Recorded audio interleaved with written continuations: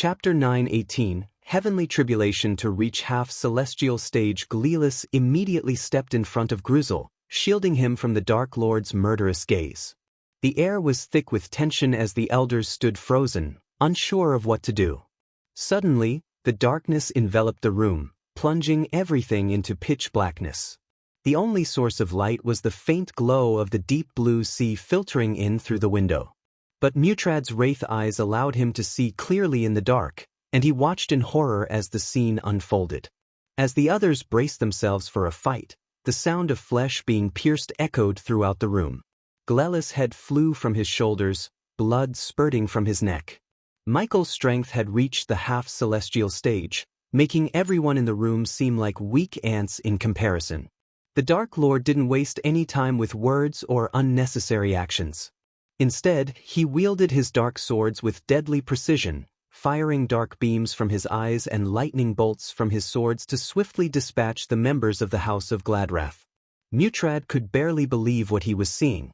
The Dark Lord had become a force of destruction, cutting down anyone who stood in his way with ruthless efficiency. The sound of swords clashing and bodies falling echoed through the hall as Michael continued his rampage, his eyes burning with a fierce intensity that sent shivers down Mutrad's spine. The elders of the Merman tribe knew they had to act fast to defend themselves and their people. They quickly began chanting in unison, each casting their own spells. One elder cast a spell of water, trying to douse the flames that still surrounded the Dark Lord. Another cast a spell of wind, trying to blow him back. A third cast a spell of light, hoping to blind him. But Michael was too powerful for their spells. While he was battling, the responsive shield appeared around him, absorbing the attacks. Meanwhile, Mutrad watched the battle unfold with a mixture of horror.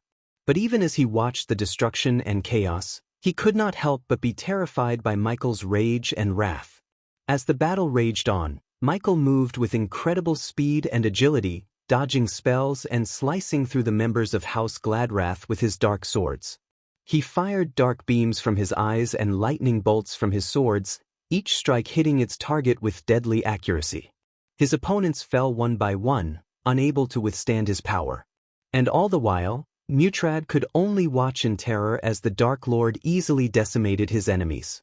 The members of House Halrid and House Bigmag stood rooted to the spot, watching in horror as the Dark Lord decimated their enemies. Valen's face was pale and beads of sweat formed on his forehead. "What is happening?" He panicked, his voice barely audible over the sound of clashing swords and dying screams. Gormak's loyal advisor was equally frightened. "We have to get the hell out of here," he muttered, his hands shaking. As the Dark Lord continued his killing spree, the panic in the room intensified. Members of both houses were shivering and some were even crying. The air was thick with the smell of blood and death, and the sound of metal against metal was deafening. Mutrad, who had been watching from a safe distance, could feel the terror emanating from the other members. He could see the fear in their eyes and hear their trembling voices as they whispered to each other. Despite the chaos around him, the Dark Lord moved with deadly precision, effortlessly avoiding the spells cast by the elders of House Gladrath.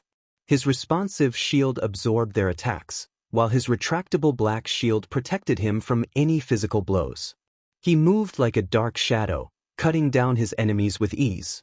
His eyes were cold and empty, and his face was twisted into a snarl of rage. As he fought, the Dark Lord seemed almost invincible, and the members of House Halrid and House Bigmag knew that they were powerless against him.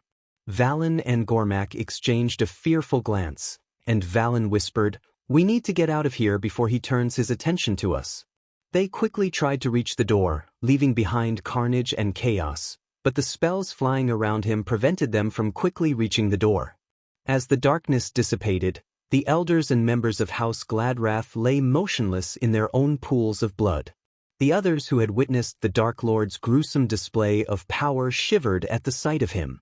His face and body were covered in the blood of his foes, giving him a fearsome and intimidating appearance. With each step, Michael's dark aura seemed to grow stronger, causing the very air around him to tremble. As he approached Gruzel, the House Lord of House Gladrath, Michael unsheathed his dark swords, their tips dripping with blood. The atmosphere in the hall was tense and heavy, with everyone watching in stunned silence as Michael stood before Gruzel, his grip tight around the House Lord's collar. Despite the situation, Gruzel appeared unnaturally calm, almost as if he was expecting this. Michael's eyes fell on the shark medallion around Gruzel's neck, and a sense of realization dawned on him. He knew then that Gruzel was the one responsible for Lord Eric's assassination and had been buying time to complete the blood ritual to locate the 3 artifacts. Without a moment of hesitation, Michael lifted Gruzel higher by his collar and drew one of his dark swords. With a cold and menacing voice, he asked, "Do you have any last words?" Gruzel chuckled, his eyes glittering with defiance. "Hail Andor," he said, and before anyone could react, he moved his face towards the sword and sliced his own throat. Blood spurted out of his neck, splattering on Michael's face as Gruzel's head rolled on the ground, leaving the others horrified and shocked. Everyone felt a shiver run down his spine as they watched the scene unfold before them. They knew they were witnessing a true display of the Dark Lord's power and cruelty, and it sent chills through his body. Michael's eyes burned with dark flames as he dropped Gruzel's lifeless body to the ground. He wiped the blood off his face with the back of his hand. His face was calm. "Let this be an example for whoever tries to harm the ones I care about," he growled, his voice laced with venom. The members of House Halrid and House Big Mag, who were still alive, were paralyzed with fear and shock at the gruesome display of power. They huddled together, trembling with fear as Michael stood in front of them, his dark swords held in his hands, his gaze piercing through them. The room was silent, except for the sound of blood dripping from Michael's swords as he turned to leave the hall. Just as Michael was about to turn around, he felt a sudden jolt of electricity surge through his body, causing his hair to stand on end. He tried to react, but it was too late. A bolt of lightning had already shot out of Gruzel's body and struck him with an incredible force that he couldn't even see it coming. The impact was devastating, and Michael's vision began to blur.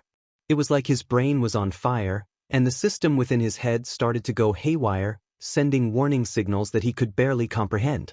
Omega's presence detected. Omega level warning. The warnings blared inside his head, causing Michael to clutch his head in agony. Activating countermeasures. System safe mode activated. The system continued to scream at him as he felt like his head was about to explode. The seal has been weakened. The host. Seal, bearer. But amidst the chaos and pain, Michael could not register the last 2 warnings. He staggered backward, trying to regain his balance, but his body felt like it was being torn apart. The shockwave had affected him on a fundamental level, and Michael knew that something drastic related to the system was about to happen. System needs badass. Points does host. Give you permission? The pain was unbearable, and Michael felt like his head was about to explode. The static in his head made understanding the system's words difficult, but he knew he needed its help. He trusted the system enough to give it permission to do whatever it intended to do. The members of House Halrid and House Big Mag who witnessed the scene felt their hearts pounding with fear and shock, unsure of what was happening to the Dark Lord. The host must reach half-celestial stage and upgrade the system to level 9. The host must another seed of darkness before upgrading the system. Michael felt like he was being torn apart as the system drained all of his 5 million badass points and every last one of his gold coins from his storage. The pain was unbearable, and he struggled to remain conscious as the system worked its magic. Suddenly, a blinding light enveloped him, and he felt himself being lifted off his feet.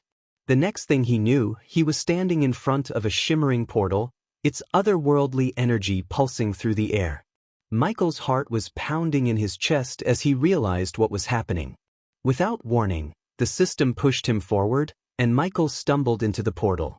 As he fell through the swirling vortex of energy, he felt like he was being torn apart again. But this time, it was different. This time, he felt like he was being reborn. Finally, after what felt like an eternity, Michael emerged from the other side of the portal. He looked around, taking in his new surroundings. Everything was different here. The sky was a deep shade of purple, and the trees were made of a strange, shimmering crystal. As Michael took his first steps in this new world, he couldn't help but wonder what happened to the system suddenly and why it sent him here. Start Heavenly Tribulation. As Michael's vision slowly began to clear, he could hear the system's voice stuttering and fading away. He was surprised by what he was hearing. He thought he would need to upgrade the system first before he could trigger his heavenly tribulation and reach the half-celestial stage. But for some reason, the system was making an exception for him and allowing him to start his tribulation earlier. Michael could feel the power building up inside him like a raging storm waiting to be unleashed.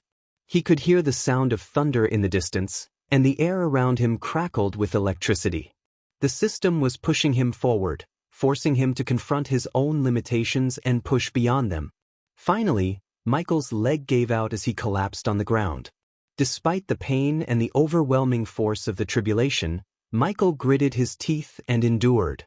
He could feel his body transforming, becoming something greater than it had ever been before. The power surged through him, and he knew that he was on the verge of ascending to a new level of power. Wake me up soon, host. System offline. As Michael stood there in the silence of his own mind, his thoughts raced 1,000,000 miles an hour. He couldn't comprehend what had just happened, and he had so many questions about the system. Who was this Andor, and what did Gruzel mean by Hail Andor? But as he was about to ponder more on these questions, he felt a sudden surge of energy within his body. The energy was like nothing he had ever felt before, and he knew that it was the start of his heavenly tribulation. The air around him began to swirl, and the temperature increased to an almost unbearable level. Michael's body began to tremble, and he could feel his muscles tensing up. His eyes turned pitch black as dark energy emanated from his body, and he knew that the tribulation was going to be intense. When Michael closed his eyes, a sudden surge of power coursed through his body, causing the temperature to drop and the air to become heavy with static electricity. The clouds above him quickly turned dark and ominous, and soon enough, the storm began. The rain poured down in heavy sheets, drenching everything in sight, including Michael himself. The thunder roared so loudly that it felt like the ground was shaking while the lightning bolts lit up the sky with blinding flashes of light.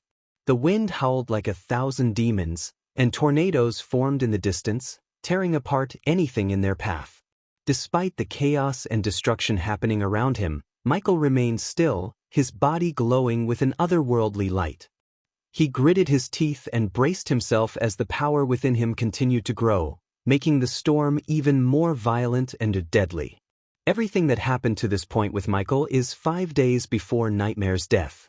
The next chapter will resume from the current events. Chapter 919, Massacre in Pentown, present day. The tempestuous storm that had raged around the floating mountain had finally abated, and the dark ocean lay calm once more. Gaia had emerged victorious from her heavenly tribulation, ascending to the immortal stage with newfound power pulsing through her veins. She rose to her feet, her movements graceful and confident. Without a moment's hesitation, she ascended into the air and soared towards the kingdom of Kethan. Through the spider on Nightmare, Gaia had caught a glimpse of Norvin before the feed abruptly cut off. With Norvin being Noah's familiar, Gaia knew that she had to make her way to Pentown, where Noah's manor was located. It took her only a few hours to arrive, using a series of teleportation scrolls to hasten her journey. As she descended upon the glistening city, she bellowed out a deafening call for Noah, her voice echoing through the streets like thunder. Noah! Gaia's shout echoed like thunder, shaking the entire town. As if they were waiting for her, soldiers and guardians rose from the ground and surrounded her. However, when they saw Gaia's cultivation stage, their eyes glistened with fear. Nevertheless, they were ordered to prevent anyone from the Dark Lord's army from reaching Noah. Though they were afraid of her newfound power, they were tasked with ensuring that no one from the Dark Lord's army would be able to harm Noah. As the guardians closed in around her, a towering figure stepped forward to confront her. It was the Alpha Guardian of the Beast Guardians, Leonian, a creature that was half man, half lion. Leonian's body was rippling with muscle, his golden fur shimmering in the moonlight. His wavy mane flowed in the wind as he fixed Gaia with a steely gaze, his fierce eyes betraying no fear. He had been ordered to guard Noah at all costs, and he was determined to fulfill his duty. With a furious expression on her face, Gaia snarled, "Hand over that monkey and no one will get hurt." Her eyes blazed with an intensity that made even the bravest soldiers quiver. As the seconds ticked by, Gaia could sense the tension building around her. More and more soldiers and guardians appeared, their armor glistening under the night sky. She could feel their eyes boring into her, sizing her up and weighing their options. "By the power invested in me by the Guardian Guild, I hereby order you to stand down," Leonian announced in a voice that commanded attention. Gaia gritted her teeth, feeling her frustration mounting. She had come too far to be stopped now, and she was not going to let anyone get in her way.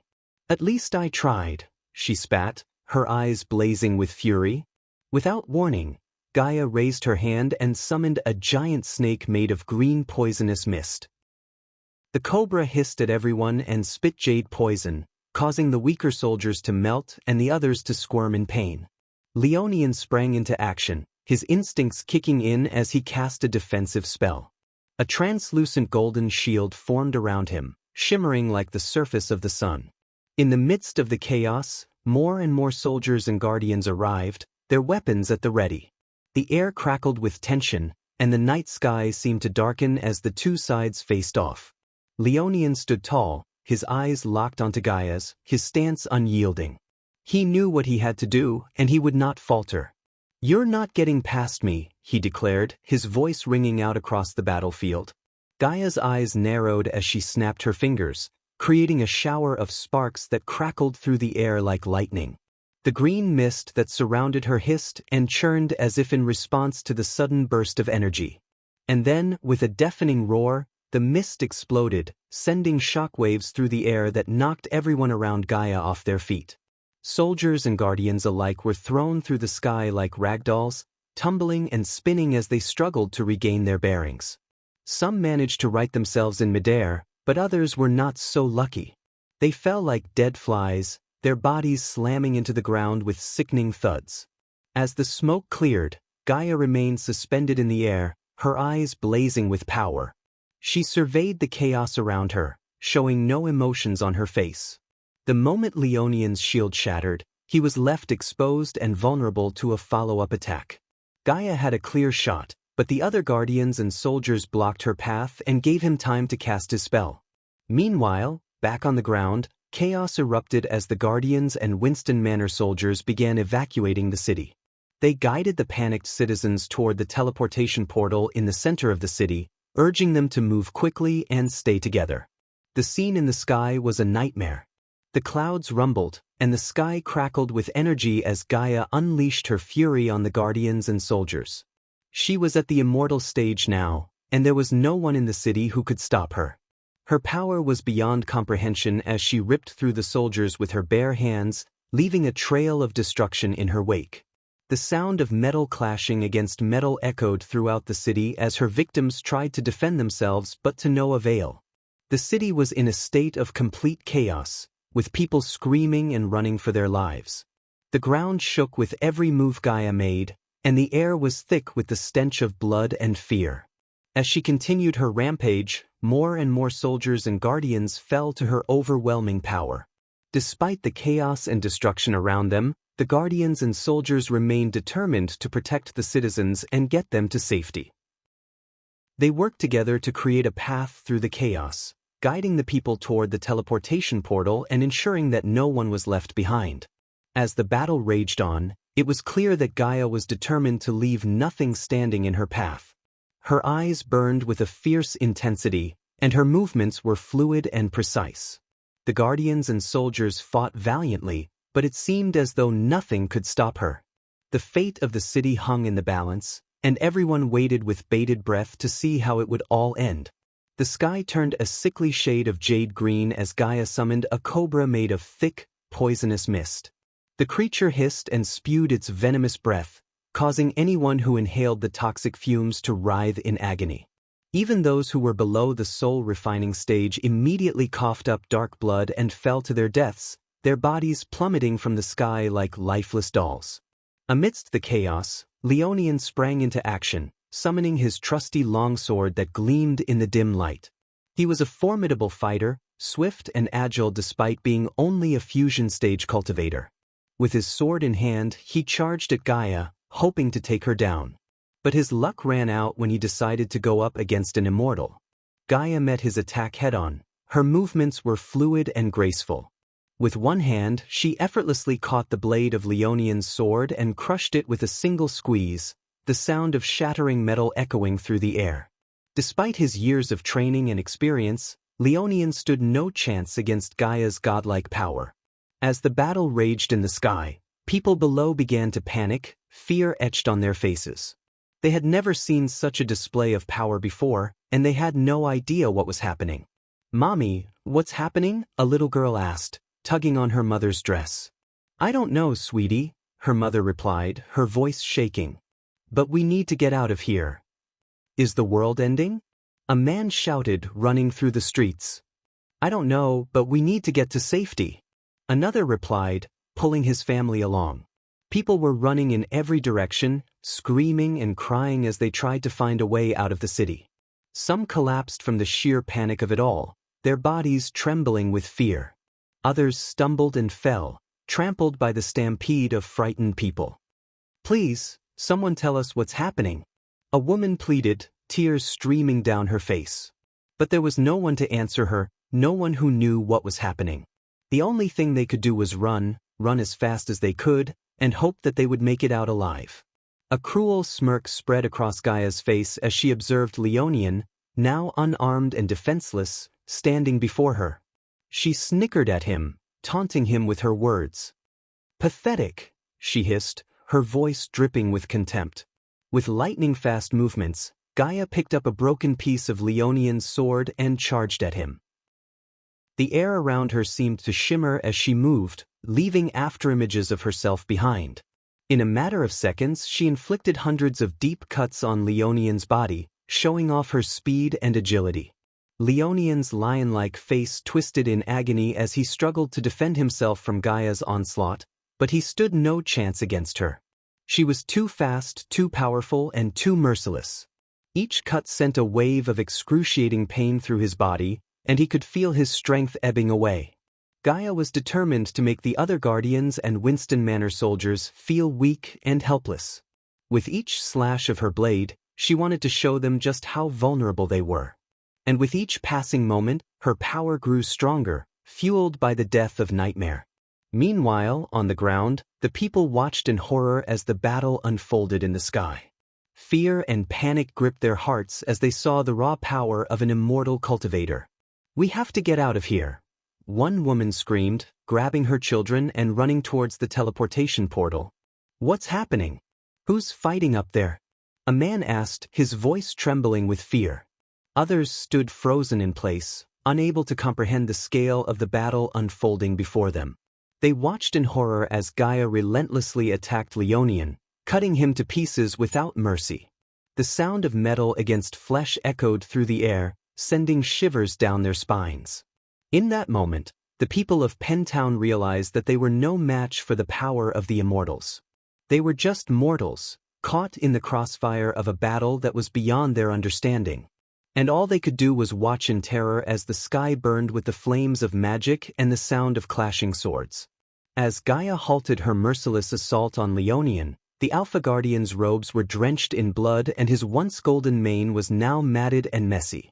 Gaia approached him with a calm and calculated expression, her eyes burning with newfound power. She slowly wrapped her hand around Leonian's neck, tightening her grip until he began to choke and wheeze. The air around them felt heavy and charged with tension. Gaia's other hand rested on Leonian's shoulder, and as the seconds ticked by, she began to exert more pressure, causing him to cry out in pain. His screams echoed through the night sky, a haunting reminder of the brutal battle that had unfolded before them. The other Guardians and soldiers looked on in horror, their fear palpable. Finally, Gaia's grip tightened to the point where Leonian's screams turned into a gurgling gasp. With a swift and brutal motion, she ripped his shoulder and body in two, a sickening sound accompanying the gruesome sight. Blood and gore spilled out from the torn flesh, coating Gaia's hand and arm. The other Guardians and soldiers, now realizing the extent of Gaia's power, backed away in fear. They could feel the raw energy emanating from her, and it was clear that she was not someone to be trifled with. The atmosphere was charged with fear and panic, and the once peaceful night now felt like a battlefield. Gaia stood amidst the carnage, her body drenched in Leonion's blood. She had just slaughtered the Alpha Guardian of the Beast Guardians with terrifying ease. As she surveyed the destruction around her, a couple of airships suddenly appeared on the horizon, carrying hundreds of Guardians. In truth, the Guardians were merely buying time to convince the Council of Immortals to take action against Gaia.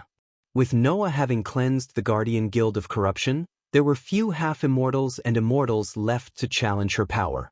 The Guardians knew they were outmatched, but they hoped to delay Gaia long enough for reinforcements to arrive. However, as the airships approached, Gaia merely snorted in disdain. She had no fear of the Guardians, and their feeble attempts to stop her were little more than an annoyance. The sky rumbled with the power of her aura as she prepared to face the next wave of opponents. As the airships approached in the distance, Gaia's eyes narrowed, and her attention shifted back to the Guardians and Winston Manor soldiers surrounding her. She could sense the fear in their eyes, but it did nothing to quell the anger burning inside her. Without casting a spell, Gaia clenched her fist and dashed towards them, moving with a frightening speed. The Guardians and soldiers hesitated for a moment before they tried to stop her. However, Gaia was in a rage, and nothing could stand in her way. She punched and kicked, and her movements were fluid, as if she had trained for this moment her entire life. Her strikes landed with bone-shattering force, and the Guardians and soldiers dropped like flies. It was a brutal sight to behold, and the people watching from the ground couldn't help but feel a sense of horror at the violence unfolding before them. Gaia's hands were now coated in blood, and her eyes burned with an intensity that was terrifying to witness. As she continued her assault, Gaia's mind was filled with images of nightmare, and her heart ached with grief. She wanted to take her anger out on the ones who had caused her familiar's death. It was the only way she could find solace. Despite the overwhelming odds against them, the Guardians and soldiers fought back with everything they had. But it was no use. Gaia's power was too great, and she was in a league of her own. One by one, they fell before her, and soon, the sky was silent except for Gaia's breaths filled with fury. Some of the Guardians lost their courage to face Gaia when they saw her blood-drenched appearance. However, the moment they attempted to flee, Gaia's rage surged within her, and she charged after them. Like a ferocious beast, she caught up to them in an instant, snatched them by their heads, and violently slammed them together, their skulls shattering like brittle glass. Their screams of agony filled the air as their lifeless bodies fell from the sky. Gaia's eyes burned with a ruthless fury as she continued her brutal assault on the Guardians and soldiers who had dared to stand against her. Her rage consumed her, and she showed no mercy, killing anyone who crossed her path with her bare hands. The once peaceful sky was now a scene of carnage as Gaia unleashed her wrath upon all who dared to oppose her. Gaia's body was drenched in the blood of her fallen foes, and her once white robes were now stained a deep shade of red. Drops of blood dripped from her hair and face, giving her a sinister appearance. Her eyes burned with a fierce intensity as she scanned the sky, waiting for the airships to approach. As the airships drew closer, Gaia's hands clenched into fists. She was ready to face whatever came her way, even if it meant more bloodshed. Her aura was thick with a dangerous energy, and her hair whipped around her face in the wind.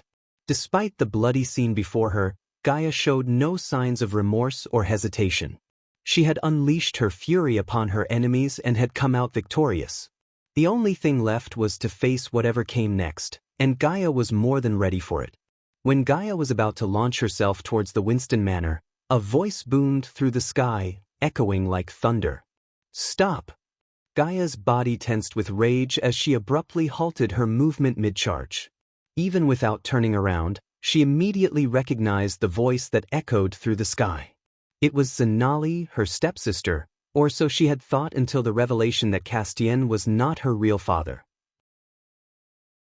Chapter 9:20 Kingdom of Nagaland. The storm raged on as Gaia and Zanali faced off, the howling wind and pouring rain creating a chaotic backdrop for their confrontation.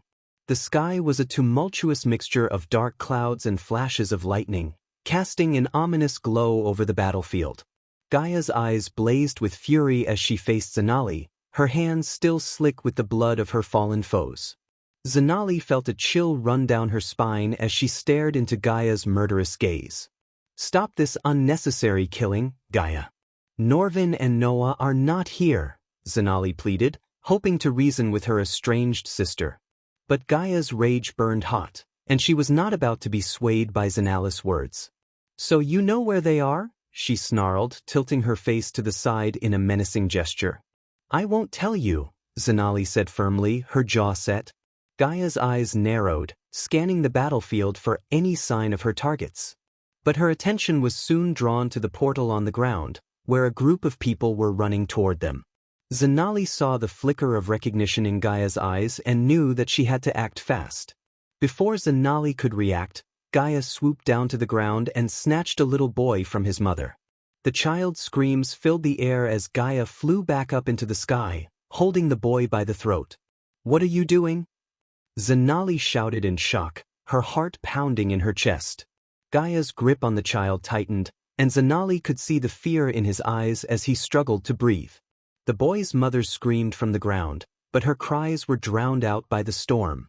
"Tell me where they are, or you can scrape this little boy off the ground," Gaia hissed, her voice filled with malice.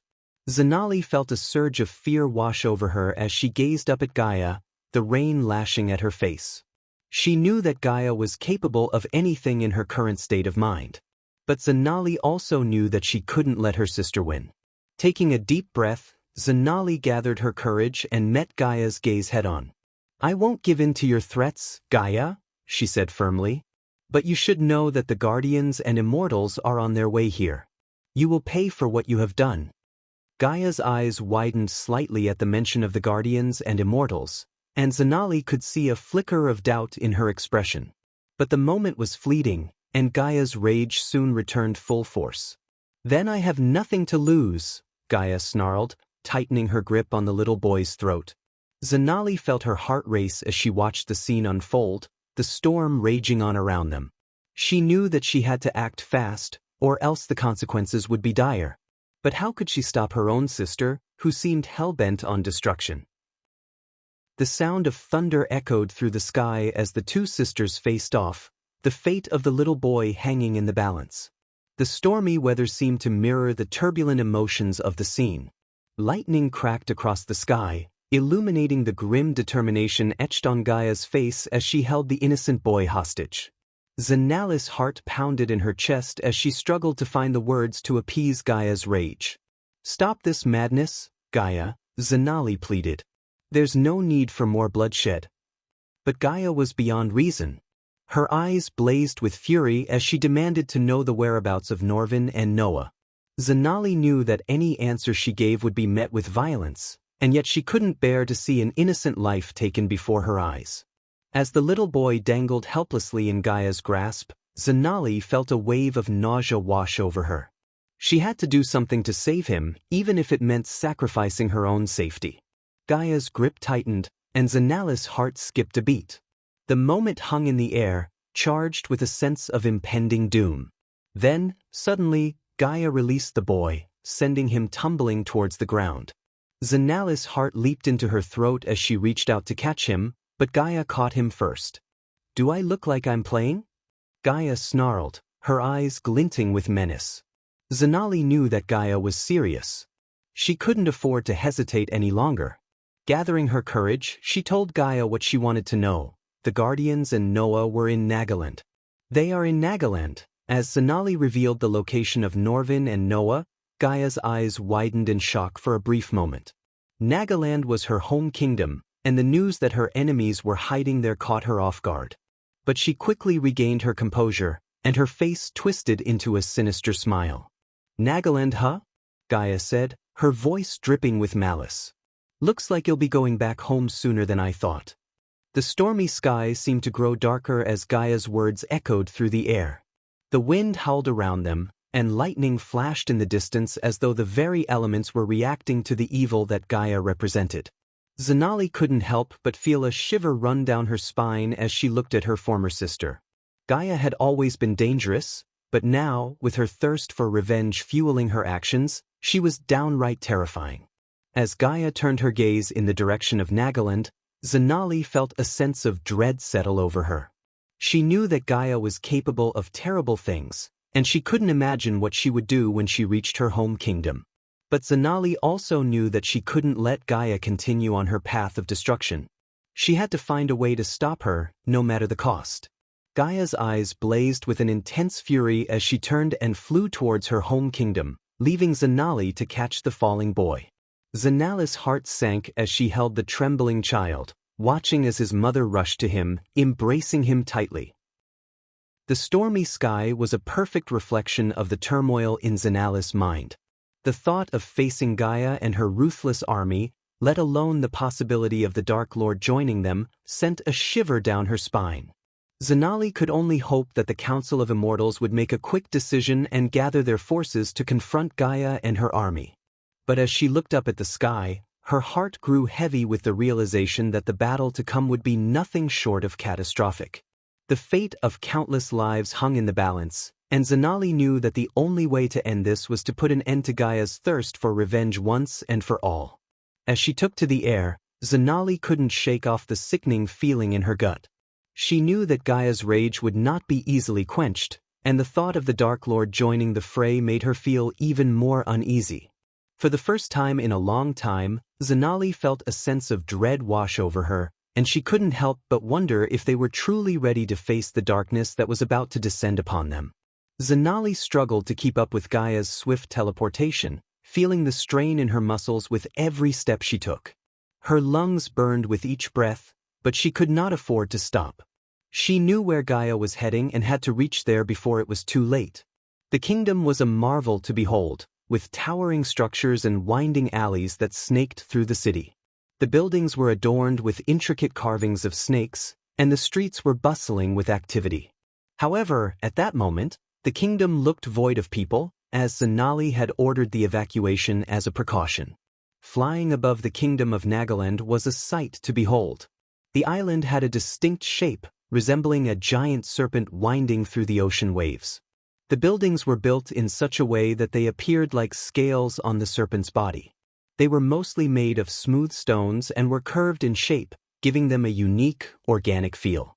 The structures were also adorned with intricate carvings of serpents, adding to the overall theme of the kingdom. The island was surrounded by crystal-clear waters, and as Zanali flew over it, she could see schools of brightly colored fish darting through the coral reefs below. The island was also home to dense forests, with trees so tall that their tops seemed to brush against the sky. Mountain ranges dotted the landscape, their peaks covered in snow even during the warmest of seasons. Despite the natural beauty of the island, it was eerily silent. The absence of any signs of life was noticeable, and it was clear that Zanali had made the right choice to evacuate the kingdom as a precaution. Finally, after 3 years, Gaia returned to her home kingdom, soaring high above the island. She took a deep breath, trying to suppress the anger that boiled within her, threatening to spill out like molten lava. As she gazed upon the land that was once her sanctuary, she felt no sense of peace or calm. Instead, her heart was heavy with a thirst for revenge. At last, Gaia's gaze fell upon the castle, her home and the heart of her kingdom. She could see it from miles away, standing proud and tall amidst the greenery and shimmering blue waters of the island. It was the grandest and most elegant castle in the whole world, with its towering turrets, gleaming spires, and intricately designed architecture. Looking at the castle, she could not help but marvel at its grandeur. It stood tall, a magnificent structure made of white stone that shimmered in the sunlight. The castle was built in a style that was unique to Nagaland, with intricate carvings of serpents adorning its walls and pillars. The gates of the castle were made of pure gold and the doors were decorated with precious gems. The castle seemed to be alive with magic, emanating an aura of enchantment and wonder that was impossible to ignore. As Gaia flew closer, she could see the castle's many towers and spires, each one adorned with a different serpent statue. The main tower, which rose high above the others, was made entirely of crystal, and the sunlight that filtered through its walls created a beautiful rainbow of colors. Gaia felt a sense of awe as she realized that this castle was a true masterpiece of Naga architecture. When she got closer to the castle, a jade-green dome suddenly materialized around the entire structure, preventing her from entering. She felt a sharp sting in her hand when she touched the energy dome, indicating that the countermeasures were working effectively. Gaia gritted her teeth in frustration, feeling her anger and thirst for revenge intensify with each passing moment. Soon after, a group of elite soldiers emerged from the castle and surrounded her in the sky. These soldiers were the best of the best, each dressed in the finest armor and weapons that Nagaland had to offer. They were each at the fusion stage, and Gaia sensed that there were a few half-immortals guarding the castle as well. The sight of the soldiers only fueled Gaia's anger further. It was clear to her that Zanali was not taking any chances in order to prevent her from entering the castle. But Gaia was determined to make her way inside, no matter what it took. "You cannot get inside, Gaia." Gaia heard Zanali's voice and turned around. Zanali floated in the air with the royal guards of Nagaland by her side. The guards wore shining armor made of rare metals with intricate designs etched into them. Each guard had a spear in their hand, the tips of which glinted menacingly in the sunlight. They had stern expressions etched into their faces, and their eyes glowed with otherworldly power. Gaia knew that these half-immortal guards were the best of the best and could take on an army single-handedly. Despite standing by Zanali's side, there was a hint of reverence in the guards' eyes when they looked at Gaia. It was impossible to forget that she was once the elder princess of the kingdom, and some still saw her as a symbol of power and authority. However, their respect did not outweigh their fear, as they knew the extent of Gaia's ruthlessness too well. The mere thought of facing her sent shivers down their spines and made their hearts race with fear. Gaia could feel their fear emanating, and it only fueled her anger. Since when does the mighty super guardian need his bitch protecting him? It's usually the other way around.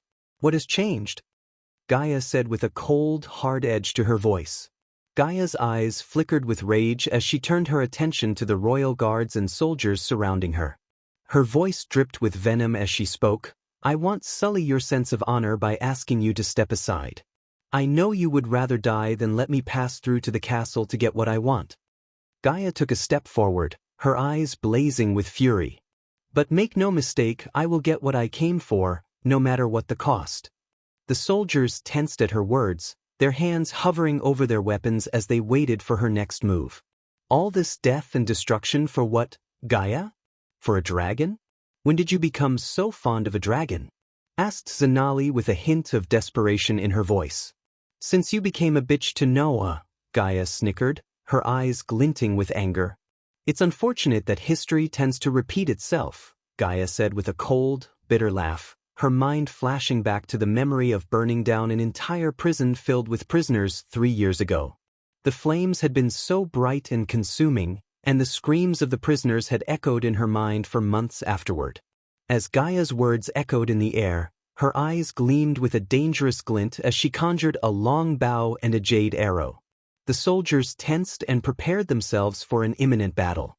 Each one of them was several times stronger and more powerful than the guardians, so Gaia did not take them lightly.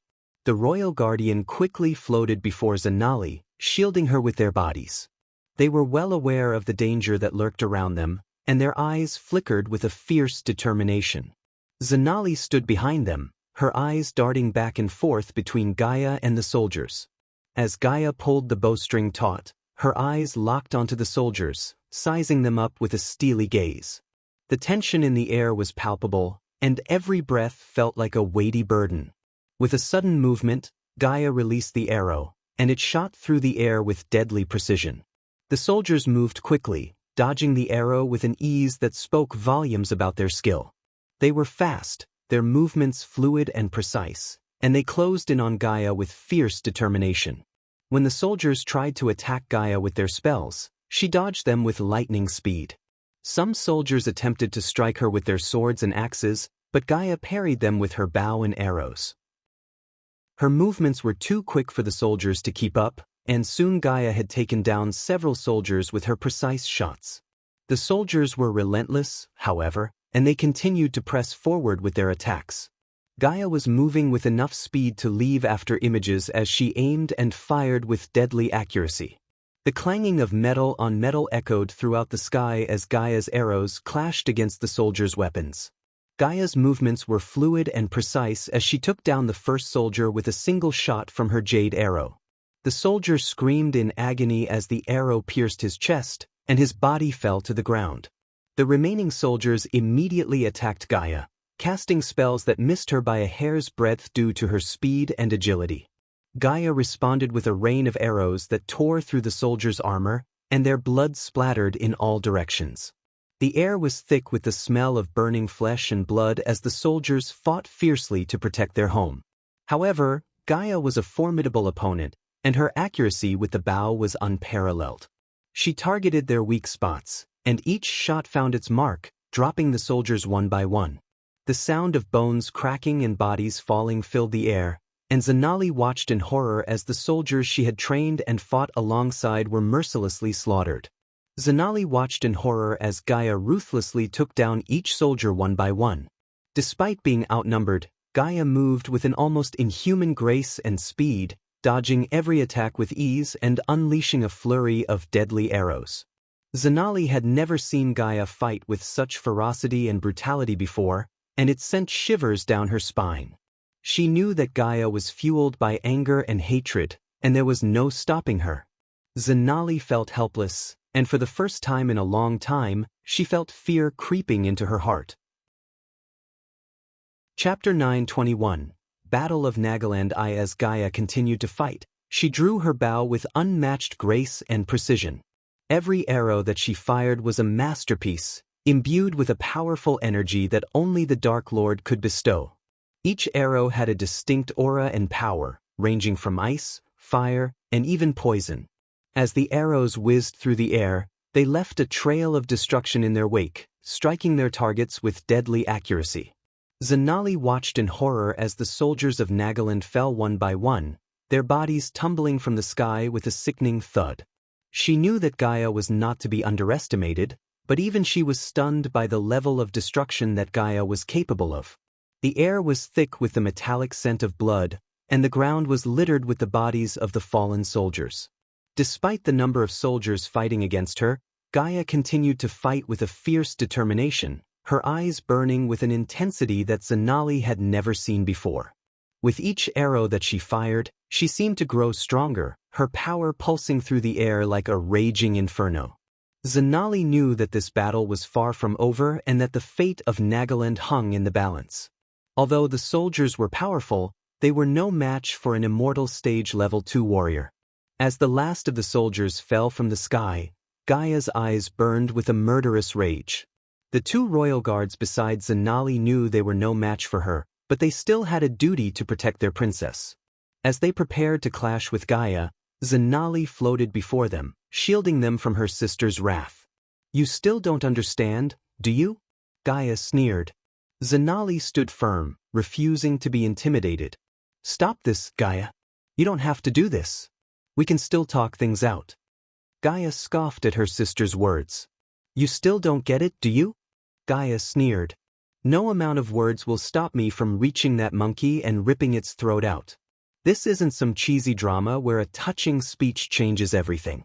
This is real life, and in my world, blood is the only language my enemies understand, and I was just buying time." The innocent, helpless look on Zanali's disappeared, and she looked relieved. Gaia turned around to face Zanali, her eyes filled with rage. But as she looked beyond her sister, her expression quickly changed to one of surprise and disbelief. Hundreds of soldiers suddenly appeared between Gaia and the dome around the castle, their armor shining in the sunlight. More soldiers continued to appear out of thin air, their colored armor indicating their affiliation with the Guardian Guild or the Nagaland army. As if that wasn't enough, a massive floating palace emerged above the castle, and flying airships bearing the Guardian Guild's symbol appeared in the sky. Gaia couldn't believe her eyes. The backup had arrived and was much bigger than she anticipated. It wasn't just the Guardian Guild but also the Council of Immortals and the army of Nagaland. The sheer number of soldiers and their impressive appearance were enough to give Gaia pause. The floating palace was a marvel to behold. It was an immense structure made entirely out of white marble, with intricate carvings of serpents and dragons adorning its exterior. It seemed to glow with a gentle radiance, despite the stormy weather.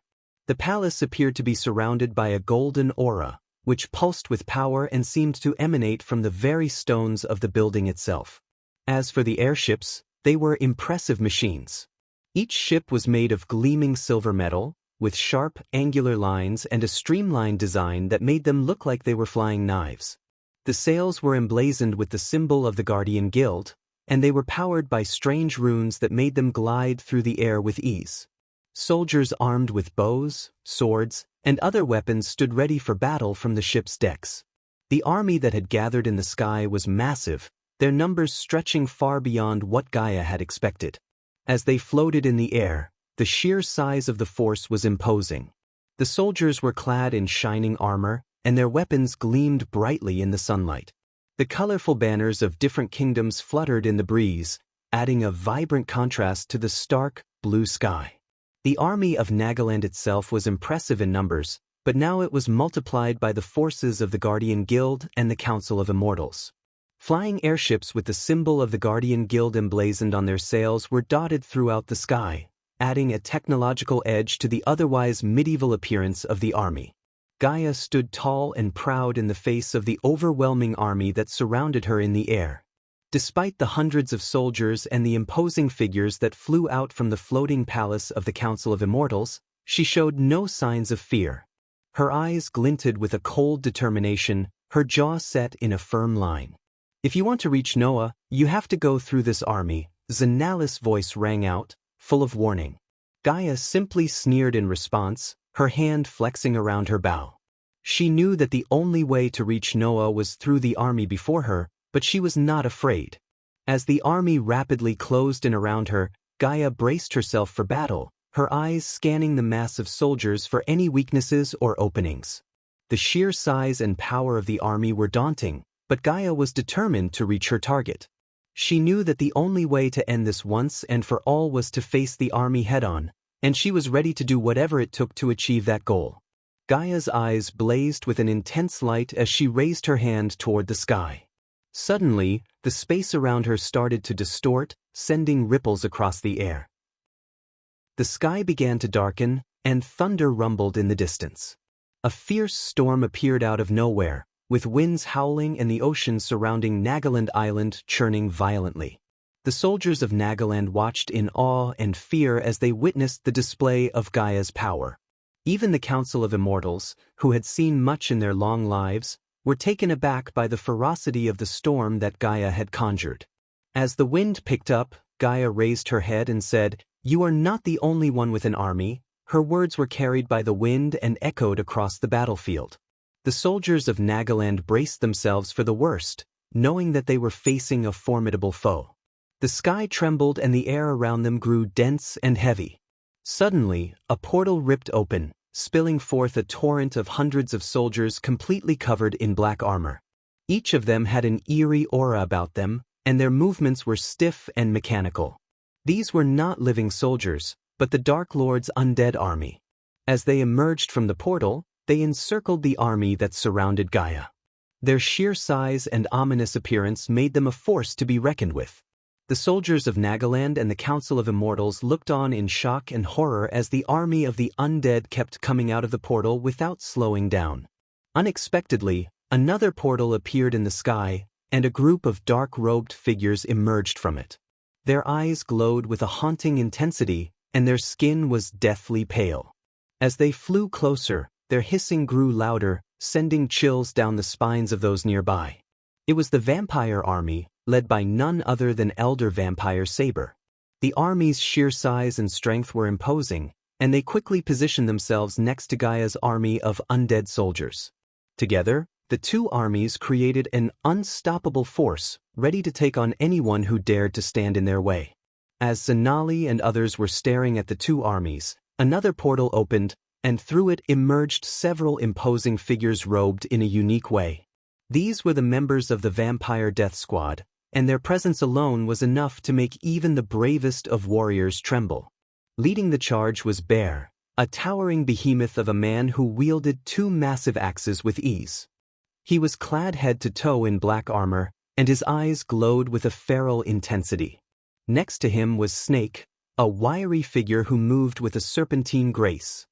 He wore a hooded cloak that hid his face from view, but the sickly green glow of his eyes was unmistakable. Behind them was the deadly duo of Grey Wolf and White Wolf. The former was a dwarf with a wild mane of hair and a thick beard. He was covered in scars, and his eyes burned with fierce determination. The latter was an elf with striking golden hair and a chiseled jawline.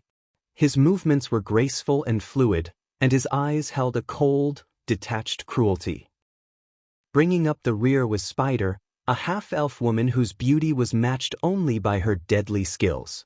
She wore a form-fitting suit of black leather that hugged her curves in all the right places.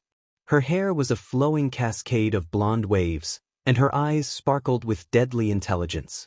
Together, the Vampire Death Squad looked like an unstoppable force of nature, and anyone foolish enough to cross them would surely meet a gruesome end.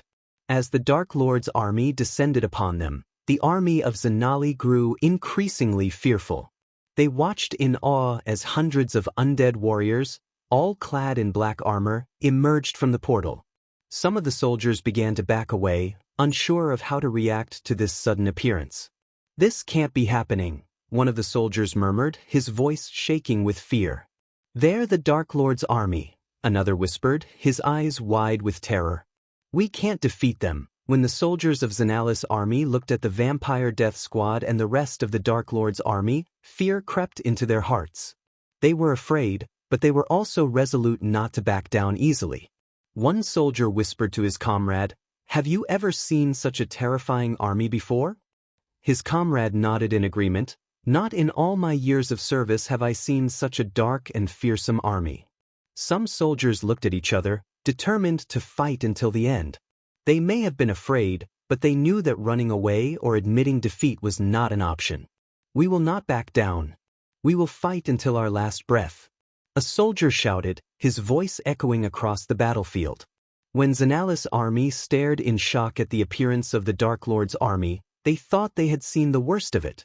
But then another portal opened, and out of it emerged a figure that left them breathless. It was a young man in his late teens, wearing a black coat and trousers, and a white shirt. But what was most striking about him were his bat-like wings and his glowing crimson eyes that seemed to pierce through their souls. He had pointed ears that indicated he was a half-elf. The air around them seemed to grow heavier, and many in Zanali's army felt their hearts race with fear. They knew, without a doubt, that this was no ordinary man. They could sense the immense power radiating from him, and it made their breathing difficult. They looked at each other with wide eyes, wondering what kind of creature they were facing. Zanali herself was frozen, staring at the young man in awe and fear. She knew who he was, Azazel, the infamous demon butler of the Dark Lord. She had heard stories of his powers and knew that facing him would be a death sentence for many in her army. As Azazel slowly descended down, he looked around with a cold gaze, sizing up Zanali's army. His wings fluttered gracefully, and he seemed to move with otherworldly grace. The soldiers of Zanali's army felt a chill run down their spines as they watched him. He's Azazel," one of the guardians whispered, his voice shaking with fear.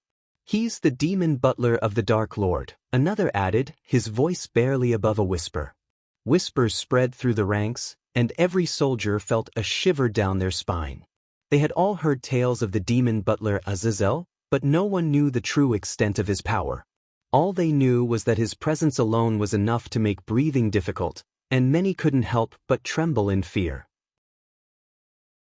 Chapter 9:22 Battle of Nagaland 2. The Council of Immortals had made a grave decision. They had tasked 4 of their own to apprehend Gaia, the Dark Queen. It was a dangerous mission, one that could result in their own demise. Many immortals refused to fight, fearing the wrath of the Dark Lord if they were to interfere. But these 4 were different. They had had enough of the Dark Lord's tyranny and were determined to end it before it even began. They were old, 3 men and 1 woman, but they were powerful beyond measure. Their faces were etched with determination, their eyes burning with a fire that could rival the sun. As the armies in the sky grew in number, the ground below was cast in a shadow. The soldiers of Xanalis' army were afraid, but they stood their ground. "Just let me in the castle, and all the bloodshed could be avoided," Gaia's voice boomed through the sky, echoing across the battlefield. Her words were dripping with malice and contempt as she stared down at Xanali. The Dark Queen's eyes narrowed in anger as she waited for a response. When none came, she let out a sharp exhale, her frustration evident. "To protect one, you are willing to sacrifice hundreds. That is evil in my book." Gaia spat out the words with venom, her tone cold and unforgiving. The silence that followed her statement was deafening. The soldiers on both sides looked on in fear and awe, unsure of what to do next. The four immortals slowly descended from the sky, their presence commanding and powerful. Their bodies may have aged, but their powers were as potent as ever. They landed in front of Xanalis' army, facing the Dark Lord's army. "We will not stand by and watch as the world falls into darkness," the female immortal spoke, her voice steady and unwavering. The three male immortals stood beside her, their eyes locked on the Dark Lord's army. "We will do whatever it takes to stop you," one of them said. The soldiers of Xanalis' army watched in awe as the immortals prepared for battle. Even in their old age, they radiated power and strength. It was clear that they were not to be underestimated.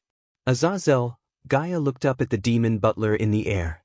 "Take no prisoners." As Gaia gave the order, the tension in the air intensified.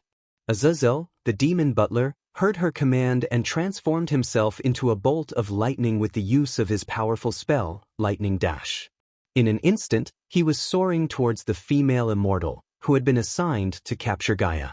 Azazel was a fearsome opponent, his strength equal to that of an immortal, thanks to his cultivation being tied to the Dark Lord's own power.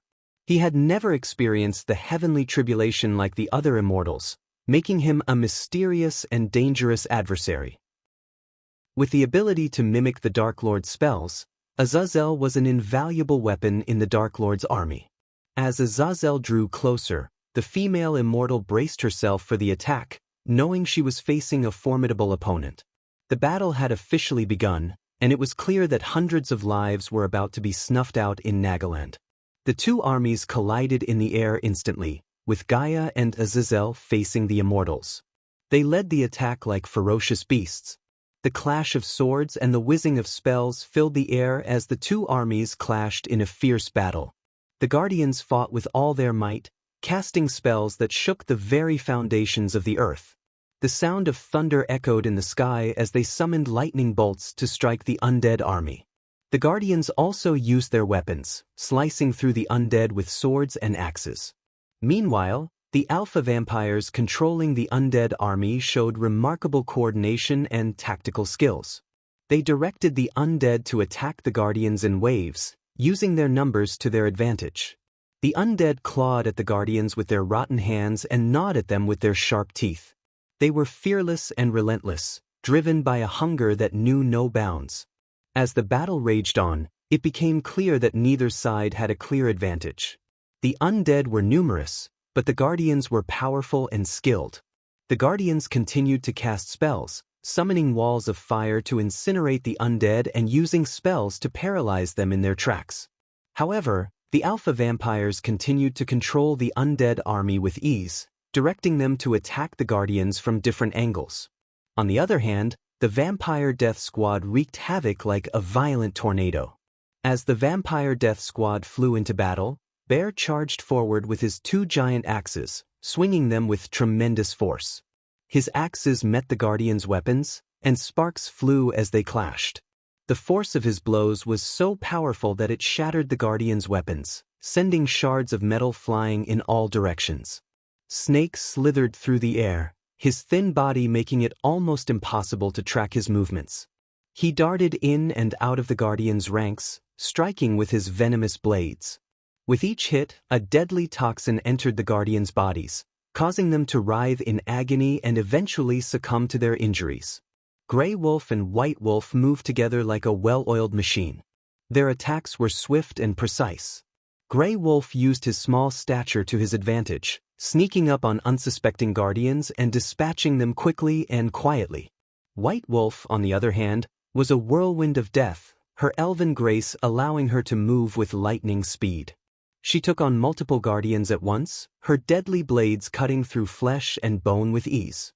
Spider was the most cunning of them all, using her beauty to lure guardians into her trap. She would flirt and tease, making the guardians believe they had the upper hand, only to strike when they were at their most vulnerable. Her swords and arrows were sharp and deadly, leaving a trail of blood wherever she went. As the Vampire Death Squad fought, their brutality was unmatched. Limbs were severed, heads were chopped off, and blood rained down from the sky. The Guardians fought back with all their might, but the Vampire Death Squad was too powerful. The battle was a gruesome dance of death, with each move calculated and deadly. The sky was filled with the screams of the dying and the stench of blood and death.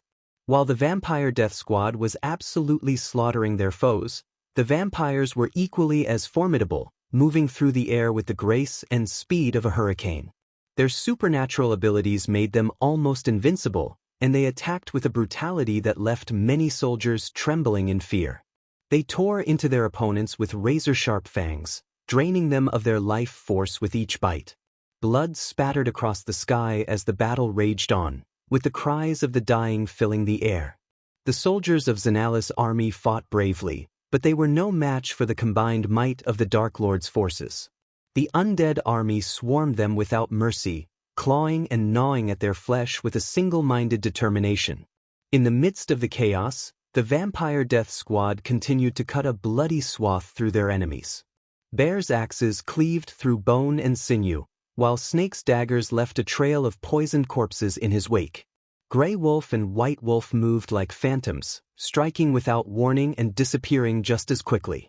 And Spider's deadly accuracy with her arrows and swords was a sight to behold. It was a gruesome and terrifying battle, with both sides fighting with every ounce of their being. And yet, it seemed as though the Dark Lord's forces were gaining the upper hand. As the battle raged on in the sky, the Guardians had to use their knowledge of magic and their skills in combat to fend off the undead army and the Dark Lord's forces. Some Guardians chanted powerful incantations, conjuring massive spells that illuminated the sky with dazzling lights. The spells ranged from massive fireballs that exploded upon impact to gusts of wind that could knock down entire rows of the undead army. The Guardians also used their magical abilities to shield themselves and their allies from attacks. The Immortals, in particular, showed the full extent of their power. They floated in the air, radiating an aura of pure energy that left many in awe. They used their knowledge of magic to cast spells of unparalleled magnitude, like a massive beam of light that shot out from the hands of the male immortal and scorched through the sky, incinerating everything in its path. The female immortal summoned a swirling vortex of energy that sucked in the undead army and shattered them into pieces.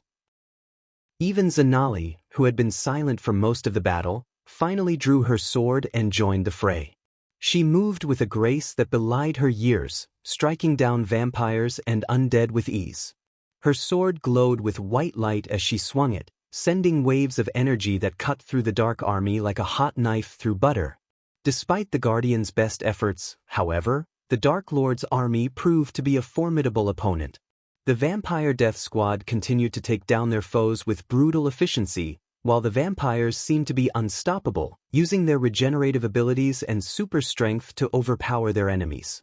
The battle continued to rage on, with no end in sight. Gaia fought with the ferocity of a cornered animal, her eyes glowing with a sinister crimson light. She quickly conjured up a storm of dark clouds around her, causing lightning to crackle and rain to pour down on the battlefield. As two immortals charged at her, she aimed her bow and shot a flurry of arrows that split into countless poisonous snakes upon impact.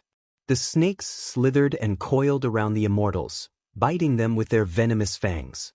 As the two immortals were writhing in pain, Gaia chanted an incantation that summoned a massive serpent made of dark energy. The snake coiled around her arm as she aimed it at the sky and released it with a fierce roar. The serpent shot toward the heavens, tearing through the clouds and creating a massive explosion that sent shockwaves throughout the battlefield.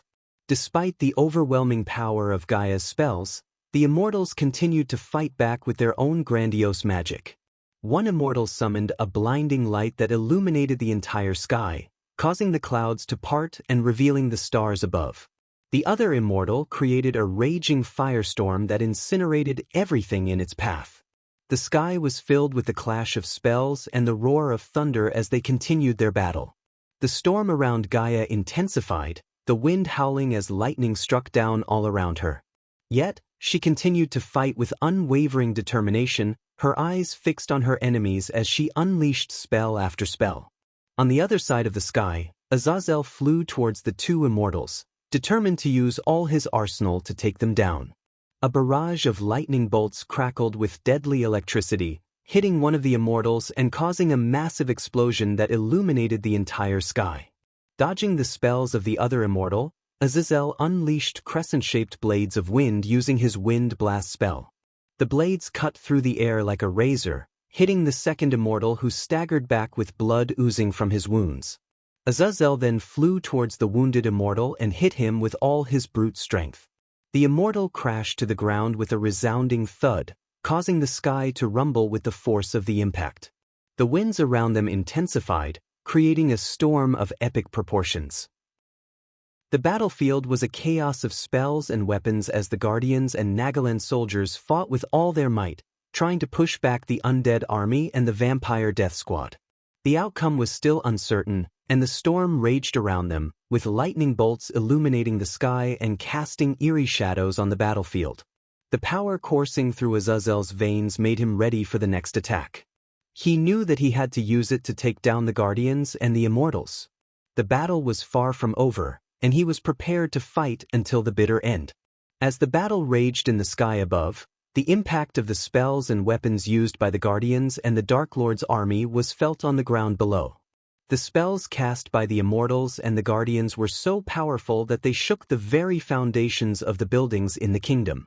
The sky above the kingdom was lit up by bolts of lightning, and the rumble of thunder was deafening. The impact of the spells sent shockwaves through the air, causing windows to shatter and walls to crumble. The Guardians' spells left scorch marks on the ground, and the undead army left a trail of destruction wherever they went. The ground shook violently, causing buildings to sway and crack. The impact of the battle was felt for miles around, and it was clear that the outcome of this battle would determine the fate of the kingdom. As the battle continued to rage on, the ground shook even more violently, and the buildings in the kingdom began to collapse. The impact of the spells was so great that it felt like an earthquake had struck the kingdom. The Guardians and the Dark Lord's army were so focused on the battle that they paid no attention to the destruction they were causing. It was as if they were fighting in a world of their own, and nothing else mattered except victory. But the consequences of their actions would be felt for years to come. As the sound of battle echoed throughout Nagaland, many rogue cultivators stopped in their tracks, their eyes drawn to the sky. They could see the armies of the Dark Lord and the Guardians of Nagaland fighting in a battle of epic proportions. One rogue cultivator looked up in disbelief. "Is this for real? I've never seen such a battle in my life." Another cultivator replied, "It seems the rumors were true. The Dark Lord has finally come to claim Nagaland as his own." A third cultivator shook his head. "I never thought I'd see the day when the Guardians of Nagaland would have to fight for their lives. This is a dark day indeed." As they watched the battle rage on, the rogue cultivators could see the spells and weapons of both sides causing destruction to the kingdom below. With the war in the sky raged on, the ground shook violently, causing buildings to crumble and roads to split open. The journalists from Royal News and other news agencies watched in horror from a safe distance, their cameras rolling to capture every moment of the carnage. One of the reporters from Royal News, a young woman named Sarah, felt her heart pounding in her chest as she watched the battle unfold before her eyes. "This is insane," she whispered, her voice shaking with fear. "I never imagined it would be like this." Another journalist, a seasoned veteran named John, could barely contain his shock as he watched the undead army swarm toward the Guardians and Nagaland soldiers. "This is worse than anything I've ever seen," he muttered, his eyes wide with disbelief. "I can't believe they're actually fighting in the sky like this. It's like something out of a nightmare." As the battle raged on, the reporters could feel the raw power of the spells and the thunderous roar of the clashes. The fear and desperation of the soldiers were palpable, and the reporters could barely process the magnitude of the destruction around them. "This is madness," Sarah whispered, tears streaming down her face. "How can anyone survive this? How can anyone even hope to win?" John shook his head, his face grim. "I don't know," he said. "All I know is that this is a battle unlike any other, and we're witnessing it firsthand. This is the first time I had written such a massive-scale war scene. So please forgive me if there are mistakes. I will strive to write better in the future." Chapter 923, Battle of Nagaland 3. The sky was alive with chaos and bloodshed as vampires and cultivators clashed in a large-scale battle.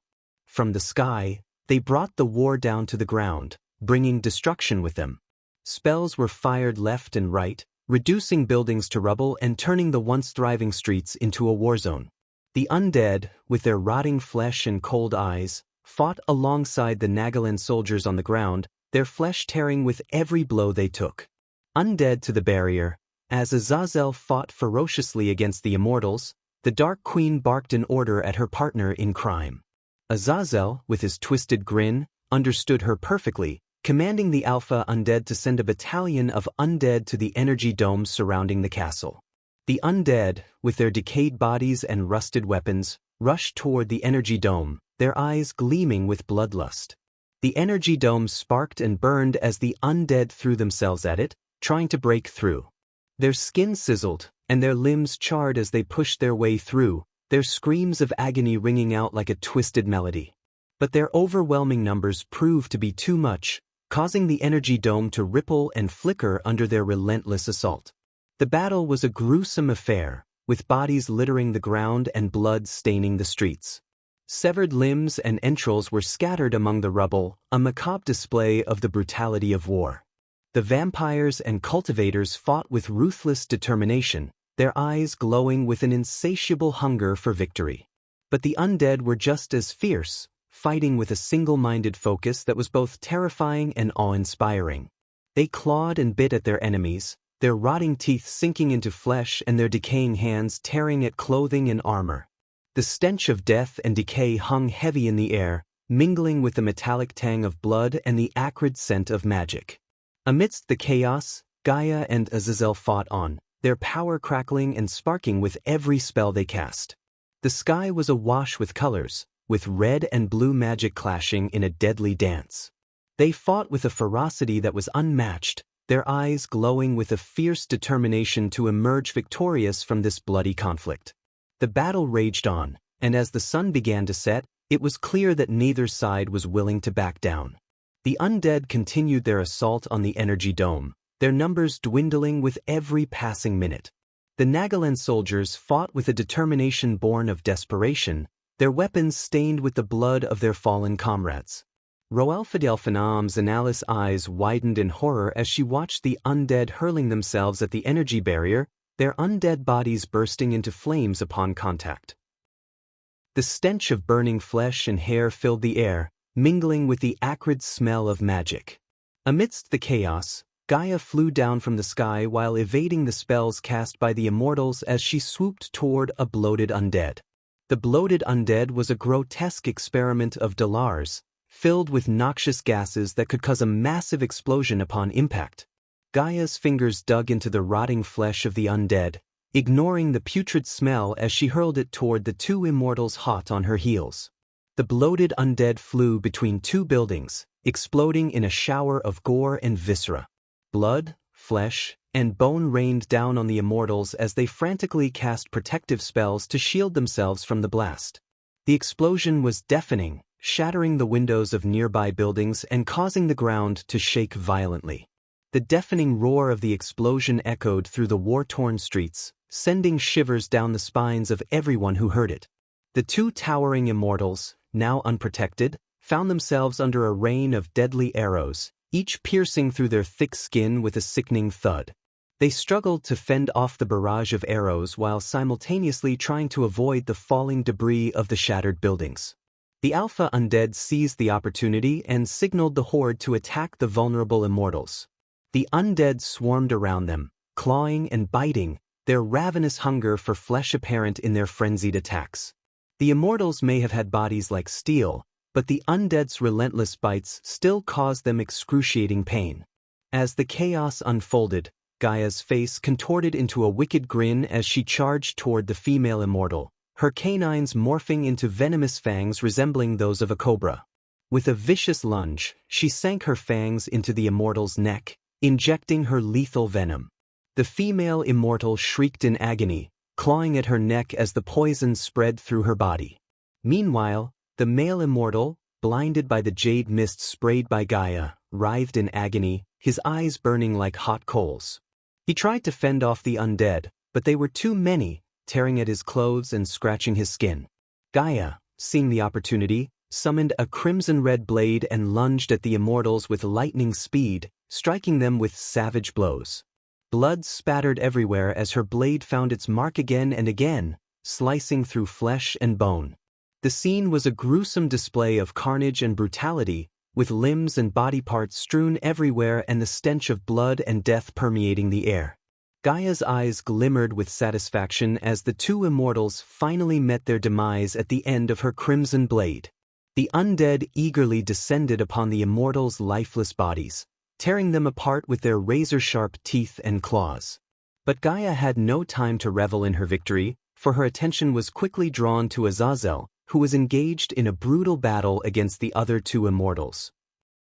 As she approached the chaotic scene, Gaia watched in awe as Azazel unleashed his full power. Dark lightning bolts crackled from his fingertips, illuminating the dark sky with a menacing glow. He dodged and weaved around the immortal's spells, his wings flapping with ferocity.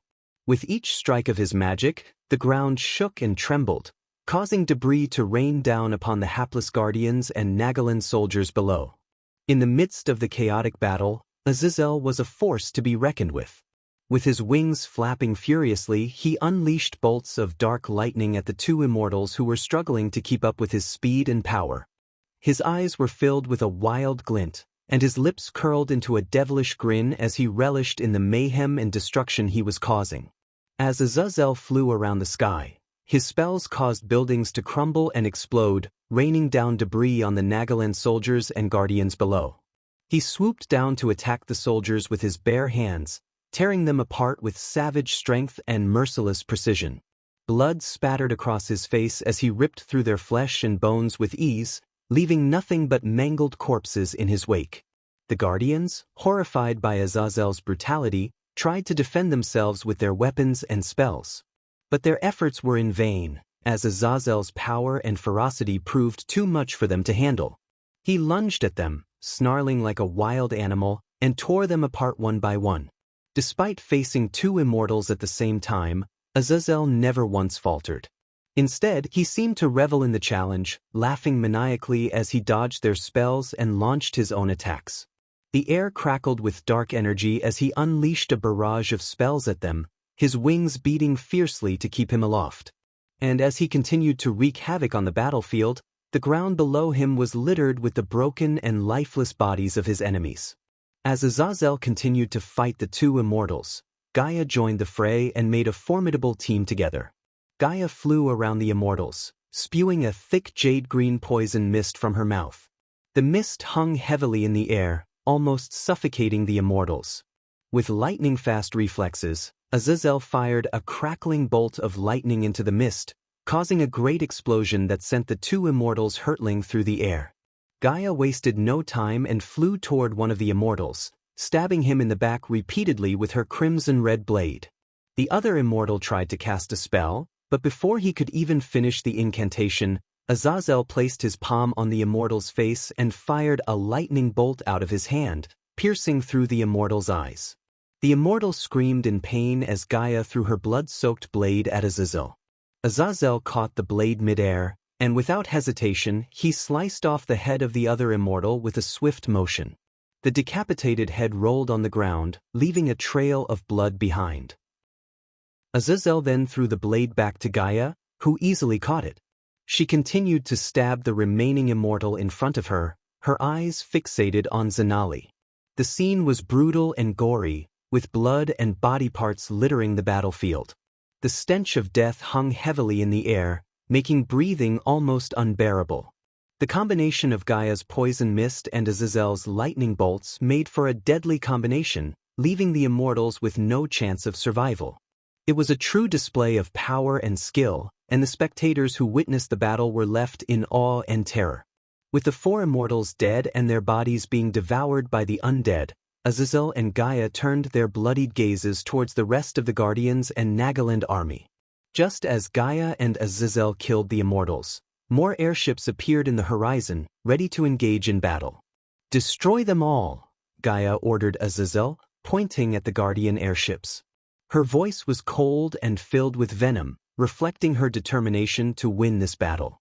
Azazel's grin grew wider as he acknowledged the order and soared towards the airships with his dark wings. Gaia's robes were soaked with blood and her once lustrous raven hair was now matted with the blood of her enemies. In that moment, she looked like a goddess of war, ready to annihilate anyone who dared cross her. As Azazel departed to destroy the Guardian ships, Zanali swiftly sliced off a vampire's head, her eyes locking with her sister's. It was time for the final showdown between the two sisters, who had been at odds for so long. The tension between the two sisters was palpable as they floated in the air, circling each other like birds of prey. Despite her training, Zanali knew that she was outmatched by Gaia's immense power and skill. In a last-ditch effort, she reached into her space ring and retrieved the most precious artifact of Nagaland, an emerald cube. As soon as the cube appeared in her hand, Gaia's eyes narrowed with recognition. She knew the power of the artifact. It was the most formidable weapon in Nagaland's arsenal, one that hadn't been used in centuries. Zanali didn't hesitate. She crushed the cube in her hand, and it shattered into millions of tiny specks of green light that enveloped her. The specks of light danced around Zanali, forming a complex pattern in the air before coalescing into a grand armor. The armor was made of a vibrant green metal that shone like an emerald in the sunlight, with intricate patterns etched into the surface. It covered Zanali from head to toe, leaving only her eyes visible behind a glowing visor. The armor hummed with power, and Zanali could feel the energy coursing through her body, invigorating her with strength and speed. The armor was not only beautiful but also incredibly functional. It was lightweight and flexible, allowing Zanali to move with ease, yet strong enough to withstand even the strongest attacks. Two metal wings sprouted from Zanali's back, resembling a pair of dragonfly wings. They were made of the same emerald green metal as the armor, with sharp edges that looked like they could cut through steel. The mere sight of the armor made Gaia's eyes widen in surprise, for she knew that it was the most powerful artifact of the Nagaland treachery. The armor's main purpose was not to enhance the wearer's cultivation but to withstand an immortal's attacks. The metal used to forge it and the runes etched into it rendered the armor nearly indestructible, giving Zanali a fighting chance against Gaia. As Zanali hovered in midair, the armor hummed with energy, and her cultivation stage surged, reaching the half-immortal level. She clenched her fists, ready to face her sister in battle, while the metal wings on her back unfurled with a deafening metallic roar. Chapter 924, Battle between the sisters. As Zanali felt the power of the Nagaland artifact surging through her veins, she focused her will and channeled it into the runes etched onto her armor. A blinding flash of emerald light erupted from the armor, and a long sword materialized in Zanali's hand. The sword was crafted from a rare, deep green metal that seemed to radiate an otherworldly power. The hilt was decorated with snake patterns that seemed to writhe and move in the light, while the blade glimmered with an eerie emerald sheen. Gaia knew exactly what it was: the Sword of Nagaland, a weapon meant for only the reigning queen of Nagaland. Her fury grew as she realized that Zanali, a mere princess, had been granted such a powerful artifact by her father's foolishness. Gaia's eyes narrowed as she prepared to face Zanali and the Sword of Nagaland. Zanali's eyes blazed with determination as she dashed towards Gaia, her metal wings propelling her forward with incredible speed.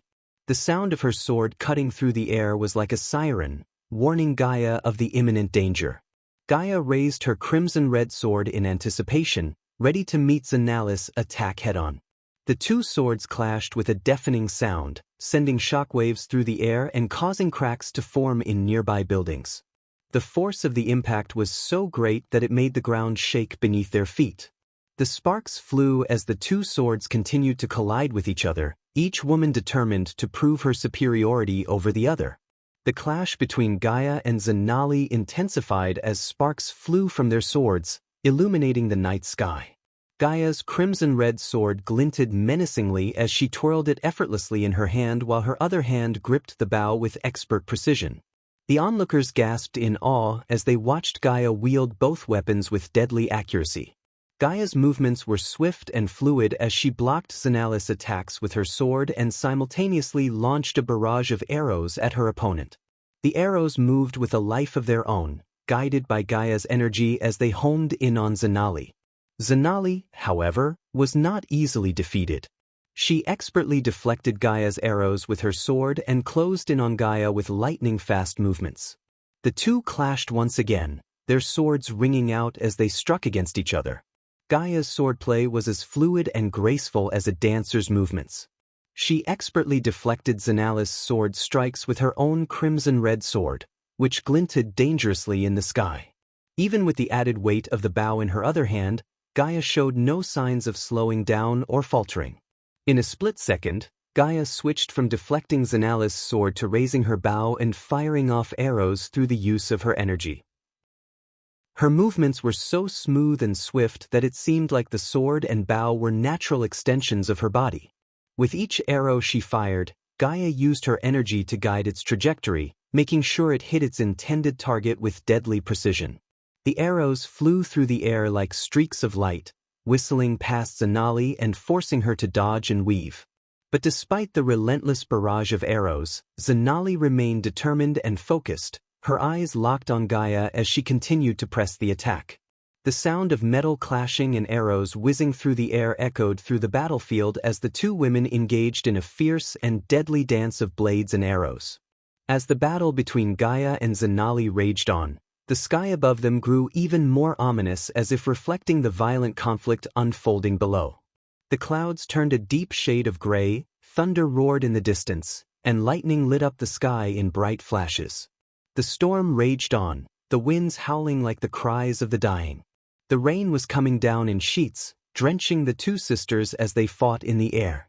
The raindrops were heavy and cold, making it harder for them to fly, but they continued to clash swords and arrows amidst the downpour. The storm was a fitting backdrop for the fierce battle that was tearing apart the castle, the flashes of lightning illuminating the destruction and adding to the drama of the fight.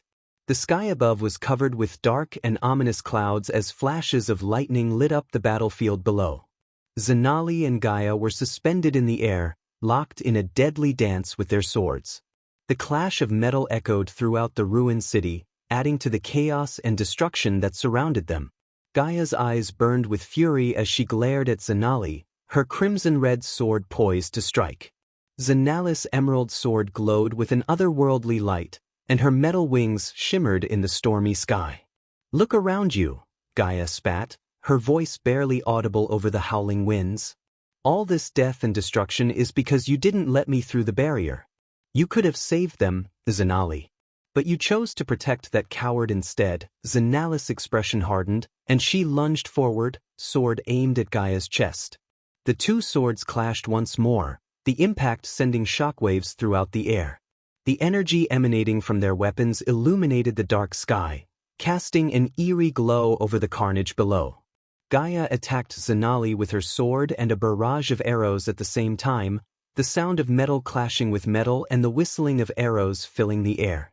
But Zanali's armor was able to withstand Gaia's attacks, protecting her from any fatal wounds.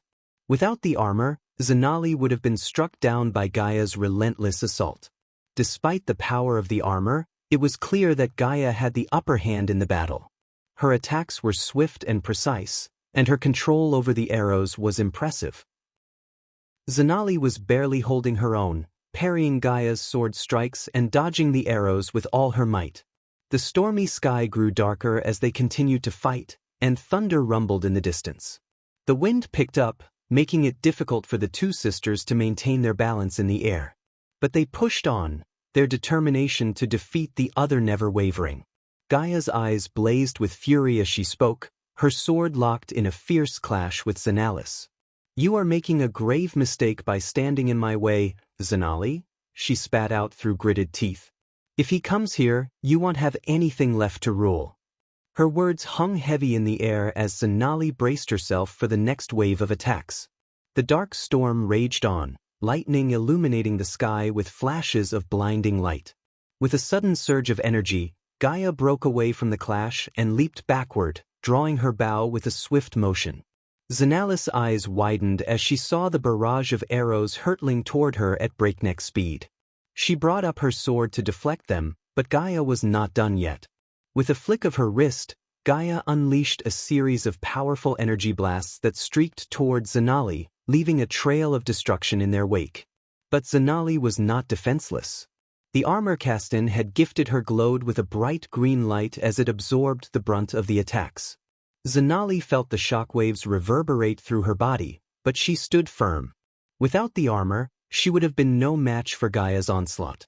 Zanali gritted her teeth as she clashed swords with Gaia in the midst of a fierce storm. "We will stop you and the Dark Lord," she declared, determination etched on her face. Suddenly, Zanali surged forward, delivering a powerful punch with the hilt of her sword that landed squarely on Gaia's face. Blood sprayed from Gaia's mouth, but instead of faltering, she cackled maniacally, revealing blood-stained teeth. In response, Gaia conjured a giant arrow with a wave of her hand and let it fly at Zanali, causing a deafening explosion that sent Zanali hurtling into the air. Despite their injuries and the bloodshed, the two sisters fought on with unyielding ferocity, refusing to back down. As the battle intensified, Gaia and Zanali began to cast spells at each other. Gaia chanted a spell and summoned a giant serpent made of black poisonous mist. The serpent lunged at Zanali, who responded by casting a spell of her own. She conjured a wave of green poison that took the form of a giant cobra, and the two serpents clashed in the air. The clash created a massive shockwave that shook the ground and sent debris flying in all directions. The sky turned a sickly green hue as if the clouds were made of poison. Gaia's serpent lashed out with its tail, but Zanali's cobra dodged and countered by sinking its fangs into the serpent's body. Gaia responded by unleashing a barrage of poison-tipped arrows, but Zanali used her sword to deflect them. The arrows hit the ground and caused small explosions, leaving behind craters of poisoned earth. Zanali retaliated with a spell that summoned a swarm of smaller serpents made of green mist. The serpents slithered toward Gaia, but she used her bow to shoot them down one by one. The battle between the two sisters raged on, and the sky and the ground continued to bear the scars of their magical combat. The Nagaland soldiers and guardians below watched in awe and horror as the two Nagas fought with all their might. The battle between Gaia and Zanali continued with ferocity as they unleashed a barrage of spells and attacks on each other. The sky turned dark as clouds of green and crimson poison hung in the air, causing anyone who breathed it to choke and cough uncontrollably. Gaia conjured a massive serpent made of green poison that slithered towards Zanali, its fangs dripping with deadly venom. Zanali responded by summoning a swarm of smaller serpents made of crimson poison that swarmed around Gaia, biting and tearing at her skin. Gaia retaliated by calling forth a gust of wind that sent Zanali flying backward, crashing into the ground with a sickening thud. Zanali quickly got back on her feet and unleashed a flurry of punches and kicks, each one fueled by the strength of the emerald armor. Gaia parried each blow with her sword and countered with her own attacks, striking Zanali with swift and precise strikes that left bloody gashes on her skin.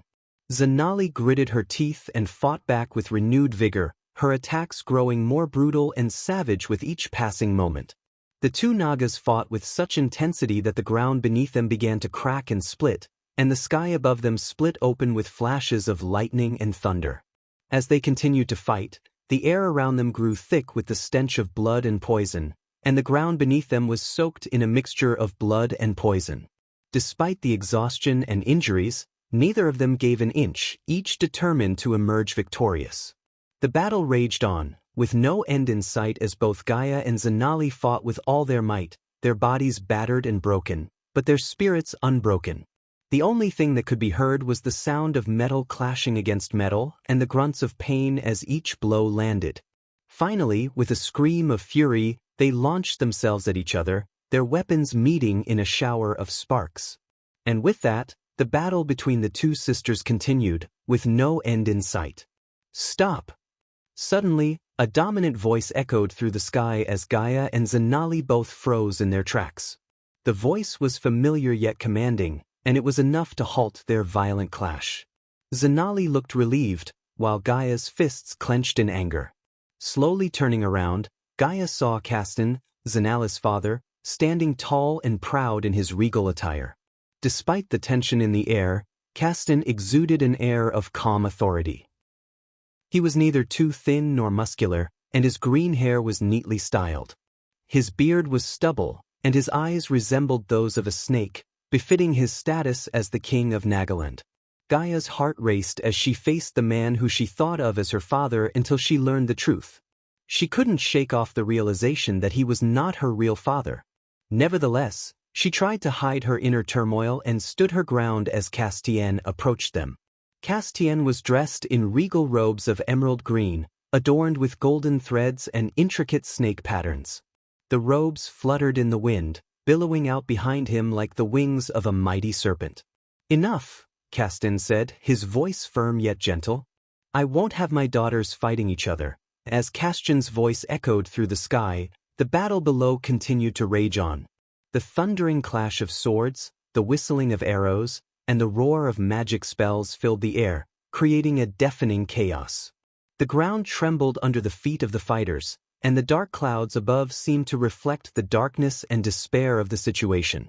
Amidst all the chaos, only Gaia and Zanali stopped fighting, both still hovering in midair, their eyes locked on each other. The tension between them was palpable, and it seemed as if the slightest movement from either of them could trigger a renewed attack. Around them, the battle continued to rage on, with the Guardians and Nagaland soldiers fighting desperately against the undead and vampires. Blood flowed freely on the ground, and the stench of death filled the air. Despite Castian's sudden appearance, the fighting continued, for everyone knew that even a momentary distraction could cost them their lives. The Guardians and Nagaland soldiers fought with renewed vigor, their determination to protect their kingdom and people shining through in their every move. In the midst of all this, Gaia and Zanali remained locked in a tense standoff, their swords at the ready. The air between them crackled with energy, and it seemed as if the slightest misstep could trigger a deadly attack. As soon as Gaia heard Castian's voice, her heart sank. She had not seen her father for 3 years, ever since he disowned her and broke her meridians. At first, she was shocked to see him on the battlefield, but then anger filled her heart. How dare he show up here after what he had done to her? Castian, on the other hand, felt a mix of emotions when he saw Gaia. He was surprised to see her fighting on the battlefield, and it had been 3 years since he had last seen her. However, he could see the rage in her eyes, and he knew that she was still angry with him. Gaia watched her father approach, her fists clenched. She felt a mix of emotions, from anger to sadness to betrayal. She wanted to scream at him, to demand an explanation for what he had done to her. But she held herself back, not wanting to show any weakness in front of him.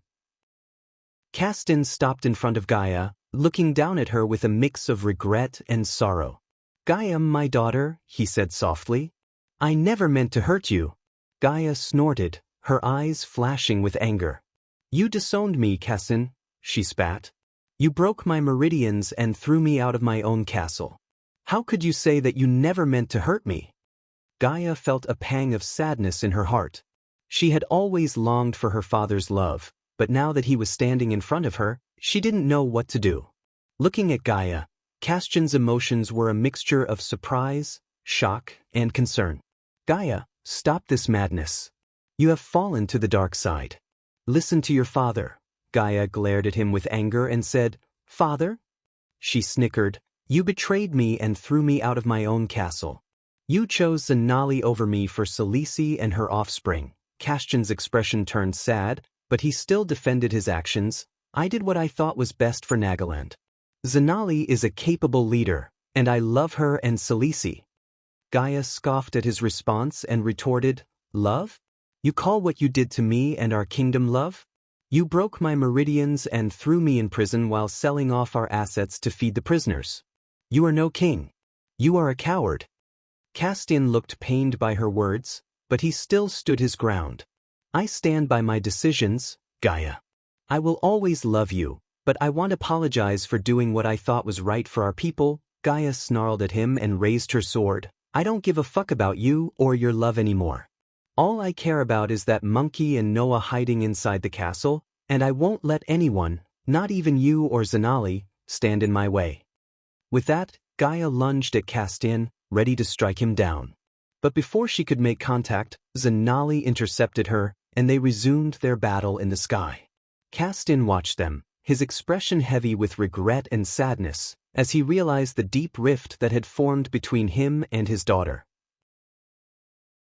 Chapter 9:25. Holy Maiden's appearance. As the battle raged on between Gaia, Zanali, and the Guardians, Azazel found himself single-handedly fighting off the Guardian airships. His strength seemed to grow with each passing minute, and he couldn't help but think about the Dark Lord. His mind was consumed with the thought that wherever the Dark Lord was, he was growing in power, and this power was somehow being transferred to Azazel. The air was thick with the acrid scent of smoke and the clash of metal as Azazel single-handedly took on the Guardian airships. His muscles bulged and rippled under his skin as his strength grew by the minute, fueled by his connection to the Dark Lord. He couldn't help but revel in the feeling of power coursing through his veins, knowing that the Dark Lord was behind it all. The Guardians, flying out of their airships, attempted to stop Azazel with all their might, but they were no match for his raw strength and formidable spell-casting abilities. Their best fighters were only at the fusion stage, while Azazel had already reached level 8 of the immortal stage, making him an unstoppable force.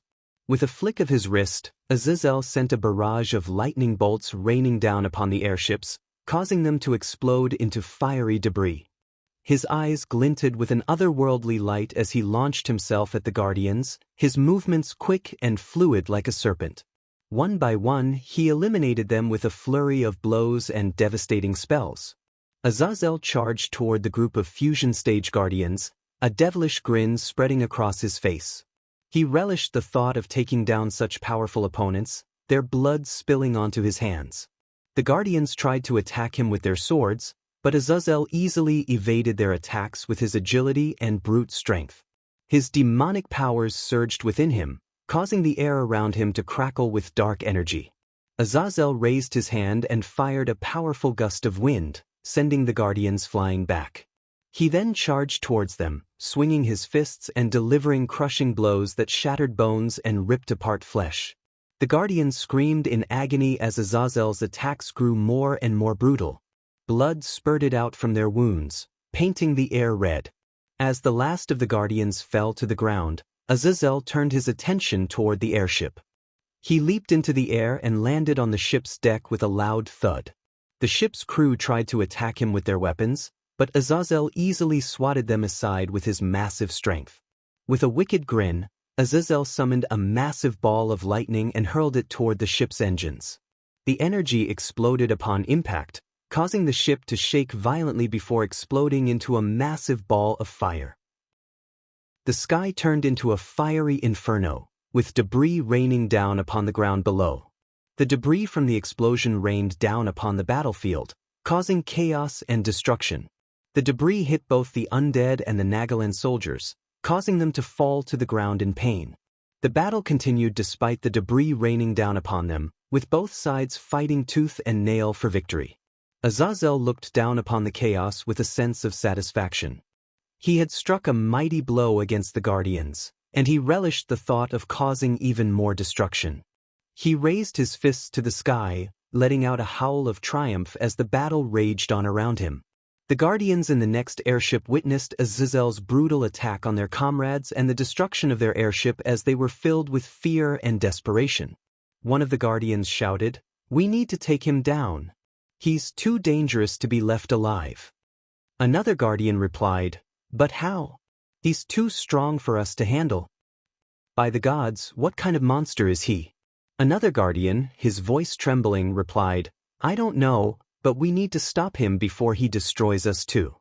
While they continued to panic and discuss their options, Azazel noticed their airship and made his way toward it, ready to take on his next opponent.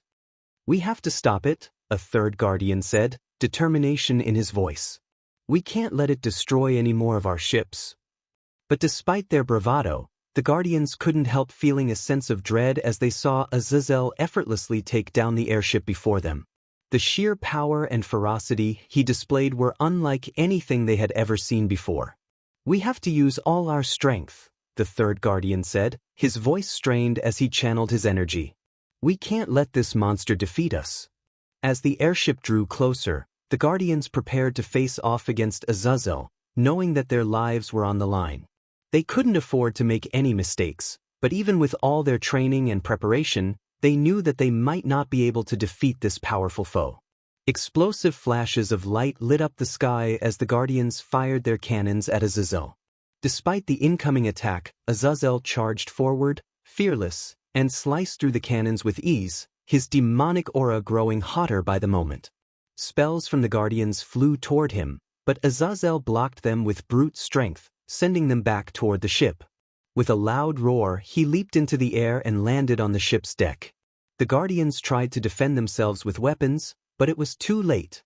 Moving like a blur, fueled by his demonic energy, Azazel tore through the guardians' flesh with claws and fangs, ripping them apart in a shower of blood and gore. The deck of the ship was soon covered in a thick layer of crimson, and the screams of the dying guardians echoed through the air. Azazel showed no mercy, ripping apart each guardian with a ferocity that was both terrifying and awe-inspiring. The sound of metal scraping against metal, mixed with the cries of the dying guardians, filled the air. One of the guardians, who had managed to stay hidden, attempted to cast a spell. Azazel sensed him quickly and turned around, his eyes burning with demonic fire. He grabbed the guardian by the neck and lifted him off the ground. "Eggless novelty, puny scum," Azazel growled, tightening his grip around the guardian's neck. The guardian choked, unable to speak or move. Azazel's eyes glowed with demonic power, and the guardian's body started to burn from the inside out. Screaming in agony, the guardian was thrown into the air, and with a swift movement of Azazel's hand, he fired a bolt of lightning that incinerated the guardian into ashes. The airship erupted in a massive explosion, and debris rained down on the battlefield below. The explosion sent shockwaves through the battlefield, causing many of the soldiers and undead to lose their footing. Unfazed by the blast, Azazel's demonic aura grew even stronger. He looked up at the sky, a fierce grin on his face, daring anyone to come at him. Azazel moved with supernatural speed and agility, leaping from one guardian airship to another, leaving a trail of destruction in his wake. The sound of the guardians' cannons echoed through the sky as they fired relentlessly at him, but Azazel dodged them effortlessly. With each ship he destroyed, the sky was lit up with fiery explosions and the sound of metal being ripped apart. The debris from the airships rained down on the battlefield, causing chaos among the soldiers and undead on the ground. The guardians on board the airships tried to defend themselves, but their efforts were in vain. As Azazel descended upon them, they spoke in panicked tones, their words cut short by the sound of his brutal attacks. "Stop him! He's too powerful! We can't!" The guardians' screams were drowned out by the sound of their bodies being torn apart by Azazel's claws and fangs. His demonic aura burned brighter with each kill, and he reveled in the fear and chaos he caused. While Azazel was wreaking havoc in the air, he suddenly felt the temperature plummet. The sudden drop in temperature caught Azazel off guard. Snowflakes, growing larger by the second, began to fall from the sky, obstructing his vision. Azazel paused in midair, his demonic aura blazing hot against the chilling coldness that enveloped him. Through the snow, Azazel's eyes widened in shock at the sight of a massive floating palace descending from the dark clouds above. The palace, carved entirely from ice, glinted in the strange light of the snowfall. The frigid aura emanating from the palace penetrated deep into his bones, sending shivers down his spine. A thick mist surrounded the palace, and as it floated down towards the battlefield, the mist spread out like tendrils, covering everything in a thick layer of frost. The soldiers and undead below shivered, their movements slowed by the intense cold. The palace floated down towards Azazel, and he could sense an incredible power emanating from it. It was a power he had never felt before, and it filled him with awe and fear. As the palace hovered above the battlefield, the mist dissipated, revealing its full glory. The towering palace was adorned with intricate carvings of ice and snowflakes, and the windows glowed with an otherworldly light. The frigid air around the palace seemed to drain the warmth from everything, and Azazel's breath fogged up in front of him. His fingers and toes grew numb, and he felt like he was freezing from the inside out. As the ice mist slowly cleared, a figure flew out toward Azazel. At first, he couldn't make out who it was, but as she drew closer, he saw that it was Rowena Winston. Azazel's eyes widened in surprise. Rowena Winston was a sight to behold. Her raven-black hair flowed behind her as she flew through the air with an air of grace and elegance. She had a slender figure with a stunningly cold beauty that could freeze anyone in their tracks.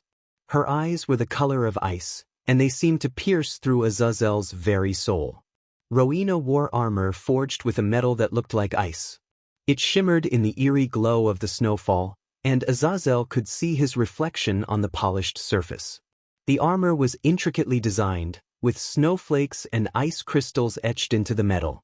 The intricate designs carved into it were reminiscent of frozen snowflakes, giving it an ethereal and otherworldly appearance. The armor had a sleek, form-fitting design that accentuated her slender figure and moved with her fluidly. The breastplate had a high collar that covered the base of her neck, giving her an air of regal authority. The pauldrons were elongated and curved, tapering to sharp points that looked like they could easily slice through metal. They extended down her arms, protecting her biceps and forearms, and ended in sharp spikes that pointed toward her enemies. Her gauntlets were adorned with icy blue gems that shimmered in the light, giving her attacks an added elemental power. The boots were made of a lighter material, allowing for easy movement and agility, but still protected her shins and calves. As she drew closer, Rowena's eyes locked onto Azazel's, and she stopped in midair. Her expression was unreadable, and Azazel couldn't tell if she was there to help him or to kill him. He prepared himself for the worst, his demonic aura burning hot against the coldness of her presence. In her hands, Rowena wielded two long chains with blades attached to them. The blades were imbued with a frigid chill that caused everything they touched to freeze. The weapon was unlike anything Azazel had ever seen before, and he couldn't help but feel a sense of apprehension as Rowena approached him. Her appearance was both beautiful and deadly, befitting her position as the Holy Maiden. Their eyes locked in a tense stare down, both of them sizing each other up. Azazel could feel Rowena's power emanating from her very being, and he knew that he was in for a tough fight. Rowena watched the war around her with an icy gaze, her expression stoic and unreadable. Despite the chaos and destruction, she remained calm and collected, as if observing a mere game of chess. She had always been a woman of few words, and her silence only added to the tension and mystery around her. "You've caused enough chaos, demon," Rowena said, her voice carrying a steely edge. "It's time for you to stop. I don't recall taking orders from you, Holy Maiden. Your brother's filthy pet has spilled the blood of someone we held dear. So, neither the Dark Queen nor I will leave this place without spilling some monkey blood." Chapter 9:26. Returning the favor. The Holy Maiden's eyes blazed with righteous fury as she confronted Azazel, the demon who threatened the very fabric of their realm. "Your bloodlust will consume whatever humanity you have left inside.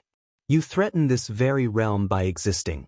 I will stop you before you destroy us all," she declared, her voice ringing out like a battle cry. But Azazel only laughed, his demonic grin sending chills down her spine. "You fools are only making things worse for yourselves," he sneered.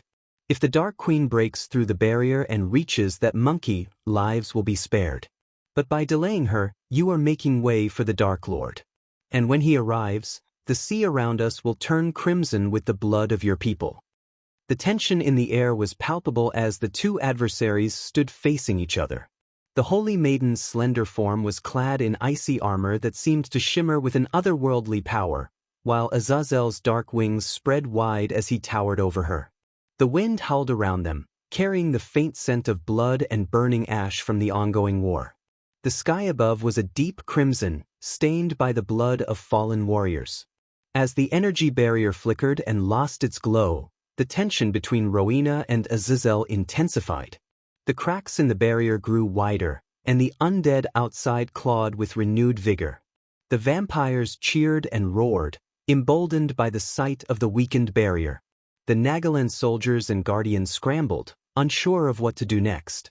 But Rowena had only one thing on her mind, her little brother Noah, who was inside the castle. With a determined look on her face, she tightened her grip on her blades and dashed toward Azazel. The sound of her armor clanking and blades slicing through the air echoed in the chaos around them. Azazel smirked, unfazed by Rowena's charge. He lifted his hand, and a group of undead soldiers rushed toward her. Rowena swung her blades in a wide arc, sending a wave of ice and snow toward the undead. They froze solid, their bodies shattering into a million pieces as they hit the ground. She didn't stop there. Rowena leaped over the frozen corpses and charged at Azazel, her blades glowing with a cold blue light. Azazel summoned a bolt of dark energy and fired it at her, but she deftly dodged it and sliced through it with her blades. Their blades clashed, sparks flying as they exchanged blows. Rowena's icy blades glinted in the dim light while Azazel wielded a scimitar in his hand, snatched from a fallen guardian, but it was far from his weapon of choice. Their weapons clashed again and again, each strike echoing like thunder in the chaos around them. As they fought, the cracks in the barrier grew wider, and the undead army poured through them. Rowena's attention was torn between defending the castle and fighting Azazel. But she knew she had to keep him at bay, at least until her brother was safe. With a fierce determination, Rowena continued to fight, each strike of her blades sending waves of cold and ice toward Azazel. The battlefield was chaotic and bloody, but Rowena remained focused, her eyes fixed on Azazel, the man who threatened her brother and her world.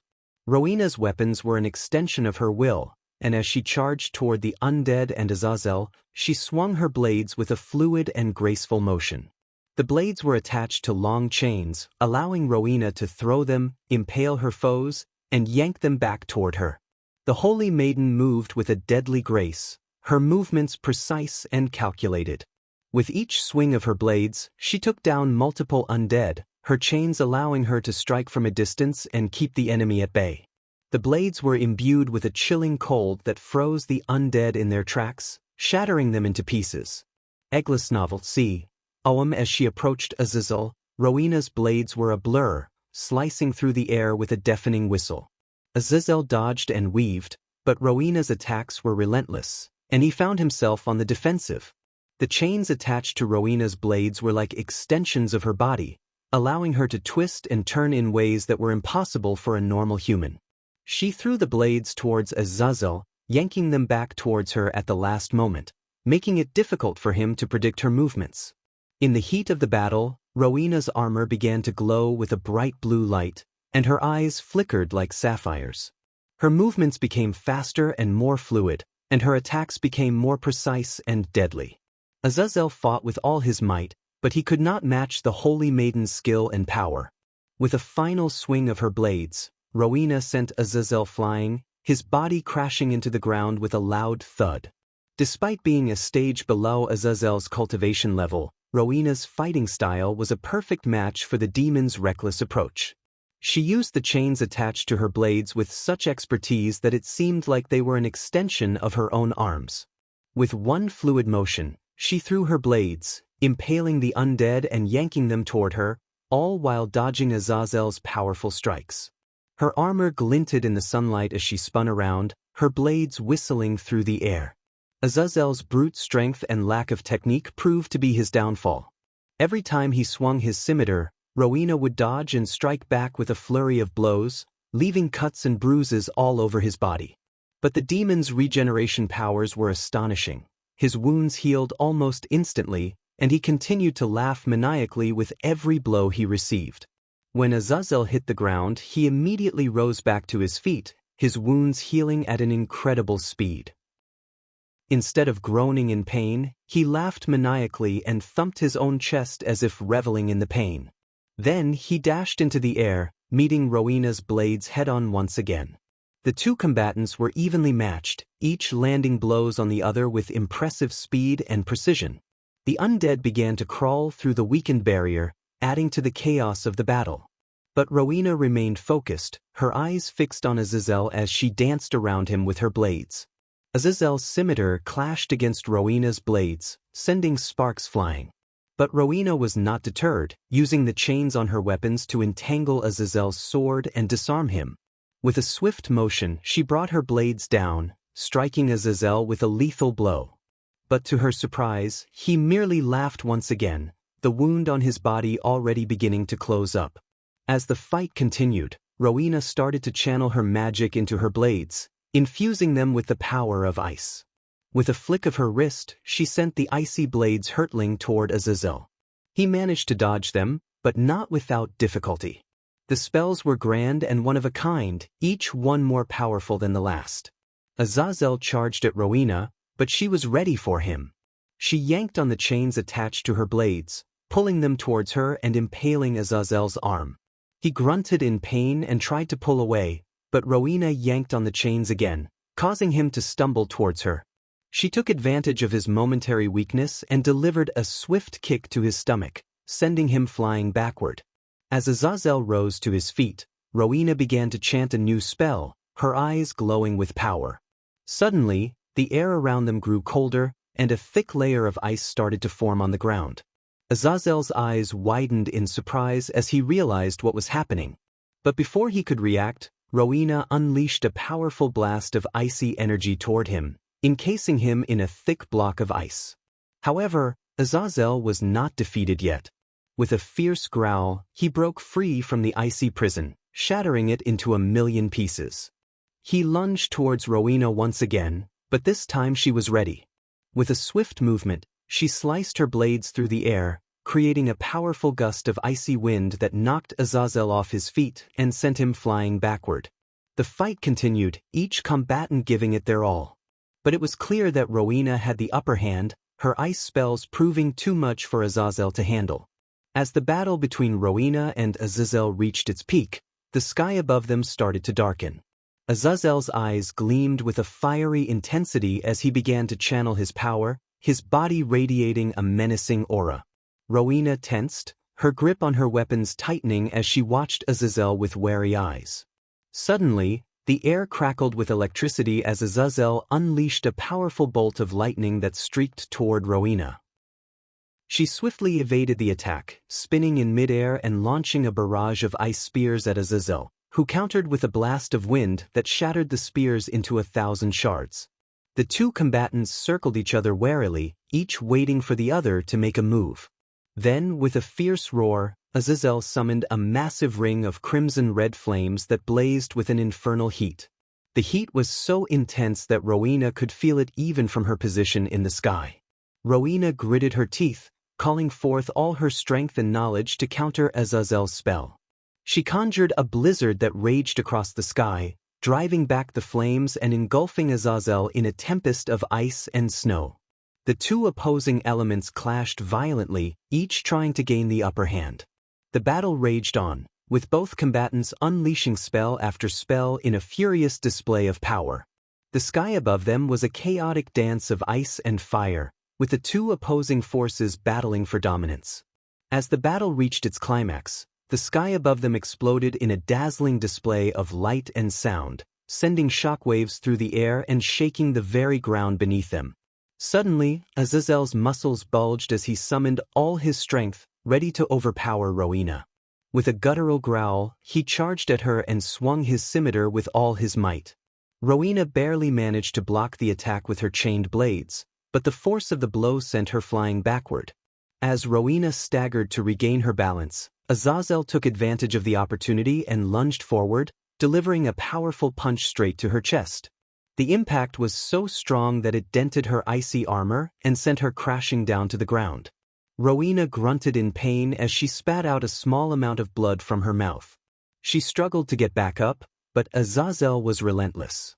He continued to attack her with a flurry of punches and kicks, each one stronger than the last. Azazel grinned, bloodlust in his eyes as he looked at Rowena. "You may have some tricks up your sleeve, but in the end, brute strength will always triumph," he said, before unleashing a powerful blow with his scimitar that dented Rowena's armor and made her stagger back. "You may be strong, demon, but you lack finesse and technique. It will be your downfall," Rowena replied coldly, her lips curling in a sneer. Azazel just laughed at her words, his eyes glinting with dark amusement.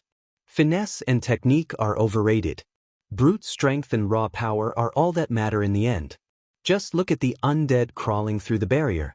It's only a matter of time before they reach that precious castle," he taunted, snickering as he watched Rowena's face contort with anger. "Your arrogance will be your downfall, Azazel," Rowena hissed before launching into another round of spells and attacks. Gaia and Zanalis' battle was just as intense as Rowena and Azazel's. The two Nagas clashed their weapons, causing shockwaves that shook the earth and created fissures in the ground. Meanwhile, the Nagaland soldiers were locked in combat with the Dark Lord's army. Despite being outnumbered, the Nagaland soldiers were able to hold their ground thanks to their king Castian joining the battle. The sight of their king fighting alongside them gave them a much-needed morale boost, and they fought with renewed determination. However, their morale began to waver as they saw the undead break through the barrier around the castle.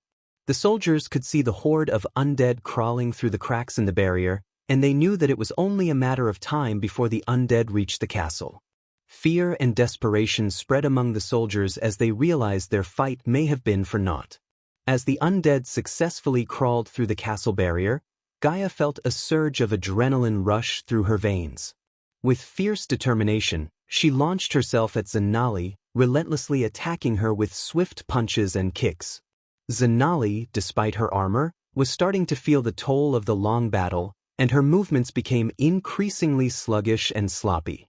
Gaia's years of intense training and real battle experience allowed her to move with deadly grace and power. She began to land a barrage of punches and kicks, each one hitting with bone-shattering force. With a final flourish, Gaia fired an arrow that hit Zanali's sword, knocking it out of her hand and leaving her completely vulnerable. With a powerful strike to Zanali's chest, Gaia sent her sister hurtling to the ground, crashing onto a pile of rubble. Gaia wiped the trickle of blood from her mouth and cracked her neck, determined to finish the fight. But when Castian saw Zanali's vulnerable state, he sprinted towards her, throwing himself in front of her to shield her from Gaia's wrath. The battle between Gaia and Castian was now set to begin, but for a moment, both sides paused, locked in a tense stare-down. Gaia came to an abrupt stop, and the sound of her footsteps echoed in the silence. She landed on the ground with a thud as Zanali struggled to pick herself up, coughing up blood. Castian's voice cut through the silence like a knife. "Gaia, stop this madness. She is your sister." Gaia's expression turned cold, and she slowly turned to face Castian. "Sorry to burst your bubble, but she is not my sister. And you were never my father." She spat out the words, slowly and menacingly walking towards Castian. Gaia's eyes narrowed as she slowly approached Castian. "It's a mystery to me how you can expect me to listen to you after all you've done," she snarled. "Let me remind you of your sins. You ignored me after my mother's death, married another woman, and gave her all your love, driving our kingdom into debt. You chose Zanali as queen instead of me, the rightful heir. You broke my meridians with your own hands, threw me into a dungeon, and left me to die. Do you honestly expect me to forgive and forget after everything you've done?" Castian stepped forward, holding his hands up in a defensive manner. "Gaia, I know I have wronged you in many ways, but please, hear me out. The circumstances were not in my control. I had to make difficult choices for the sake of the kingdom." As he spoke, Gaia's eyes narrowed, and her grip on the sword tightened. She failed to notice a strange, split-second glow in Castian's eyes, which quickly disappeared. "You talk about difficult choices," Gaia spat, "but you never chose me. You never gave me a chance. You let me suffer and rot in that dungeon. And now, you expect me to forgive you? To trust you?" Castian's eyes softened as he took a step forward. Please, Gaia, you are my daughter. My blood. And I love you. But Gaia shook her head and stepped back. You are not my father, Castian. I mean, you are literally not my father. Castian's eyes flickered once again, but Gaia was too caught up in her rage to notice. Gaia's voice echoed through the ruined buildings as she snickered. You never batted an eye when you broke my meridians. Now let's see if you react the same when I break hers. Castian stood in shock, unable to comprehend the gravity of Gaia's words, as she effortlessly sent him flying with a punch to his face. Zanali trembled in fear at the sound of Gaia's words and began to crawl backward, trying to distance herself. But Gaia was swift, and in a matter of seconds, she had grabbed Zanali by the neck and lifted her from the rubble. Gaia's grip on Zanali's neck tightened, cutting off her air supply. The younger sister gasped and struggled for breath as Gaia lifted her off the ground effortlessly. Castian's eyes widened in horror, and for a split second, they glowed white. Please, Gaia, don't do this, Zanali pleaded weakly. Her body was trembling with fear and pain, and her voice was barely above a whisper. Ignoring Zanali's plea, Gaia tightened her grip even more, causing Zanali to choke and wheeze. I warned you not to fight me again, Gaia growled, her voice full of malice. But you never learn, do you? As Zanali's face turned blue and her struggles weakened, Castian stuttered in horror. Gaia, stop. What are you doing? Before Castian could do anything to intervene, Gaia delivered a series of rapid punches to Zanali's stomach, shoulders, and forehead. The sickening sound of bones breaking echoed through the air, and blood sprayed from Zanali's mouth and eyes. Zanali's screams of agony filled the air as her cultivation level plummeted rapidly. Castian shouted helplessly, tears streaming down his face. No. Zanali!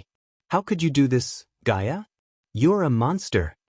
The forbidden move taught to Nagas was one of the most gruesome ways to break someone's meridians.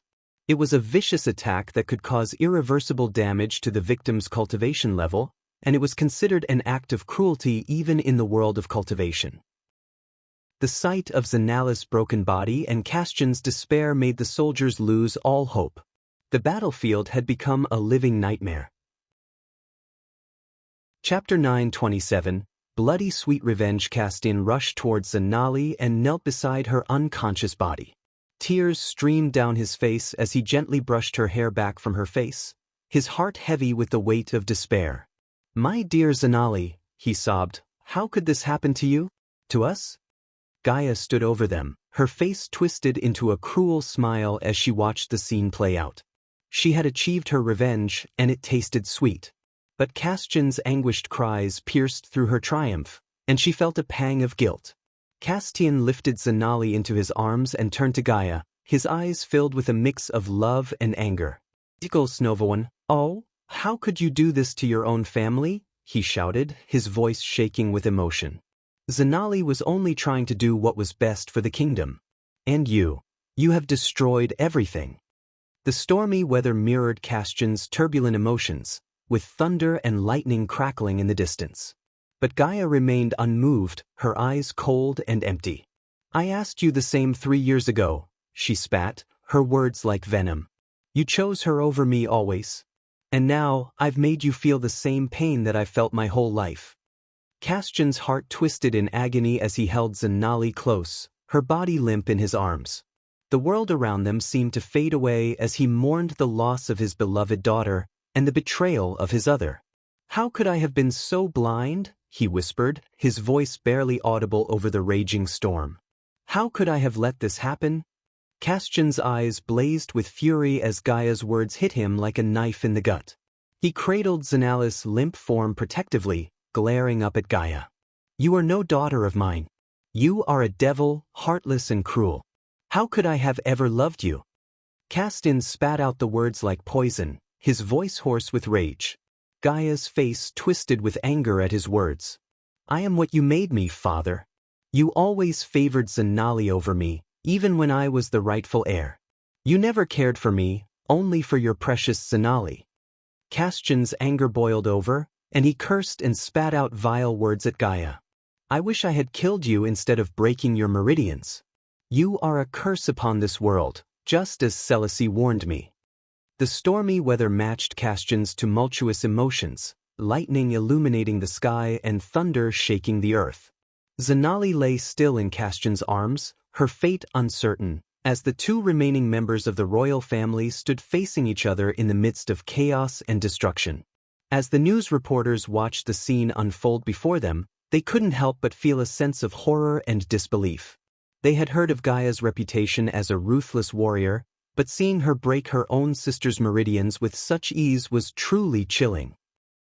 The memories of Castian breaking Gaia's meridians 3 years ago came flooding back, and it was clear that Gaia had not forgotten that betrayal. The reporters couldn't help but draw parallels between the two incidents, and it was clear that Gaia was now seeking revenge on her own family. As they watched Gaia's cold and heartless demeanor, the reporters couldn't help but feel a sense of fear and unease. This was not the actions of a hero, but of a villain.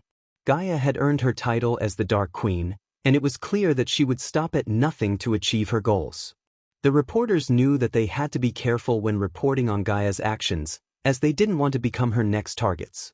But they also knew that the world needed to know about the danger that the Dark Queen posed. They could only hope that someone would be brave enough to stand up to her and put an end to her reign of terror. As they watched Gaia break Zanalis' meridians, the reporters were horrified by the ruthless display of power. "I can't believe what I'm seeing," one whispered, her eyes glued to the screen. "This is beyond cruel." "Remember when Castian broke Gaia's meridians 3 years ago?" Another chimed in. "It's like she's returning the favor, but 10 times worse." "I always knew there was something off about her," a third added, shaking her head. Celici was right all along. Gaia is pure evil. As the scene played out, the reporters couldn't help but feel a sense of fear and dread. This was not a woman to be trifled with, and they knew that the title of Dark Queen was well-deserved. "She's unstoppable," one muttered, her voice barely above a whisper. "What hope do we have against her?" "None," another replied grimly. Some of the news reporters began to speculate about the Dark Lord's whereabouts. They whispered amongst themselves, wondering if he was lurking in the shadows, waiting to make his grand entrance. "If the Dark Queen is this ruthless without the Dark Lord by her side, imagine how much worse things could get," one reporter muttered. Another chimed in, "We haven't seen the last of him. He's out there somewhere, pulling the strings from behind the scenes." They all looked around nervously, fearing the worst. The thought of the Dark Lord's arrival sent shivers down their spines. Castian's heart sank as he looked at his daughter's unconscious form. His sorrow quickly turned to anger, and in a fit of rage, he ordered his soldiers to slaughter Gaia. "Kill her," he screamed, tears still streaming down his face.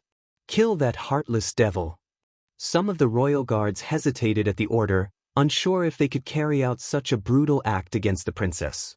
But as Castian continued to shout and cry, the guards finally made their move, dashing towards Gaia with their weapons drawn. Gaia, however, was not caught off guard. She had been trained to be a warrior since birth, and her skills were unmatched. In a blur of movement, she easily dodged the guards' attacks and countered them with brutal precision. Her sword sliced through the air, tearing flesh and bone alike. Blood spattered everywhere as the guards fell one by one, their bodies mutilated by Gaia's deadly strikes. Castian watched in horror as the once loyal soldiers were torn apart before his eyes, their lifeless bodies hitting the ground with a sickening thud. As Gaia approached Castian, his face was splattered with the blood of his own men. He could barely look at her, his eyes filled with a mixture of fear and sadness. But Gaia showed no remorse. Her eyes burned with fierce determination as she approached her father. "Is this what you want?" she spat, her voice filled with venom. "More bloodshed? More death?" Castian could only stare at her in shock, unable to find the words to respond. The scene around them was utter devastation, and he knew there was no going back from this. Gaia snickered, wiping the blood of her sword with a piece of cloth as Castian looked at her with a mixture of anger and fear. "You see, Castian, there is no one in this kingdom who can stop me," she said, her voice filled with arrogance. "And Zanalis' fate? That's your fault. You should never have listened to that old hag Celici and that weakling Zanali. You should have grown a spine like a king should." Castian's face contorted with rage as he lunged at Gaia, but she sidestepped him easily and brought her sword down on his shoulder, slicing through the armor and drawing blood. "You will pay for what you've done," he growled, clenching his teeth against the pain. Gaia chuckled, twirling her sword in her hand. "Oh, I already have, Castian. Revenge is sweet, isn't it?" Castian's anger reached a boiling point as he saw the cold, cruel smile on Gaia's face. In that moment his eyes briefly glowed white, but the light quickly faded. Without hesitation, he charged at Gaia with Zanala's sword tightly clenched in his hand. Gaia dodged Castian's sword strikes with ease, dancing around him effortlessly like a leaf in the wind. Castian was screaming and roaring like a wild beast in anger, driven by the fury of his loss and the injustice of Gaia's actions. "You heartless devil," he shouted, lunging at her once more. "You'll pay for what you've done." But Gaia was too quick for him. She sidestepped his attack and delivered a swift kick to the back of his knee, sending him crashing to the ground. Castian gritted his teeth and tried to get up, but Gaia was already on top of him, pressing her boot down on his chest. "You're nothing but a pathetic, weak king," she sneered down at him, her voice dripping with contempt. "And now, you'll pay the price for your incompetence." Castian struggled to free himself from Gaia's grip, but it was no use. She was too strong for him. He kept trying to strike her with his sword, but each blow was effortlessly parried by Gaia. "Is that the best you can do?" Gaia taunted, laughing cruelly. "You really are a pitiful excuse for a king." Despite his failing strength, Castian continued to fight with all his might, driven by his love for Zanali and his hatred for Gaia. But Gaia was too powerful, too skilled, and too determined to be defeated. With a final, brutal blow, she knocked Castian's sword from his hand and held him at her mercy. Gaia picked up Castian by his neck, lifting him off the ground effortlessly as he clawed and scratched at her with his bare hands. But Gaia simply smirked and swatted his feeble attempts away. "You're nothing but a weak, pathetic excuse for a king," she sneered. "And now you're mine to play with." The soldiers of Nagaland looked on in shock and horror as they watched Gaia, the once beloved princess of their kingdom, holding their king by the neck and beating him mercilessly. They hesitated for a moment, unsure of what to do, but then one by one, they began to step forward, drawing their weapons. But Gaia simply laughed and tossed Castian aside like a rag doll, her eyes flashing with a cold, ruthless determination. "Come and get me if you dare," she taunted, her voice echoing across the battlefield. With a sudden, swift movement, Gaia drew the sword from her hip and held it in her free hand. She raised the blade high, ready to strike down upon Castian. But before she could, the soldiers found their courage and rushed forward, intent on stopping Gaia. Gaia was too quick for them, her movements fluid and precise. With one hand holding Castian's neck and the other wielding her sword, she effortlessly struck down the soldiers one by one, their bodies falling lifelessly to the ground. And through it all, Castian remained in her grasp, his struggles growing weaker and weaker with each passing moment.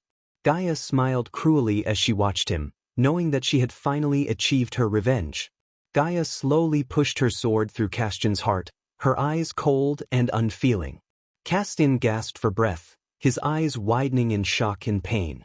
He reached up to Gaia's face, trying to claw at her with his fingers, but she easily batted his hand away. As Castian's life slowly slipped away, he glared up at Gaia with pure hatred in his eyes. I curse you. Gaia, you heartless devil," he stuttered, his voice weak and rasping. The soldiers and news reporters watched in horror, unable to comprehend the brutality before them. Some of the soldiers hesitated, unsure of what to do, while others tried to rush forward to stop Gaia, only to be cut down by her sword. The news reporters hovered in the distance, shivering, capturing the scene with recording crystal for all the world to see. Their faces were a mix of shock and disbelief as they watched Gaia kill the man who was once their king. "How could she do this?" one reporter muttered under her breath, tears streaming down her face. "How could anyone be so heartless?" Another reporter shook his head in disbelief. "This is a dark day for Nagaland," he said. As Gaia slowly pulled her sword out of Castian's lifeless body, the sky rumbled with thunder, and lightning flashed across the darkened sky. The soldiers stood in stunned silence, their faces etched with horror and disbelief. Gaia turned to face them, a cold smile on her lips. "Don't look so surprised," she said. "You knew this was coming." The soldiers and news reporters remained silent, too afraid to speak. They had never seen such ruthless and brutal behavior before and feared what Gaia was capable of. Gaia turned her attention to Zanali, who still lay unconscious on the ground. "I could have killed her too," she said, her voice dripping with malice. "But I want Selisi to see her daughter suffer every time she lays eyes on her. Death would have been a mercy for Zanali. And for Selisi, well, this is just the beginning." The soldiers and news reporters watched in horror as Gaia walked away, her eyes filled with cold, empty hatred. They knew that there was no stopping her now, that she was capable of anything.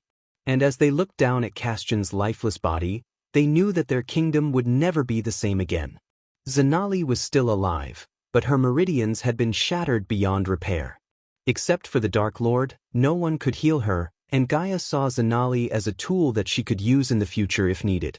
And so, she left her lying there, broken and powerless, a constant reminder of her own cruelty and ruthlessness. Chapter 9:28. Secret is out. Diana Winston was standing in the dimly lit room, her gaze fixed on the window. The room was adorned with elegant tapestries and furnishings, but all of it seemed insignificant in the face of the impending doom that was creeping closer. On the bed, Noah lay motionless, dressed in pristine white. Sabrina sat beside him, her eyes glued to his face as she brushed his hair back with a trembling hand. Suddenly, there was a deafening crash that echoed throughout the castle, followed by an eerie silence that seemed to stretch on forever. Diana's eyes narrowed as she stepped towards the window, drawing the heavy curtains aside to reveal the chaos outside. The sight that greeted her was a nightmare that come to life. Undead and vampires were swarming over the castle walls, fighting against the Nagaland soldiers and guardians who were trying desperately to fend them off. And amidst it all, the Dark Queen herself was leading the charge, a vicious gleam in her eye as she cut down anyone who dared to stand in her way. Sabrina's voice trembled as she spoke up. "Mother, what's happening?" "They've broken through the barrier," Diana replied, her voice cold and devoid of fear. Sabrina was horrified as she rushed to the window to witness the terror unfolding outside. "We have to do something," she pleaded. Diana turned to face her daughter, her eyes flashing with anger. "What do you propose we do? Apologize for Norvin killing her beloved dragon?" Sabrina winced at the bitterness in her mother's tone. "Maybe if I talk to her, I can dash." Diana cut her off with a sharp shake of her head. "You think she'll listen to reason? All they ever did was save us, time and time again.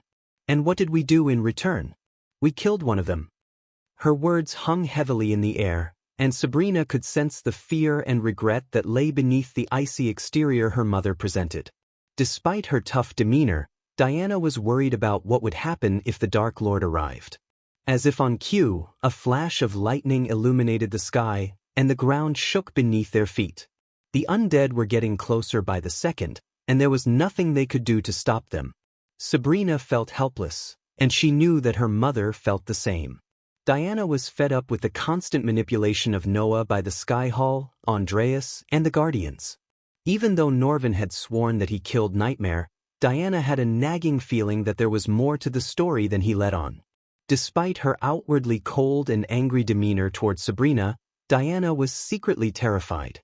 She couldn't shake off the fear of what would happen when the Dark Lord, the son that no one knew she had, finally arrived. Diana's eyes flickered with determination as she surveyed the chaos unfolding outside. "We can't stay here for long," she said firmly, her voice laced with urgency. Sabrina's face lit up with hope. "If we could get to the rooftop, we can reach Rowena's floating palace and teleport to the Sky Hall," she suggested. At the mention of the Sky Hall, Diana's eyes blazed with anger. The Sky Hall had been the root of all their troubles, causing endless strife and conflict within their family. Noah and Ghost had been at each other's throats, unaware that they were brothers, all because of the machinations of the Sky Hall. Diana's fists clenched at the thought, and a fierce determination burned within her. She wouldn't let the Sky Hall control their lives any longer. Diana's heart sank as she looked out at the horde of undead and vampires surging toward the castle. She knew that their only hope of escape was to reach the rooftop and teleport to the safety of Rowena's floating palace. But the thought of bringing Noah to the steps of the Sky Hall, the place where so much pain and manipulation had originated, filled her with a sense of dread. Eglis novel. She glanced out the window once more, her eyes narrowing as she surveyed the approaching army. She knew that she had one more card to play, but she was hesitant to reveal her true identity as Harriet Hunt. As much as she wanted to protect her family from the Sky Hall, she also knew that they needed all the help they could get. But if she revealed herself, everything would change. The world as they knew it would be turned upside down. Diana clenched her fists, feeling torn between her duty to protect her family and her desire to keep her true identity a secret. But she knew that time was running out, and they had to act fast if they wanted to survive the coming battle.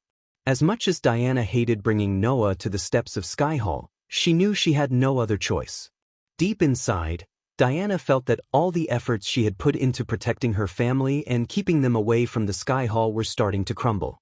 The thought of her sons fighting against each other filled her with dread, and she would rather die than watch them kill each other. But right now, her priority was to save her beloved son Noah. However, as she looked at the overwhelming number of undead and vampires swarming towards the castle, she knew that reaching the rooftop without a fight was impossible. Sabrina was a skilled fighter, but the sheer number of enemies would be too much for her to handle. With no other options left, Diana knew she had to reveal her true identity as Harriet Hunt. Despite her desire to keep her past hidden from her family, she realized that her son's safety was the top priority. Sabrina, who had always been fascinated with Harriet Hunt's story, would surely recognize her mother. After all, Sabrina had read every book and note on Harriet Hunt that she could find.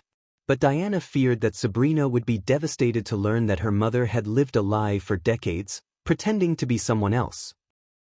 It was a risk she had to take, but Diana couldn't help feeling apprehensive about the consequences of her revelation.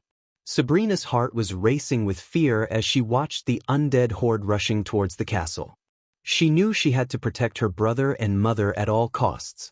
As she looked at her mother, she saw the determination on her face, and it gave her some hope. But she could see the fear in her mother's eyes, which made Sabrina feel even more anxious. Sabrina had always seen her mother as a gentle and fragile woman who had never experienced violence or harm. She had been sheltered from the outside world and had always relied on her family to keep her safe. But now, with the undead and vampires closing in, Sabrina knew that it was her duty to protect her family and keep them safe. Although she knew that Diana was strong and capable, she couldn't imagine her delicate mother fighting against the undead and vampires. Sabrina felt a sense of duty to protect her brother and mother, to keep them safe from harm. But deep down, she couldn't shake the feeling that something was about to change and that their lives would never be the same again. With a determined look in her eyes, Sabrina stepped forward and flicked her wrist, summoning a long, silver sword into her hand. The blade gleamed in the dim light of the room, and Sabrina's grip on the hilt was firm and steady. "Mother, take Noah with you and stay close," she instructed, her voice strong and resolute. Sabrina's words had barely left her lips when a loud banging on the door interrupted them. Diana's heart skipped a beat as she realized that the undead had breached the castle walls and was now at their door. Ethan was away from the castle, which calmed Diana a bit, knowing that he was with the other Winstons and could protect her children if needed. But deep down, she knew that he would be desperate to return and fight by her side.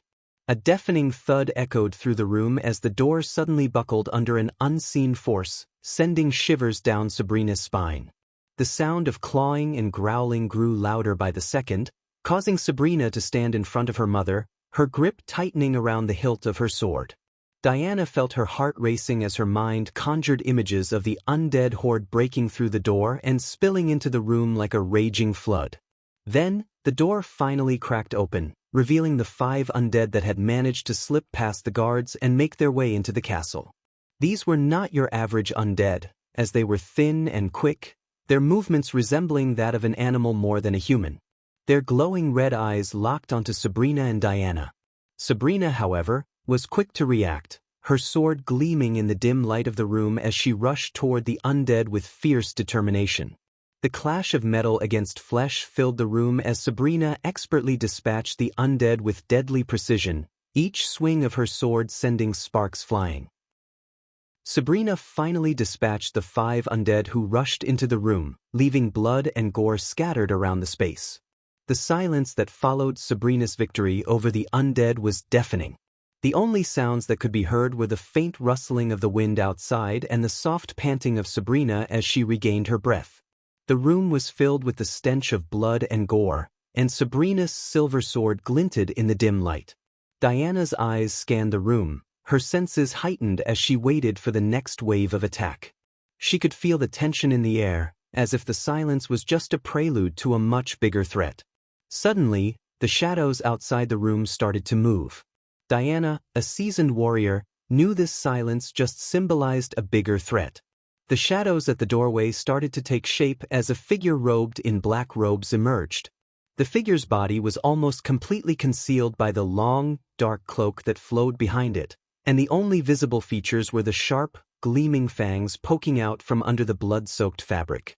The air around them seemed to grow colder as if the very presence of the figure was sapping the warmth from the room. Diana could sense that this was no ordinary vampire.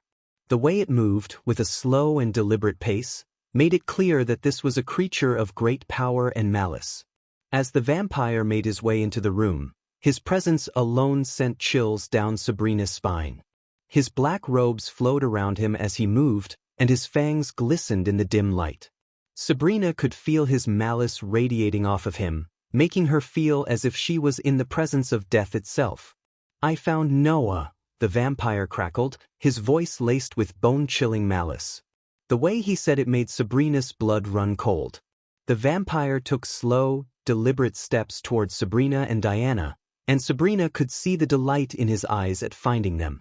But despite her fear, Sabrina stood firm, her sword tightly clenched in her hand. She knew she had to protect her mother and brother at all costs. "Jackpot," the vampire kept chuckling in a low, sinister voice. His chuckle sent shivers down Sabrina's spine. In his eyes, Sabrina was weak, a mere core-strengthening stage warrior, and Diana was even weaker, only at the body-refining stage. He usually wouldn't even bother to waste his time drinking her blood. However, this time was different. This weak and powerless woman was Noah's mother, and that made her valuable to the vampire. He hoped to capture them and offer them as a reward to the Dark Queen. Sabrina lunged at the vampire with her sword, but the vampire didn't take her seriously. He dodged with ease and taunted her, "Is this all the strength you have? I thought you were supposed to be protecting your family." His voice was laced with malice and amusement. He continued to dodge and weave around Sabrina's attacks, playing with her like a cat with a mouse. "You're no match for me, little girl. I'm a soul-refining stage vampire, and you're just a core-strengthening warrior. You're like a kitten trying to fight a lion," he said with a smirk. As Sabrina continued to fight, the vampire kept bragging about how he would be rewarded by the Dark Lord when he presented Noah to him. "When I bring Noah to the Dark Lord, he will be pleased and reward me handsomely. And I'll make sure he knows that I also caught his precious mother and sister," he said, his voice filled with pride. He continued to taunt them, "You should come with me instead of waiting for the Dark Queen. She'll kill you in her anger, but I can guarantee your safety." His voice was slick and persuasive, but Sabrina knew better than to trust him. The vampire, who had been toying with Sabrina, suddenly decided he had had enough. He moved with lightning-fast speed and landed a powerful punch on Sabrina's jaw, sending her reeling backwards. Sabrina's sword clattered to the floor as she struggled to stay on her feet.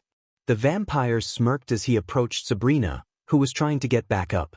"Don't worry, a little taste won't hurt," he taunted, baring his fangs. Sabrina gritted her teeth and lunged at him, but the vampire easily sidestepped her and punched her in the stomach. Sabrina gasped for air and fell to her knees, clutching her stomach. The vampire loomed over her, a sinister smile on his lips. "You're a feisty one," he said. "But it's time to put you out of your misery." He raised his hand to strike the final blow. But before he could do so, he suddenly felt a gush of wind and saw a blur of movement. A split second later, he felt a sharp pain in his neck and saw blood spurting out. He stumbled backward, trying to pull away, but it was too late. He felt his body go limp and he fell to the ground, dead.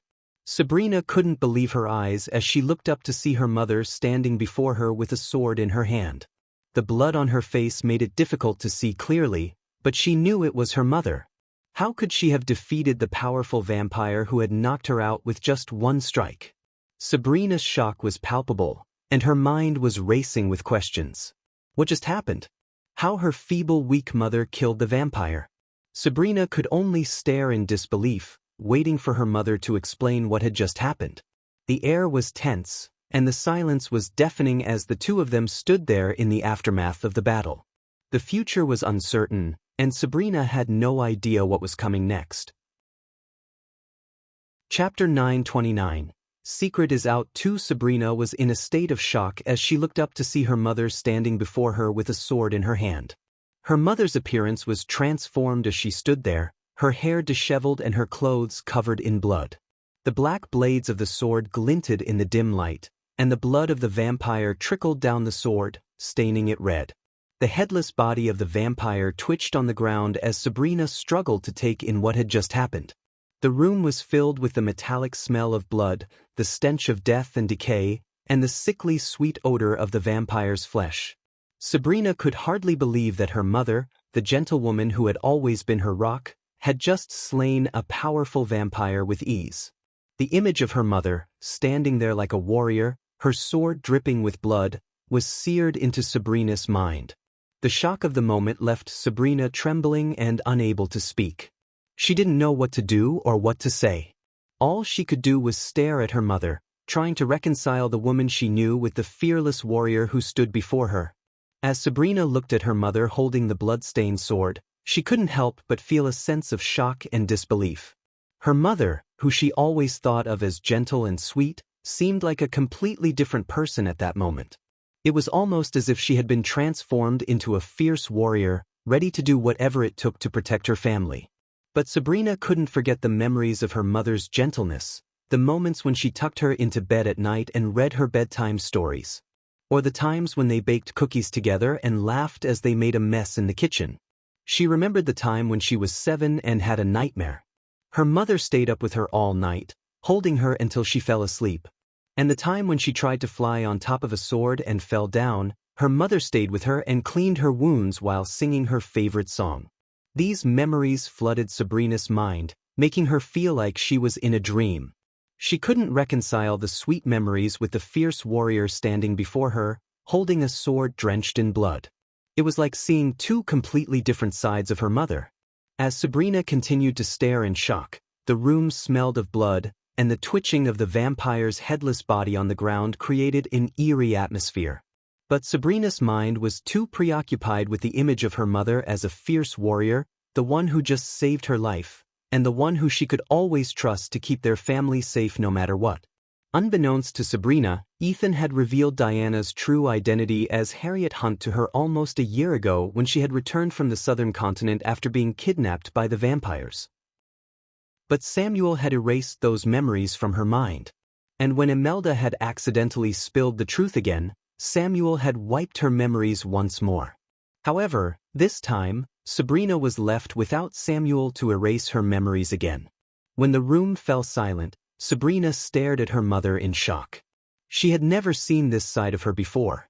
The black sword in her hand seemed like an extension of her arm, dripping with the blood of the fallen vampire. The scent of death and decay lingered in the air, mixing with the metallic smell of blood. "Take your brother and stay close to me," Diana commanded Sabrina, but Sabrina was too stunned to follow her mother's orders. Before Sabrina could process what was happening, another group of undead and a vampire barged into the room. The mindless undead rushed into the room with no awareness of what had happened, but the vampire leading them was taken aback by the sight before him. The vampire's eyes widened in shock at the sight of his comrade's decapitated head. Sabrina tried to gather herself and reach for her sword but was too slow. In a split second, Diana lunged at the group, the black sword gleaming in the dim light of the room. The vampire and undead were caught off guard by Diana's sudden attack, but they quickly recovered and started to fight back. Sabrina watched in awe as her mother fought with the agility and strength of a seasoned warrior. But the odds were against her, and she was outnumbered.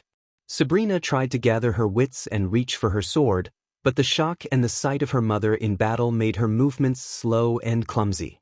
She saw her mother surrounded by the undead and the vampire, her black sword moving with blinding speed. Sabrina could hear the clash of swords and the growls of the undead, but it all seemed distant, like a dream. As Diana lunged forward with her black sword, she moved with such grace and precision that it seemed almost supernatural. Her movements were swift and deadly as she sliced through the undead with ease. Her blade glinted in the flickering light of the torches as she moved, leaving a trail of blood and gore in her wake.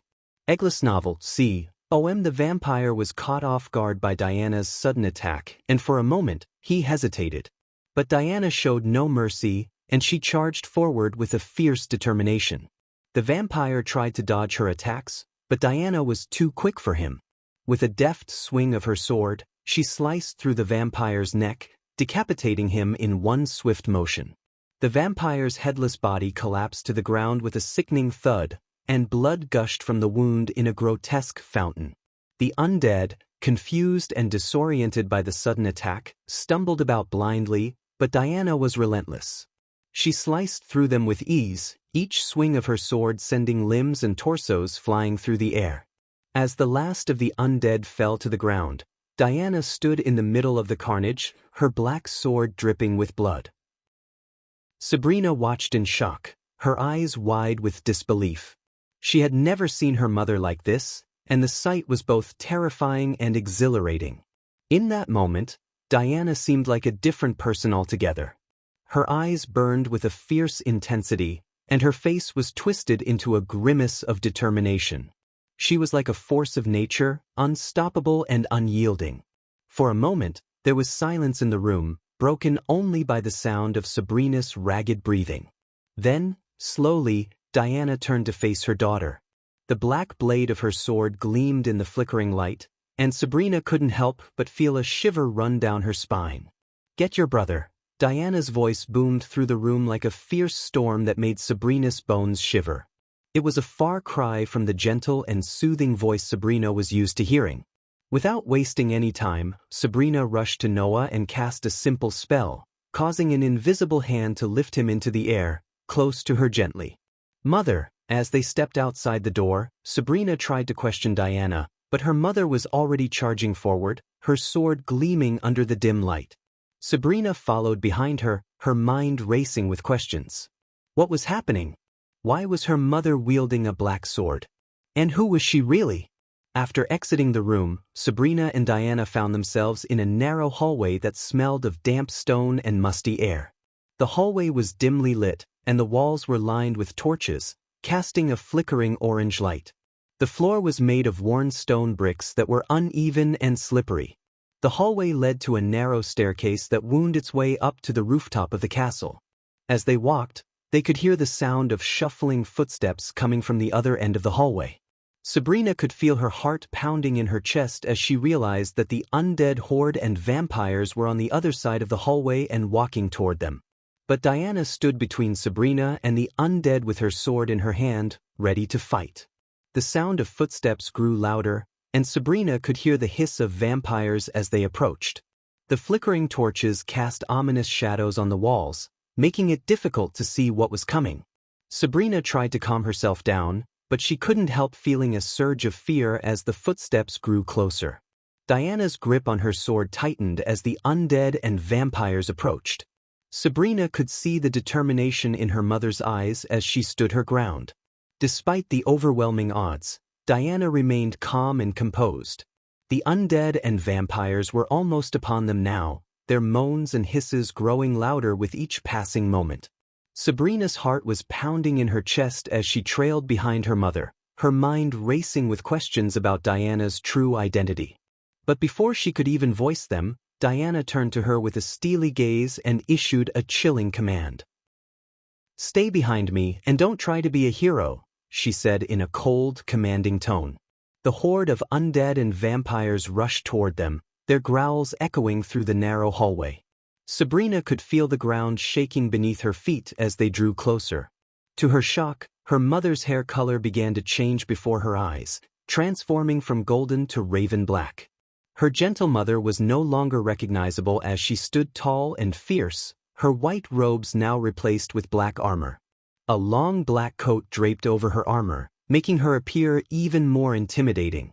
Sabrina couldn't believe her eyes as she watched her mother transform into a warrior right before her very eyes. Sabrina couldn't believe her eyes.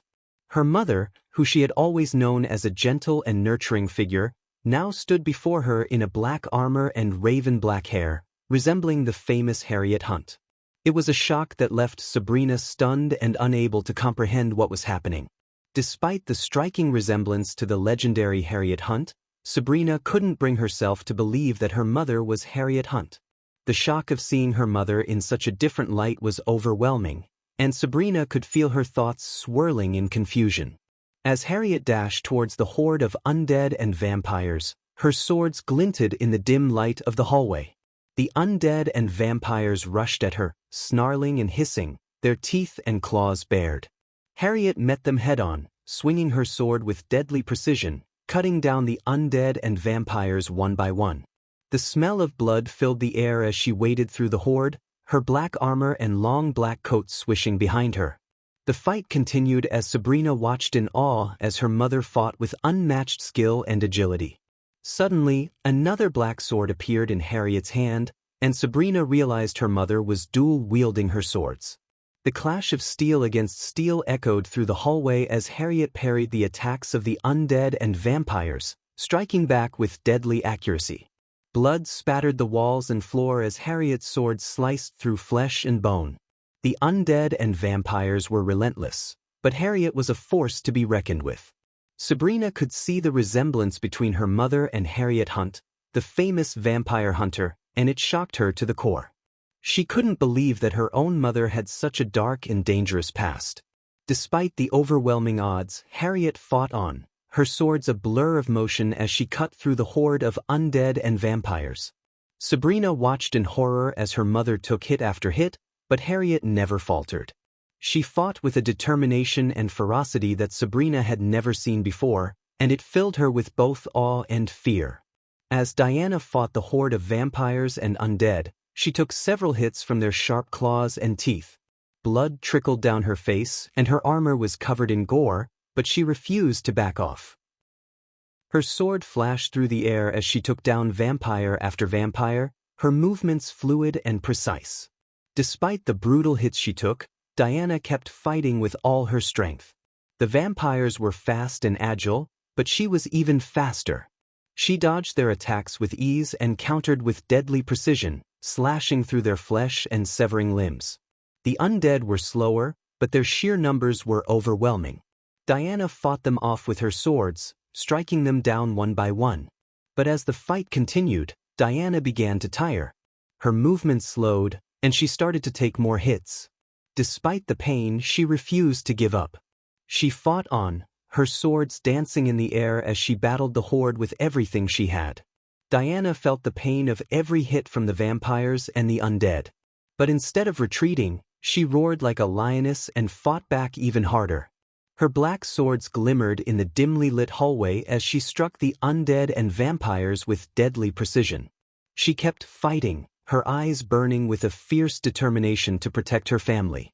As more and more undead and vampires came at her, Diana's movements became more fluid and her strikes more deadly.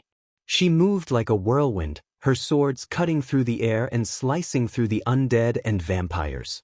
Through the chaos of battle, Sabrina watched in awe as her mother fought with such ferocity and skill. Regardless of the odds stacked against her, Diana never gave up. She was a true warrior, a hero in the face of danger. Sabrina's heart leapt in her throat as she saw the vampire knock one of the swords from her mother's hand. "Mother, watch out!" Sabrina shouted, fear and urgency lacing her voice. But Diana was already one step ahead. With lightning-fast reflexes, she dodged the vampire's next attack, twirling her remaining sword in her hand. And then, to Sabrina's amazement, Diana raised her free hand and a blinding white flame burst forth from her fingertips. The flame was pure and bright, so bright that Sabrina had to shield her eyes from the intensity of the light. The flame shot forth like a laser beam, burning a hole through multiple undead and vampires in its path. Sabrina watched in awe as her mother wielded this incredible power, her raven-black hair whipping around her face as she fought on with renewed vigor. As the fight continued and Diana proved her incredible fighting skills, Sabrina's mind struggled to process the reality of the situation. Despite her attempts to convince herself that her mother was not Harriet Hunt, the evidence in front of her was overwhelming. The black swords, the black armor, the stunning combat skills, and the power of the white flames all pointed to one undeniable truth: her mother was indeed the legendary Harriet Hunt. Sabrina felt a mix of emotions, including shock, disbelief, and confusion. She had always known her mother as a gentle and caring woman, not a fierce warrior capable of taking on hordes of undead and vampires. It was difficult for Sabrina to reconcile the two images of her mother in her mind. As she watched her mother continue to fight, Sabrina's thoughts raced. What did this mean for their family? How had her mother been able to keep her true identity hidden for so long? And most importantly, what was going to happen next? Michael will appear in 2 chapters, and it will be worth the wait. Chapter 9:30 The Dark Lord's Wrath. Harriet was a force to be reckoned with. Sabrina watched in awe as her mother slaughtered wave after wave of undead and vampires. She could see the fatigue in Harriet's movements, but it didn't stop her from taking down any enemy that dared to get close. Sabrina could feel the terror in her heart as she saw the number of undead and vampires that had amassed outside the castle. She knew that they were outnumbered and outmatched, but her mother's strength gave her hope. As the battle continued, Sabrina saw Harriet take hit after hit, but she kept fighting. Blood dripped from cuts and bruises on her body, but she refused to back down. Sabrina watched as her mother fought with fierce determination, her eyes blazing with a fire that seemed to come from deep within her soul. It was clear that she was fighting for her family, for her children, and for the safety of her loved ones. Sabrina's heart swelled with pride and admiration for her mother, but at the same time, she felt a deep sense of fear. She didn't want to lose her mother to this battle, but she knew that the only way to survive was to keep fighting. Diana wielded her black swords with the precision of a seasoned warrior and used the white flames to aid her in the battle. The flames illuminated the hallway with a blinding light as they burnt through the flesh of the undead and vampires. The stench of burnt flesh and blood filled the air as Harriet cut through the horde of monsters with ease. The hallway was now a gory mess with body parts and blood splattered everywhere. Sabrina walked behind Harriet in shock, trying her best not to step on any of the corpses. She was afraid of the power and brutality of her mother. Sabrina never imagined that her gentle mother could fight with such ferocity. Harriet was still taking hits from the vampires and undead, but she never faltered. She moved like a whirlwind, spinning and cutting her way through the horde of monsters. The vampires and undead kept coming, but Harriet didn't back down. The battle raged on, and it seemed like it would never end. But with every swing of her swords and every blast of her white flames, Harriet was getting closer and closer to the rooftop where they could escape. As they reached the stairs that led to the rooftop, Diana could see the shadows of vampires and undead climbing up the circular stairs from below. She quickly turned to Sabrina and Noah. "Sabrina, take Noah and walk in front of me. Climb the stairs to the rooftop. I will take care of them from behind," Diana ordered in a commanding voice. Sabrina hesitated for a moment, looking at her mother's battered and bloodied state. But Diana gave her a reassuring nod, and Sabrina gathered her wits and took Noah's hand.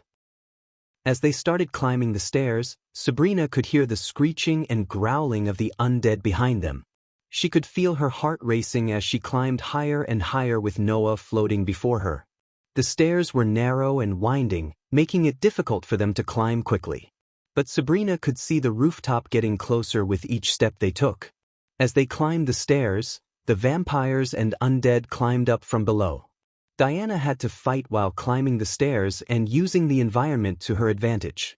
She kicked an undead down the stairs, causing a chain reaction that took out a few more. She spun around and sliced a vampire's head off, causing blood to splatter on the walls. Sabrina walked fast, keeping her brother close and casting spells to weaken the undead. But Diana was the one doing most of the fighting. She used her sword to parry blows and struck back with deadly precision. The stairs became slick with blood and gore as the bodies piled up. One vampire managed to grab Diana's leg, but she kicked him off and then smashed his head with the hilt of her sword. Sabrina felt fear creeping up her spine, but she knew she had to keep moving. She climbed up the stairs as fast as she could while Diana fought off the attackers. The vampires and undead climbed up the stairs as they taunted Diana with their hissing voices. "You think you can escape us, bitch?" A vampire sneered as he lunged at her. But Diana was quick and agile, dodging his attack and striking him down with her sword. She didn't respond to the vampire's words, knowing that words wouldn't save her or her family. Another vampire tried to grab her from behind, but Diana spun around and sliced his head off with a swift stroke of her sword. However, she didn't escape unscathed. One of the undead managed to land a blow on her shoulder, causing her to grit her teeth in pain. But she didn't let it stop her from fighting, using the environment to her advantage by kicking a nearby stone down the stairs, causing the undead to trip and fall. As they climbed higher and higher, the battle became more intense, and the vampires became more desperate to stop Diana. But she fought on, striking down any who came close to her even as more wounds appeared on her body. "You can't run," another vampire snarled. But Diana just glared at him with fierce determination in her eyes. "Come and get me," she replied as she delivered the final blow that sent the vampire tumbling down the stairs. The vampires couldn't believe their eyes as they saw Diana, a seemingly fragile and weak human, taking down their brethren with ease. They exchanged glances of confusion and disbelief. "Is she really human?" one vampire asked another. "She can't be," another replied. "No human could fight like that." Diana heard their whispers and couldn't help but feel a sense of satisfaction. She knew that her true identity as Harriet Hunt was still a secret, and the vampires had no idea what they were up against. She continued fighting with determination and strength, taking hits and inflicting wounds upon the undead and vampires. Despite the pain and exhaustion, she refused to give up, knowing that the safety of her family depended on her. With each swing of her sword, she proved to the vampires that she was not to be underestimated. And with each vampire she took down, she drew closer to the rooftop and the safety it offered. When they reached the rooftop, Sabrina was awestruck by the view of the ongoing war. She saw the undead and vampires on one side, fighting against the Guardians and Nagaland soldiers on the other. There were no dragons in sight, but the battle was intense nonetheless. On the ground, Guardians and Nagaland soldiers fought bravely against the overwhelming horde of undead and vampires, with swords and spells, trying to hold their ground. The sky was filled with smoke and the smell of burning flesh. Sabrina could hear the sound of clashing swords and the screams of the dying. Her heart raced as she watched the battle from above, feeling helpless and scared. Sabrina's heart lifted as she saw the flying palace hovering above them. She could barely contain her relief as she pointed up at the massive structure, shouting to Diana. "Mother, there's the palace," she cried out, her voice filled with hope. Diana looked up and saw the palace as well. A look of relief washed over her face as she realized that they were almost safe for a moment. The sky was a chaotic dance of ice and fire as Rowena and Azazel continued their battle. Their spells clashed with thunderous booms, sending shockwaves through the air and rattling the ground below. Despite the danger, Azazel's maniacal laughter echoed across the sky, a testament to his insane thirst for power. Diana's heart raced as she watched the battle unfold. She wanted nothing more than to join in and help her daughter, but she knew that Noah's safety had to come first. The stakes were too high, and she couldn't afford to lose focus. As she turned to Sabrina, she could see the fear in her eyes. Sabrina's hands trembled, and she struggled to catch her breath. Diana knew that she had to remain calm and steady, even in the face of such chaos. She put a reassuring hand on Sabrina's shoulder and whispered, "Stay close to me. We'll get through this." But even as she spoke, her attention remained fixed on the battle raging above. The sky was filled with crackling energy and dazzling displays of light, and Diana could feel the raw power emanating from Rowena and Azazel. It was a deadly dance, and Diana knew that only one would emerge victorious. As the battle continued, Diana's anxiety grew. She couldn't bear the thought of losing her daughter, not after everything they had been through. Her heart clenched with each blast of energy and every spell that echoed through the sky. Rowena had been fighting Azazel for what felt like an eternity, the sky above them exploding with magic and chaos.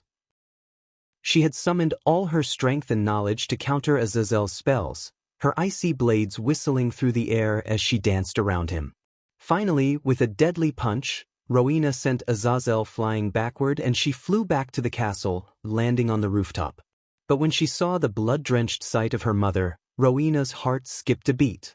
Despite her cold personality and character, Diana, as a mother, could see the worry in Rowena's eyes.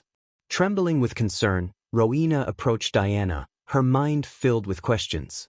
She wanted to know if her mother was all right if she had been hurt in the battle. The sight of her mother, covered in blood, filled her with a sense of dread and unease. Diana, sensing her daughter's worry and confusion, pulled her into a tight embrace, holding her close. For a moment, they just stood there, locked in a silent embrace, the chaos of the battle still raging around them. Finally, Diana pulled back, looking at Rowena with a solemn expression. "I am fine, my dear," she said, her voice steady and reassuring. "But we need to focus on the task at hand. We need to ensure Noah's safety and get through this," Rowena nodded, taking a deep breath to steady herself. She knew her mother was right. They couldn't afford to let their emotions cloud their judgment, not when the fate of Noah was at stake. Together, they turned to face the chaos below, ready to do whatever it takes to protect Noah. As Rowena led Diana, Sabrina, and Noah toward her flying palace, the sky above them crackled with energy. Suddenly, a deafening boom echoed through the air, and a blinding light filled the sky. When the light faded, a group of soldiers descended from the heavens, their armor glinting in the sunlight. They wore silver plate armor and had blue feathery metal wings attached to their backs. Lightning flashed around them, and the ground shook as they landed on the rooftop. Rowena tensed, her hand instinctively reaching for her blades. But the soldiers made no move to attack. Instead, they stood in formation, their eyes fixed on Rowena and her group. Diana's eyes flared up in anger as she saw the angels of Sky Hall unit descend from the sky. Her heart felt like it was about to burst with a powerful emotion that she couldn't quite put into words. Their mere presence made her blood boil with a fierce intensity. The sight of the angels of Sky Hall unit triggered a deep-seated anger within Diana, one that had been smoldering for over 25 years. She had once led a unit of angels and trained them, only for them to turn on her when she was at her most vulnerable, about to give birth to her children, Noah and Dean. The betrayal still burned like a fiery inferno within her, a constant reminder of the pain and suffering she had endured. As she gazed upon the angels before her, Diana's eyes blazed with a fiery intensity, the anger inside her threatening to boil over. It took all of her willpower to keep her rage in check, to prevent herself from lashing out at these new soldiers who had done her no harm. But the memories of the past were too fresh in her mind, the wounds too deep to ignore. She could feel the anger burning hotter and brighter with every passing moment, threatening to consume her completely. Diana knew that the angels before her were not the same ones who had betrayed her so many years ago, but the anger inside her was like a beast that could not be tamed. It clawed at her from within, demanding to be unleashed. Yet, somehow, she managed to keep a tight rein on her emotions, her iron will preventing her from acting on her impulses. It was a struggle, a battle that raged within her, but she refused to let her anger get the better of her. Finally, after what seemed like an eternity, Diana took a deep breath and managed to regain her composure. The anger inside her still burned, but it was a controlled burn now, one that she could manage. She knew that she had to keep her emotions in check if she wanted to protect her family. Rowena's heart raced as she watched the exchange between the angels and her mother. "Escort them to my palace," she ordered, trying to maintain a calm exterior despite her growing fear. "They are coming with us, holy maiden," the man in armor replied, his voice cold and unyielding. Rowena's frown deepened. They are going to my palace. It's an order, she repeated, her tone now icy. We have our own orders, holy maiden. Your mother and brother are coming with us to the Sky Hall, the angel said, his voice devoid of any emotion. Diana's eyes narrowed as she realized the implications of the angel's words. She had taken an oath never to use her light flames or wield a sword again, and now it seemed the Sky Hall had discovered her secret. Sabrina's heart pounded in her chest as the tension in the air thickened. Rowena, please, we have to go, she pleaded. But Rowena's attention was fixed on the angels, her grip on her blade tightening. What is the meaning of this? She demanded, her voice cutting through the silence. The lead angel remained stoic, his armor gleaming in the moonlight. We have our orders, holy maiden, he repeated. Diana stepped forward, her eyes narrowed with anger. What orders? Who sent you? The angel's gaze flickered to her for a moment before returning to Rowena. We are to bring you and your family to the Sky Hall, he stated plainly. Rowena's eyes blazed with icy fury. And if I refuse? She challenged, her blade now pointed at the lead angel. Rolfadovsvi, Sim, the air crackled with tension as the angel remained unmoved. We have been given authority to use force if necessary, he warned. Sabrina's hand trembled as she clung to Noah's arm. She could feel the weight of the situation bearing down on them all. Diana's mind raced with thoughts and emotions as she stared at the impassive angels before her. The weight of the decision she had to make felt like a crushing burden on her heart. She hated the idea of being under the control of the Sky Hall again, but the safety of her family was at stake. Her hands trembled as she clasped them tightly, trying to hide her fear and anger.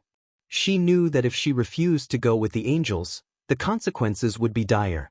She could not risk the lives of her loved ones for her own pride and anger. Taking a deep breath, Diana made the difficult decision. She would go with the angels to the Sky Hall, no matter how much she despised it.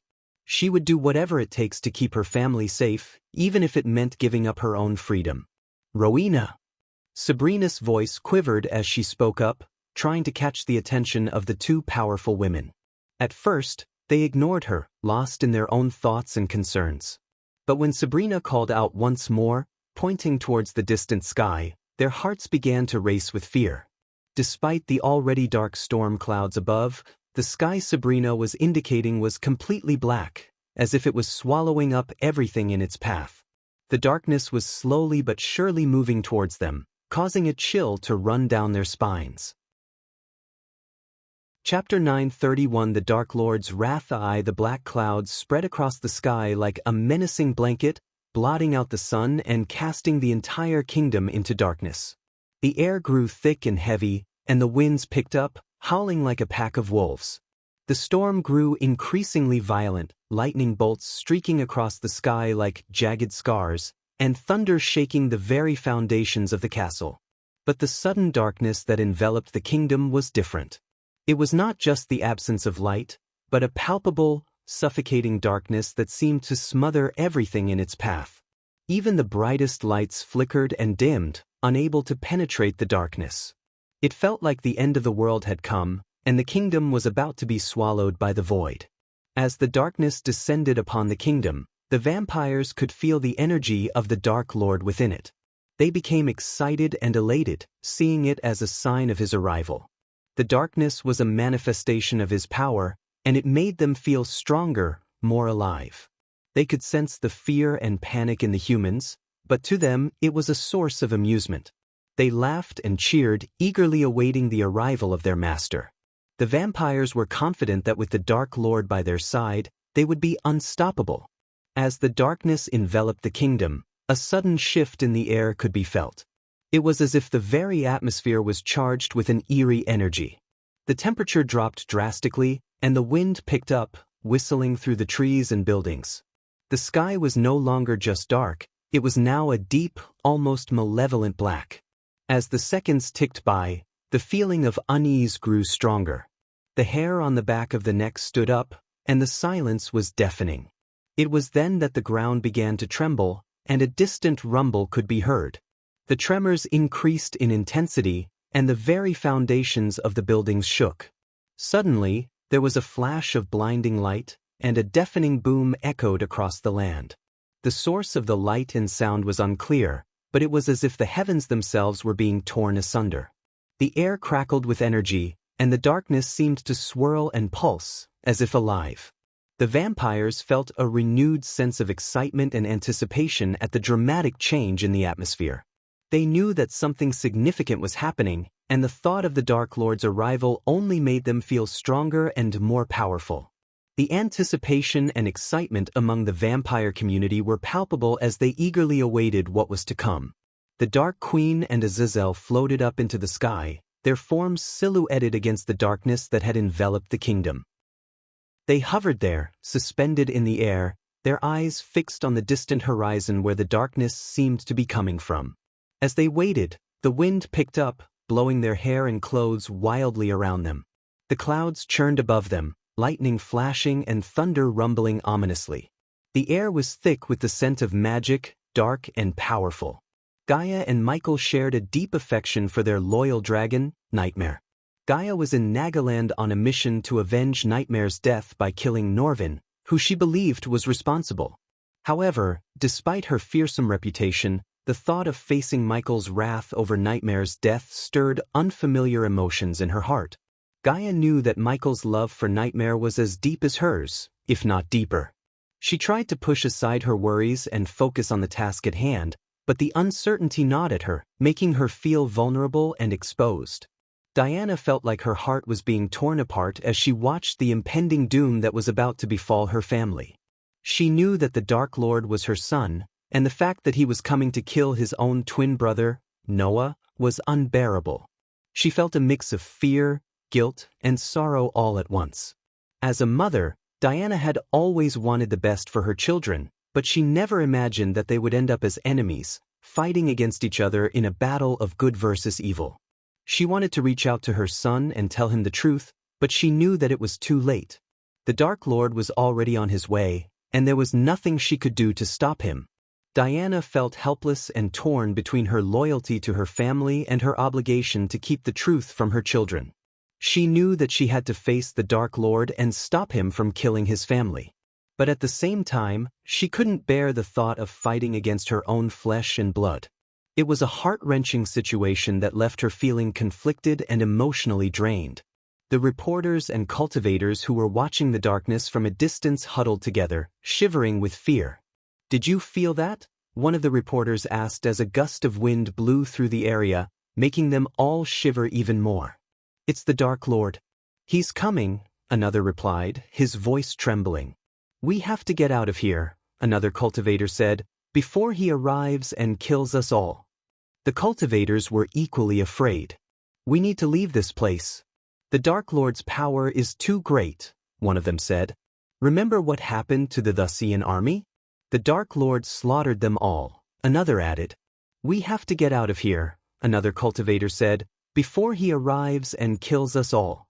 The group quickly dispersed, running in different directions, hoping to find a safe place to hide until the Dark Lord's arrival was over. The Guardians and Nagaland soldiers stood at the ready, their weapons gripped tightly in their hands as they waited for the arrival of the Dark Lord. The Guardians' faces were etched with fear and despair as they remembered the last time they faced him.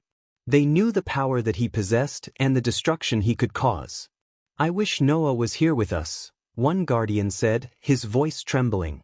"He is the only one who can defeat the Dark Lord." "But he is still in a coma," another replied. "We have to do what we can with what we have." The Nagaland soldiers, who had only heard of the Dark Lord's power, looked even more frightened. They huddled together, their eyes darting nervously around as they waited for the inevitable. "I never thought I'd see the day when the Dark Lord would come to Nagaland," one soldier muttered. "I heard he slaughtered an entire army of Thusians by himself." "He's like a demon," another soldier said, his voice shaking. "I don't know how we can fight him." The Guardians tried to hide their own fear, but it was clear that they were also struggling to keep their composure. They knew that their duty was to protect the kingdom, but they also knew that they were facing a nearly impossible task. As Rowena watched the storm grow darker and more violent, She knew that her family needed to be escorted to safety as soon as possible. She turned to the angels who had brought her mother and siblings and commanded them to leave and take her family to a safe location. "You need to get out of here now and take my family with you," Rowena said firmly. The lead angel, who had been so cold and unyielding before, suddenly seemed to grow more arrogant. "We do not take orders from you, holy maiden. We have been recently appointed as angels, and we answer only to the Sky Hall." Roelfidelphi 0M Rowena was taken aback by the angel's arrogance, but she remained determined. "I don't care who you answer to. My family needs to be protected, and I won't allow them to be caught in the crossfire of the Dark Lord's arrival. You will take them to safety." As the minutes ticked by, the sky above Nagaland grew even darker, as if the blackness had a life of its own and was spreading like a plague. The clouds roiled and churned, flashing with lightning bolts so bright they seemed to split the very air in two. Thunder boomed like the sound of 1,000 cannons, shaking the ground beneath their feet. The wind howled like a pack of wolves, whipping up debris and scattering it through the streets. It was as if the elements themselves were rising up in rebellion against the impending arrival of the Dark Lord. The darkness crept closer as Rowena's floating palace suddenly came to life, unleashing a barrage of fiery energy balls that pulsed with immense power. The Guardians stood in awe as they watched the energy surge through the air, destroying buildings and sending debris flying in all directions. "What in the name of light is happening?" one Guardian exclaimed, his voice barely audible over the roar of the storm. "I don't know, but we have to do something." Another shouted, his eyes fixed on the raging battle in the sky. Each ball of fire was powerful enough to shatter the ground beneath it, and the energy pulsated from the fireballs as they flew toward the darkness. The energy balls continued to surge through the air, each one more powerful than the last. The Guardians could feel the ground beneath them shaking as the energy pulsating through the air, and they knew that they were witnessing a battle unlike any other. As the Guardians watched in awe, a glimmer of hope stirred in their hearts. The mighty palace was unleashing an onslaught of powerful fireballs against the darkness, and they couldn't help but feel a sense of relief at the display of sheer strength. "Maybe we can defeat this darkness after all," one of them muttered, his eyes never leaving the fiery projectiles. Despite the immense power and destruction of the fiery energy balls, the darkness seemed to absorb them effortlessly. As each ball of fire disappeared into the void, the Guardians' hopes began to fade away. They watched in horror as the darkness continued to creep closer and closer, undeterred by Rowena's palace. "No, it's not working," one Guardian murmured, his voice filled with disbelief and dread. "It's too powerful. We're not going to stop it," another said, his voice heavy with resignation. The Guardians felt a sense of hopelessness wash over them as they realized that there was little they could do to stop the impending doom. They watched as the darkness consumed everything in its path, leaving only destruction and chaos in its wake. The storm raged on, the thunder and lightning adding to the chaos and destruction. The Guardians knew that they were witnessing a battle for the ages, one that would determine the fate of their world. Suddenly a pulse of sound erupted from the darkness, even louder than the deafening thunder that had been raging around them. And then, as if in response, a wave of pure blackness shot forth from the heart of the darkness. It seemed to change the very air around them, turning the cold storm into an intense heat that burned their skin. As the wave of darkness approached, they could see that it was not just a wave of energy, but a mass of dark flames that moved like a crescent blade through the air. It felt as though the flames were alive, with a mind of their own. The Guardians and soldiers watched in horror as the wave of darkness consumed the fireballs fired by the floating palace, turning them to ash. And then, with a sound like the hissing of 1,000 serpents, the dark flames washed over the palace itself, melting the mighty structure of cold frost energy into nothingness before their very eyes. The shock of the sudden attack left them all reeling, stunned by the sheer power of the dark flames. For a moment, they could only stand and stare in horror at the empty space where the palace had once stood. But then, slowly, the realization set in that they were in grave danger. The Dark Lord had arrived and made his statement. The sudden destruction of the floating palace left everyone in shock and disbelief. The Guardians stood frozen, unable to comprehend the power that had just been unleashed. The rogue cultivators and reporters on the ground were equally stunned, their jaws dropping in horror. What just happened? One rogue cultivator stuttered, his eyes wide with fear. That was the Holy Maiden's palace, another exclaimed, pointing up at the now destroyed structure. I can't believe what I'm seeing, a reporter whispered, his voice trembling.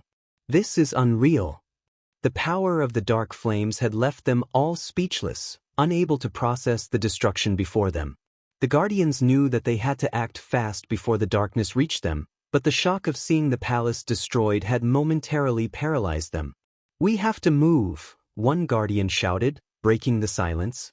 The darkness is almost upon us. The group quickly gathered their senses and began to move, running towards the safety of Nagaland's walls.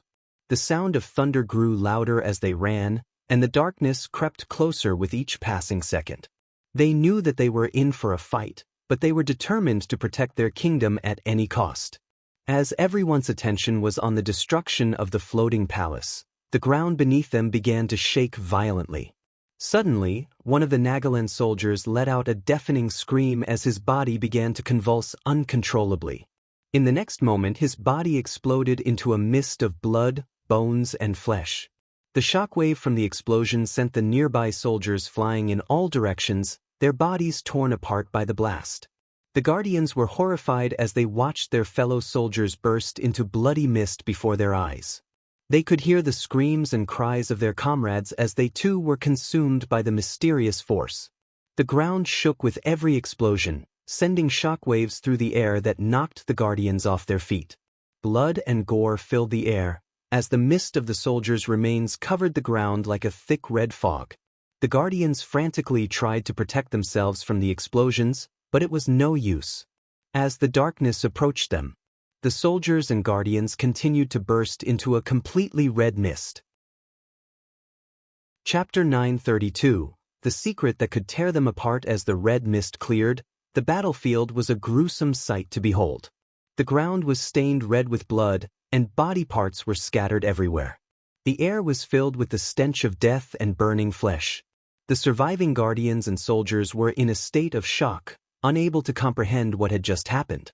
They looked around, trying to make sense of the carnage that had taken place. The storm continued to rage on, and the darkness that had enveloped the battlefield made it almost impossible to see. The only light came from the occasional flashes of lightning that illuminated the sky, revealing glimpses of the destruction and chaos that surrounded them. The wind howled through the ruins of buildings and the debris that littered the ground, making it difficult to hear anything but the roar of the storm. It was a disorienting and terrifying experience with no end in sight. The darkness seemed to press in on them from all sides, making it hard to breathe and adding to the overwhelming sense of fear and dread. The once bustling city was now a desolate wasteland. The buildings were destroyed, and the streets were empty except for the piles of rubble and debris.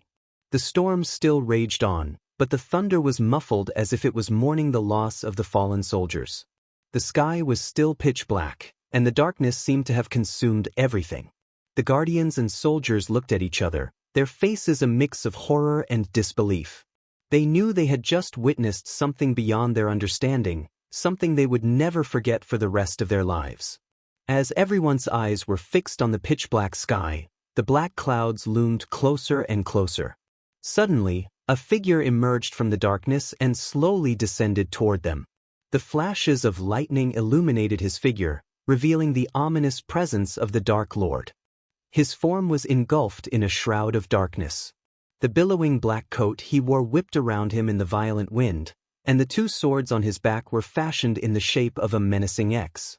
The Dark Lord's eyes glowed with a devilish light, a menacing blend of red and black that sent shivers down the spines of those who dared to look directly into them.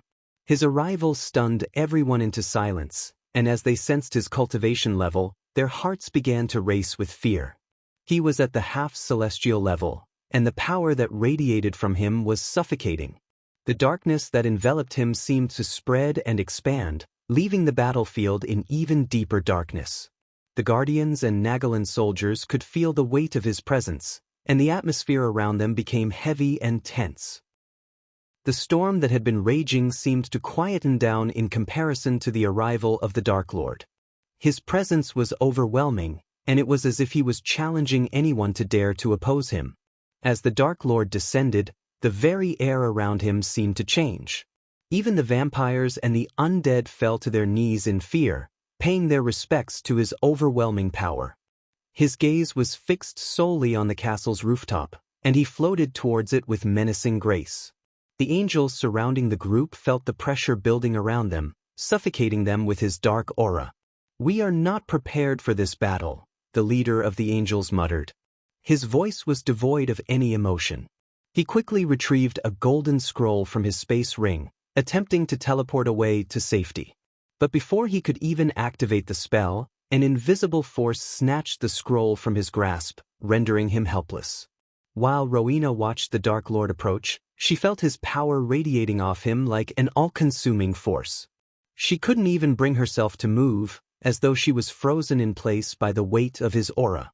Despite her own power, she knew that she was weak before him. But even as fear and awe took hold of her, she was filled with a fierce determination to protect her family. When the angels attempted to retreat, a shroud of darkness descended upon each of them, wrapping around their bodies like a twisted embrace. They were pulled towards the Dark Lord. His eyes fixed on them without uttering a single word. Each of the angels struggled and screamed as the darkness ripped them apart, their bodies torn into pieces. Blood splattered everywhere as their cries echoed across the battlefield. Sabrina watched in horror as the Dark Lord showed no mercy, his power overwhelming even the strongest of angels. She trembled as the sound of bones snapping and flesh tearing filled the air, unable to look away from the gruesome scene before her. The darkness seemed to consume everything in its path, leaving nothing but destruction and death in its wake. Finally, the screams subsided and the darkness dissipated, leaving behind nothing but the remains of the angels. Sabrina felt sick to her stomach, unable to comprehend the ruthless power of the Dark Lord. She knew they were all in grave danger and needed to find a way to survive the coming onslaught. The darkness consumed the angels' bodies and armor and disintegrated into nothingness as the dark flames engulfed them in midair. Not even a speck of ash was left behind as the intense heat of the flames radiated to the ground, filling the air with the smell of burning flesh. Witnessing the ruthless power of the Dark Lord, the Guardians and Nagaland soldiers could feel their stomachs churning at the gruesome sight before them. The onlookers stood in stunned silence as they watched the Dark Lord unleash his unparalleled power. The destruction of the Holy Maiden's floating palace, the bloody explosions of the Nagaland soldiers and Guardians, and the disintegration of a group of half-immortals were all carried out with ruthless efficiency, without the utterance of a single word. Even the Dark Queen and Azazel, who had witnessed their fair share of bloodshed, felt a tinge of fear in their hearts as they watched the carnage unfold before them. Yet, the Dark Queen knew that this was the inevitable consequence of Norvin's killing of Nightmare, and the Dark Lord's wrath was merely a manifestation of that event. As the Dark Lord's gaze turned towards them, Diana felt a surge of fear run through her. Her heart raced as she realized that her son, Noah, was in a coma and unable to defend himself against the half-celestial's power. She knew that no one else there knew the truth of the Dark Lord's identity, and the thought of Noah being caught in the middle of this battle terrified her. The Dark Lord descended toward the rooftop where Supreme Guardian Noah was floating, with Rowena shielding her family and taking slow steps back. The atmosphere was tense as the remaining Guardians, in an act of loyalty towards their beloved Supreme Guardian, turned their cannons towards the Dark Lord. The sense of determination was palpable as they prepared to do everything in their power to keep the Dark Lord away from Noah. Suddenly, hundreds of cannons fired at the same time, sending cannonballs soaring through the sky toward the Dark Lord. However, the Dark Lord calmly raised his finger, and with a flick of his wrist, hundreds of black lightning bolts descended from the dark clouds, striking down the cannonballs midair. The lightning bolts continued to strike the airships, causing them to explode in a shower of sparks and debris. The sheer power and precision of the Dark Lord's attack left everyone stunned and shocked. When the Dark Lord turned his gaze toward Noah's family, his eyes glowed with a fierce intensity. The black and red hues emanating from his eyes made it clear that he was consumed with rage.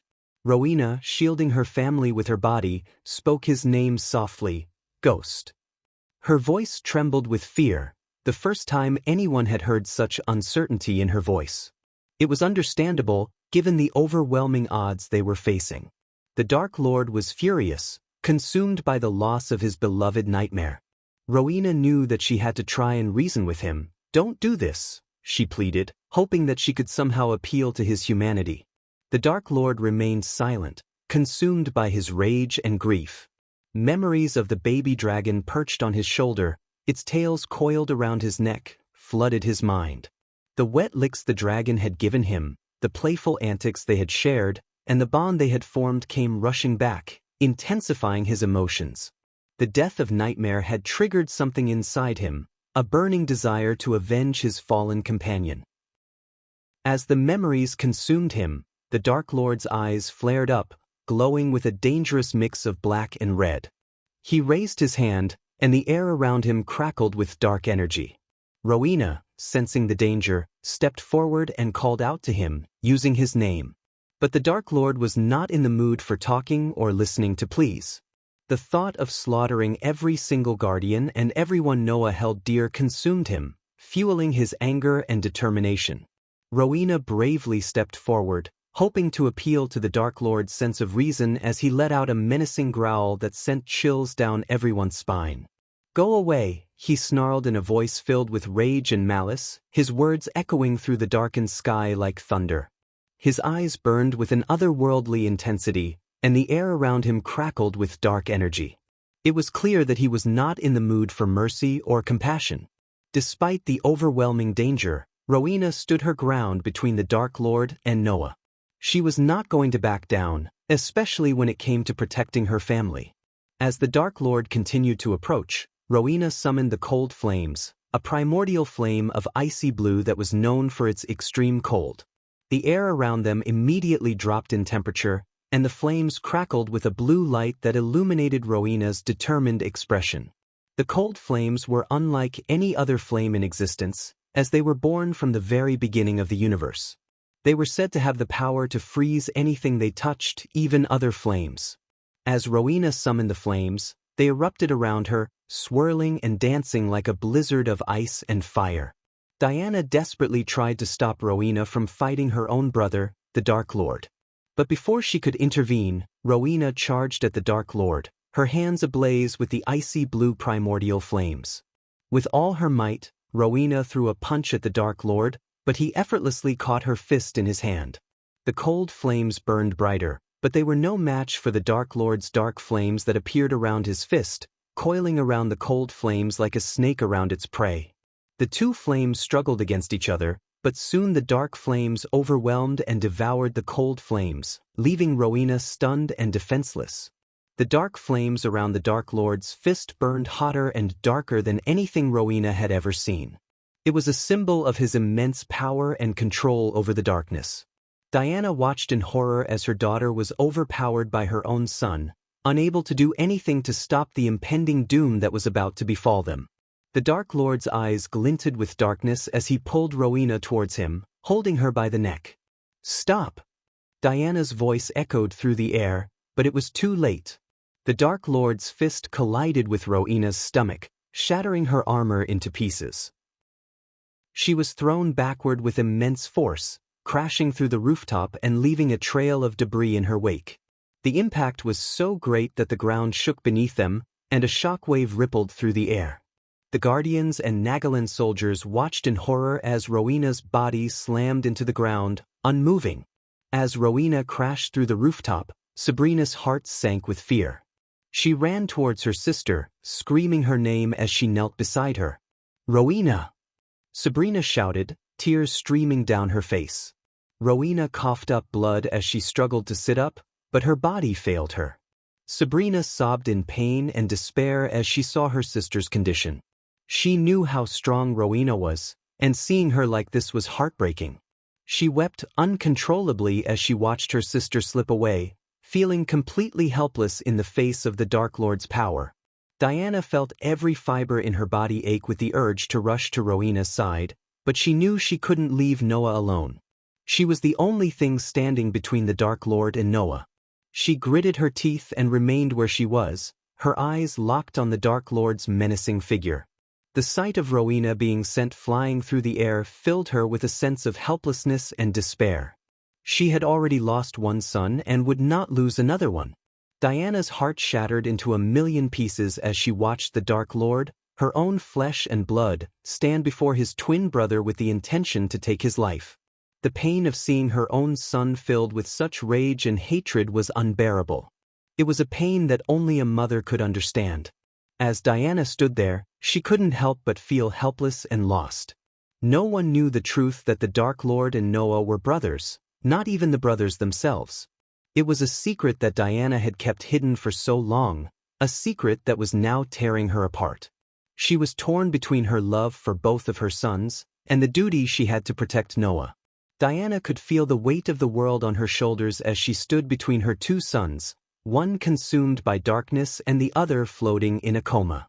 She wished she could tell them the truth, wished she could tell them that they were brothers, but the timing was never right. And now, with the fate of both her sons hanging in the balance, Diana was left with nothing but the crushing pain of a mother torn apart by the love for her two sons. Diana felt torn between her duty as a mother to protect her children and the fear of the consequences that might come with revealing the truth. She knew that the only way to stop the Dark Lord and save Noah possibly was to reveal the truth. However, the thought of tearing apart the fabric of their world and the possible backlash from the other factions was overwhelming, especially the Skyhall. Her heart felt heavy with the weight of her decision, and tears streamed down her face as she watched her two sons face off against each other. She knew that the truth would change everything, but it was the only way to end this violence and the Dark Lord's slaughter possibly. As a mother, it pained her to see her sons fight each other, but she also knew that they were both powerful beings who could not be stopped easily. She had to make a decision that would not only affect her family but the fate of their entire world. Diana's heart was torn between her love for her two sons. She couldn't bear the thought of them fighting each other, especially since they were unaware of their true relationship. She knew that revealing the truth would have severe consequences, but she couldn't let them fight to the death. Diana made up her mind that she would rather face the consequences and die than witness her sons killing each other. The pain in her heart was so great that she was willing to sacrifice herself to save her sons from this terrible fate. In that moment, she realized that her love for her sons was stronger than any fear or consequence. She was willing to risk everything to protect them, even if it meant sacrificing her own life. Dean, listen to me. You and Noah, you're brothers. You're both my sons, Diana said, her voice shaking with emotion. Chapter 933. Will Michael forgive his mother? As soon as Michael heard the words, his heart felt like it was being ripped apart. A surge of emotions flooded through him, emotions that he didn't even know existed within him. The world around him seemed to come to a stop as he tried to process the revelation. The anger that had been burning within him slowly began to dissipate, replaced by a torrent of other intense feelings. He stood there, rooted to the spot, unable to move or speak as he grappled with the new information. A deep sadness overtook him as he realized the years he had spent alone, longing for a family. The anger he had felt before dissipated and was replaced with a searing rage as he remembered the feeling of abandonment that he had harbored for so long. The knowledge that his own mother had left him only added fuel to the fire that had been burning inside him for so many years. He wanted to lash out and make her pay for what she had done, but a part of him also felt a sense of relief at finally understanding the source of the pain he had carried for so long. He stood there in silence for a moment, his eyes closed, as he tried to come to terms with the truth that had just been revealed to him. Finally, he opened his eyes and turned to face Diana, his expression a mixture of pain, anger, and longing. While Michael stood there like a statue, his mind was filled with memories of his childhood. He remembered being alone and abandoned as a child, with no one to care for him. He would spend hours sitting alone in the dark, longing for the love and affection of a mother. One particular memory stood out to him, a cold, winter night where he had nowhere to go and no one to turn to. He had been wandering the streets, shivering in the cold, when he stumbled upon a couple huddled together under a blanket. They looked at him with pity in their eyes and offered him a small piece of bread, which he gratefully accepted. But as he turned to walk away, he heard them whispering to each other about the danger of taking in a child like him. Michael felt a lump form in his throat as he remembered the hurt and rejection he felt at that moment. He had never forgotten that feeling, and it had driven him to become stronger and more powerful than anyone else. But despite his strength and his status as the world's #1 hitman, he could never shake off the longing for a mother's love and the sadness of being abandoned as a child. As Michael thought about his past and the revelation of Diana being his mother, his heart filled with anger. He couldn't help but think about all the times he felt abandoned and alone as a child. It was like a cruel joke to him that while he suffered as an orphan, Diana raised Noah with all the love and affection that he never received. He remembered a time when he was just a young orphan boy, cold and alone on the streets. He had begged for food and shelter, but no one had wanted to take him in. Meanwhile, Noah had grown up in the safety and comfort of their mother's home, never having to worry about where his next meal would come from or where he would sleep at night. The memory of that rainy night brought tears to his eyes, and he couldn't help but feel angry at Diana for abandoning him. The sadness and loneliness he felt as a child were now compounded by the realization that his own mother chose to raise his brother with all the love and care he deserved while Michael was left to fend for himself. Little did Michael know that 25 years ago, the Sky Hall elders had performed a forbidden ritual to alter Diana's memory and sever her motherly bond with Michael. They had warned her that one of her twin sons would bring destruction and chaos to the world, but even with this knowledge, Diana couldn't bring herself to abandon her own child. However, the elders had gone to extreme lengths to alter her memories, making her believe that she had abandoned Michael, just as Michael had believed for all these years. A cruel twist of fate left Michael feeling angry and betrayed, knowing that his mother had unknowingly abandoned him. Tears began to roll down both Diana's and Michael's eyes as they let the truth sink in. Diana felt a mix of guilt, regret, and sorrow for the pain and suffering that her son had to go through alone. On the other hand, Michael felt a mix of anger, sadness, and betrayal at the revelation that his own mother had abandoned him. They both felt a deep sense of longing for the time that they lost and could never get back. Diana approached Michael with her hands trembling with emotion. Tears streamed down both of their faces as they faced the truth of their familial connection. The dark shroud around Michael began to fade, revealing a man who had been consumed by anger and pain for so long. From above, Gaia watched in stunned silence as she slowly descended to the rooftop. Her usual fierce expression was replaced with a look of shock as the truth of Michael's past was revealed.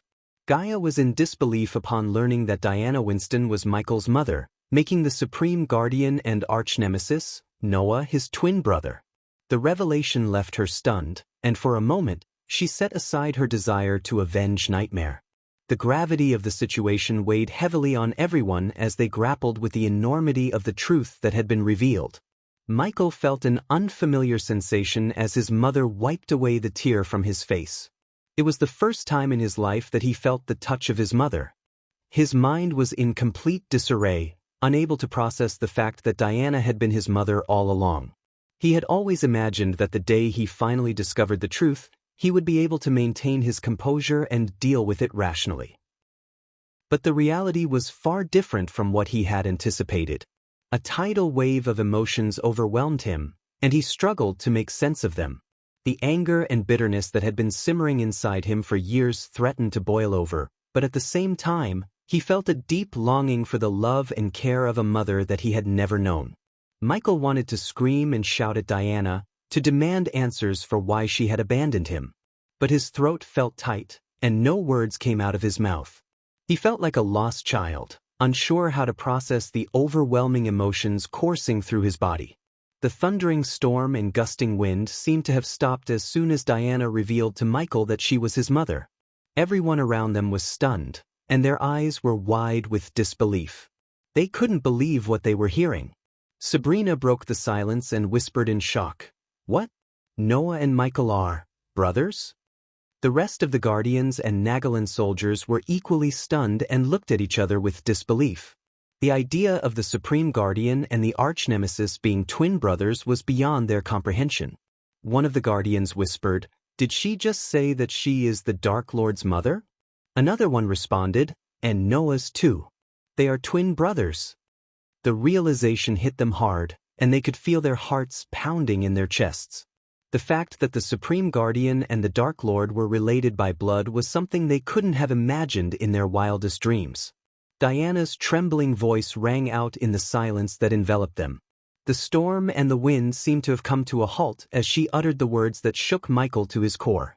Her hands shook as she gently cupped Michael's face, the tears rolling down her face as she looked into his eyes.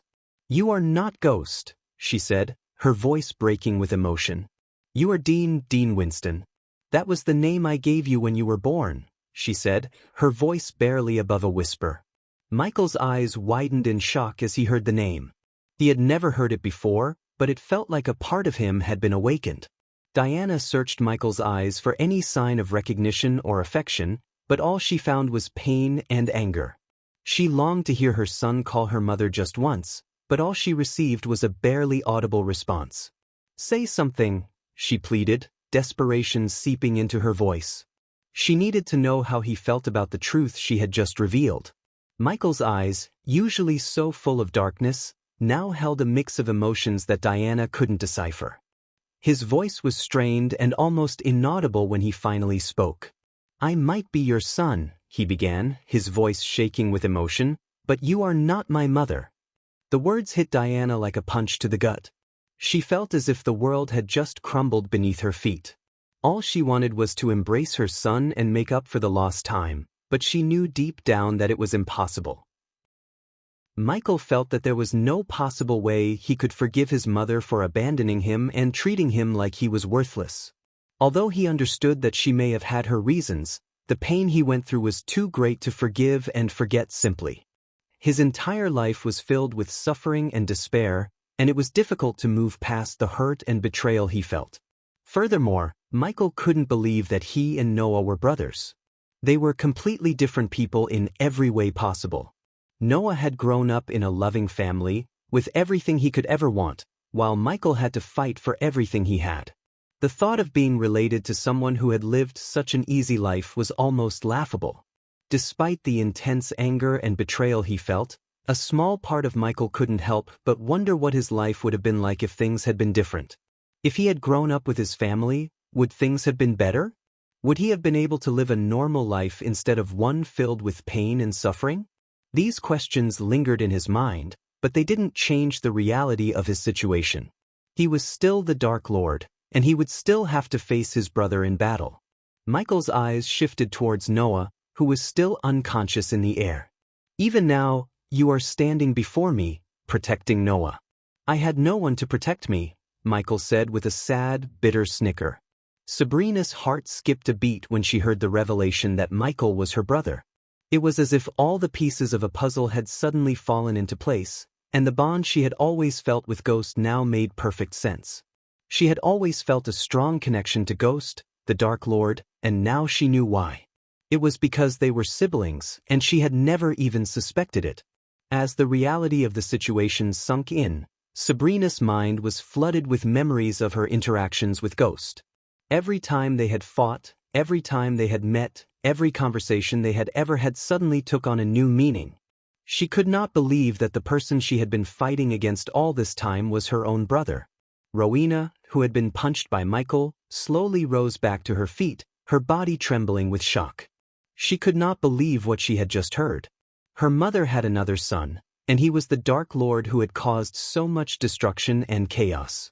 But as Rowena looked into Michael's eyes, she saw not the infamous Dark Lord but her little brother. Despite his terrifying reputation, she could not help but feel a strong connection to him. Michael's voice trembled with a mixture of anger and sadness as he spoke. "I have my own family now, just as you have built yours. But Noah has taken someone precious from me, and he must pay for what he did. He wanted to fight the Dark Lord, didn't he? Well, he will get his chance, whether I am his brother or not," he said, his gaze fixed on Noah's unconscious body. Diana's heart sank at Michael's words. She knew she had to do something to make things right between her sons, but she didn't know where to start. Sabrina, who had been listening to their conversation, felt a knot form in her stomach. She couldn't believe that Ghost was her brother and the infamous Dark Lord at that. Rowena, on the other hand, saw no Dark Lord in front of her, only her little brother. She wanted to embrace him and tell him everything would be okay, but she knew it wouldn't be that simple.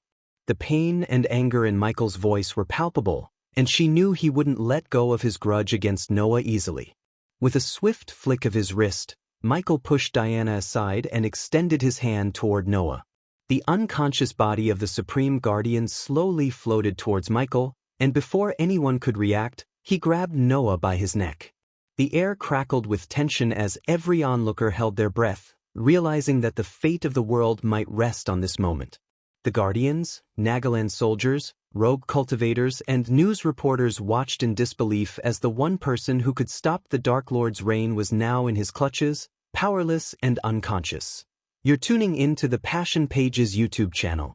We're so grateful for your support, and don't forget to subscribe to join us on this incredible journey through captivating stories. Your generosity through donations truly makes a world of difference, as it's the primary source of revenue that allows me to expand and enhance this channel for you. Thank you from the bottom of my heart for being a part of this adventure.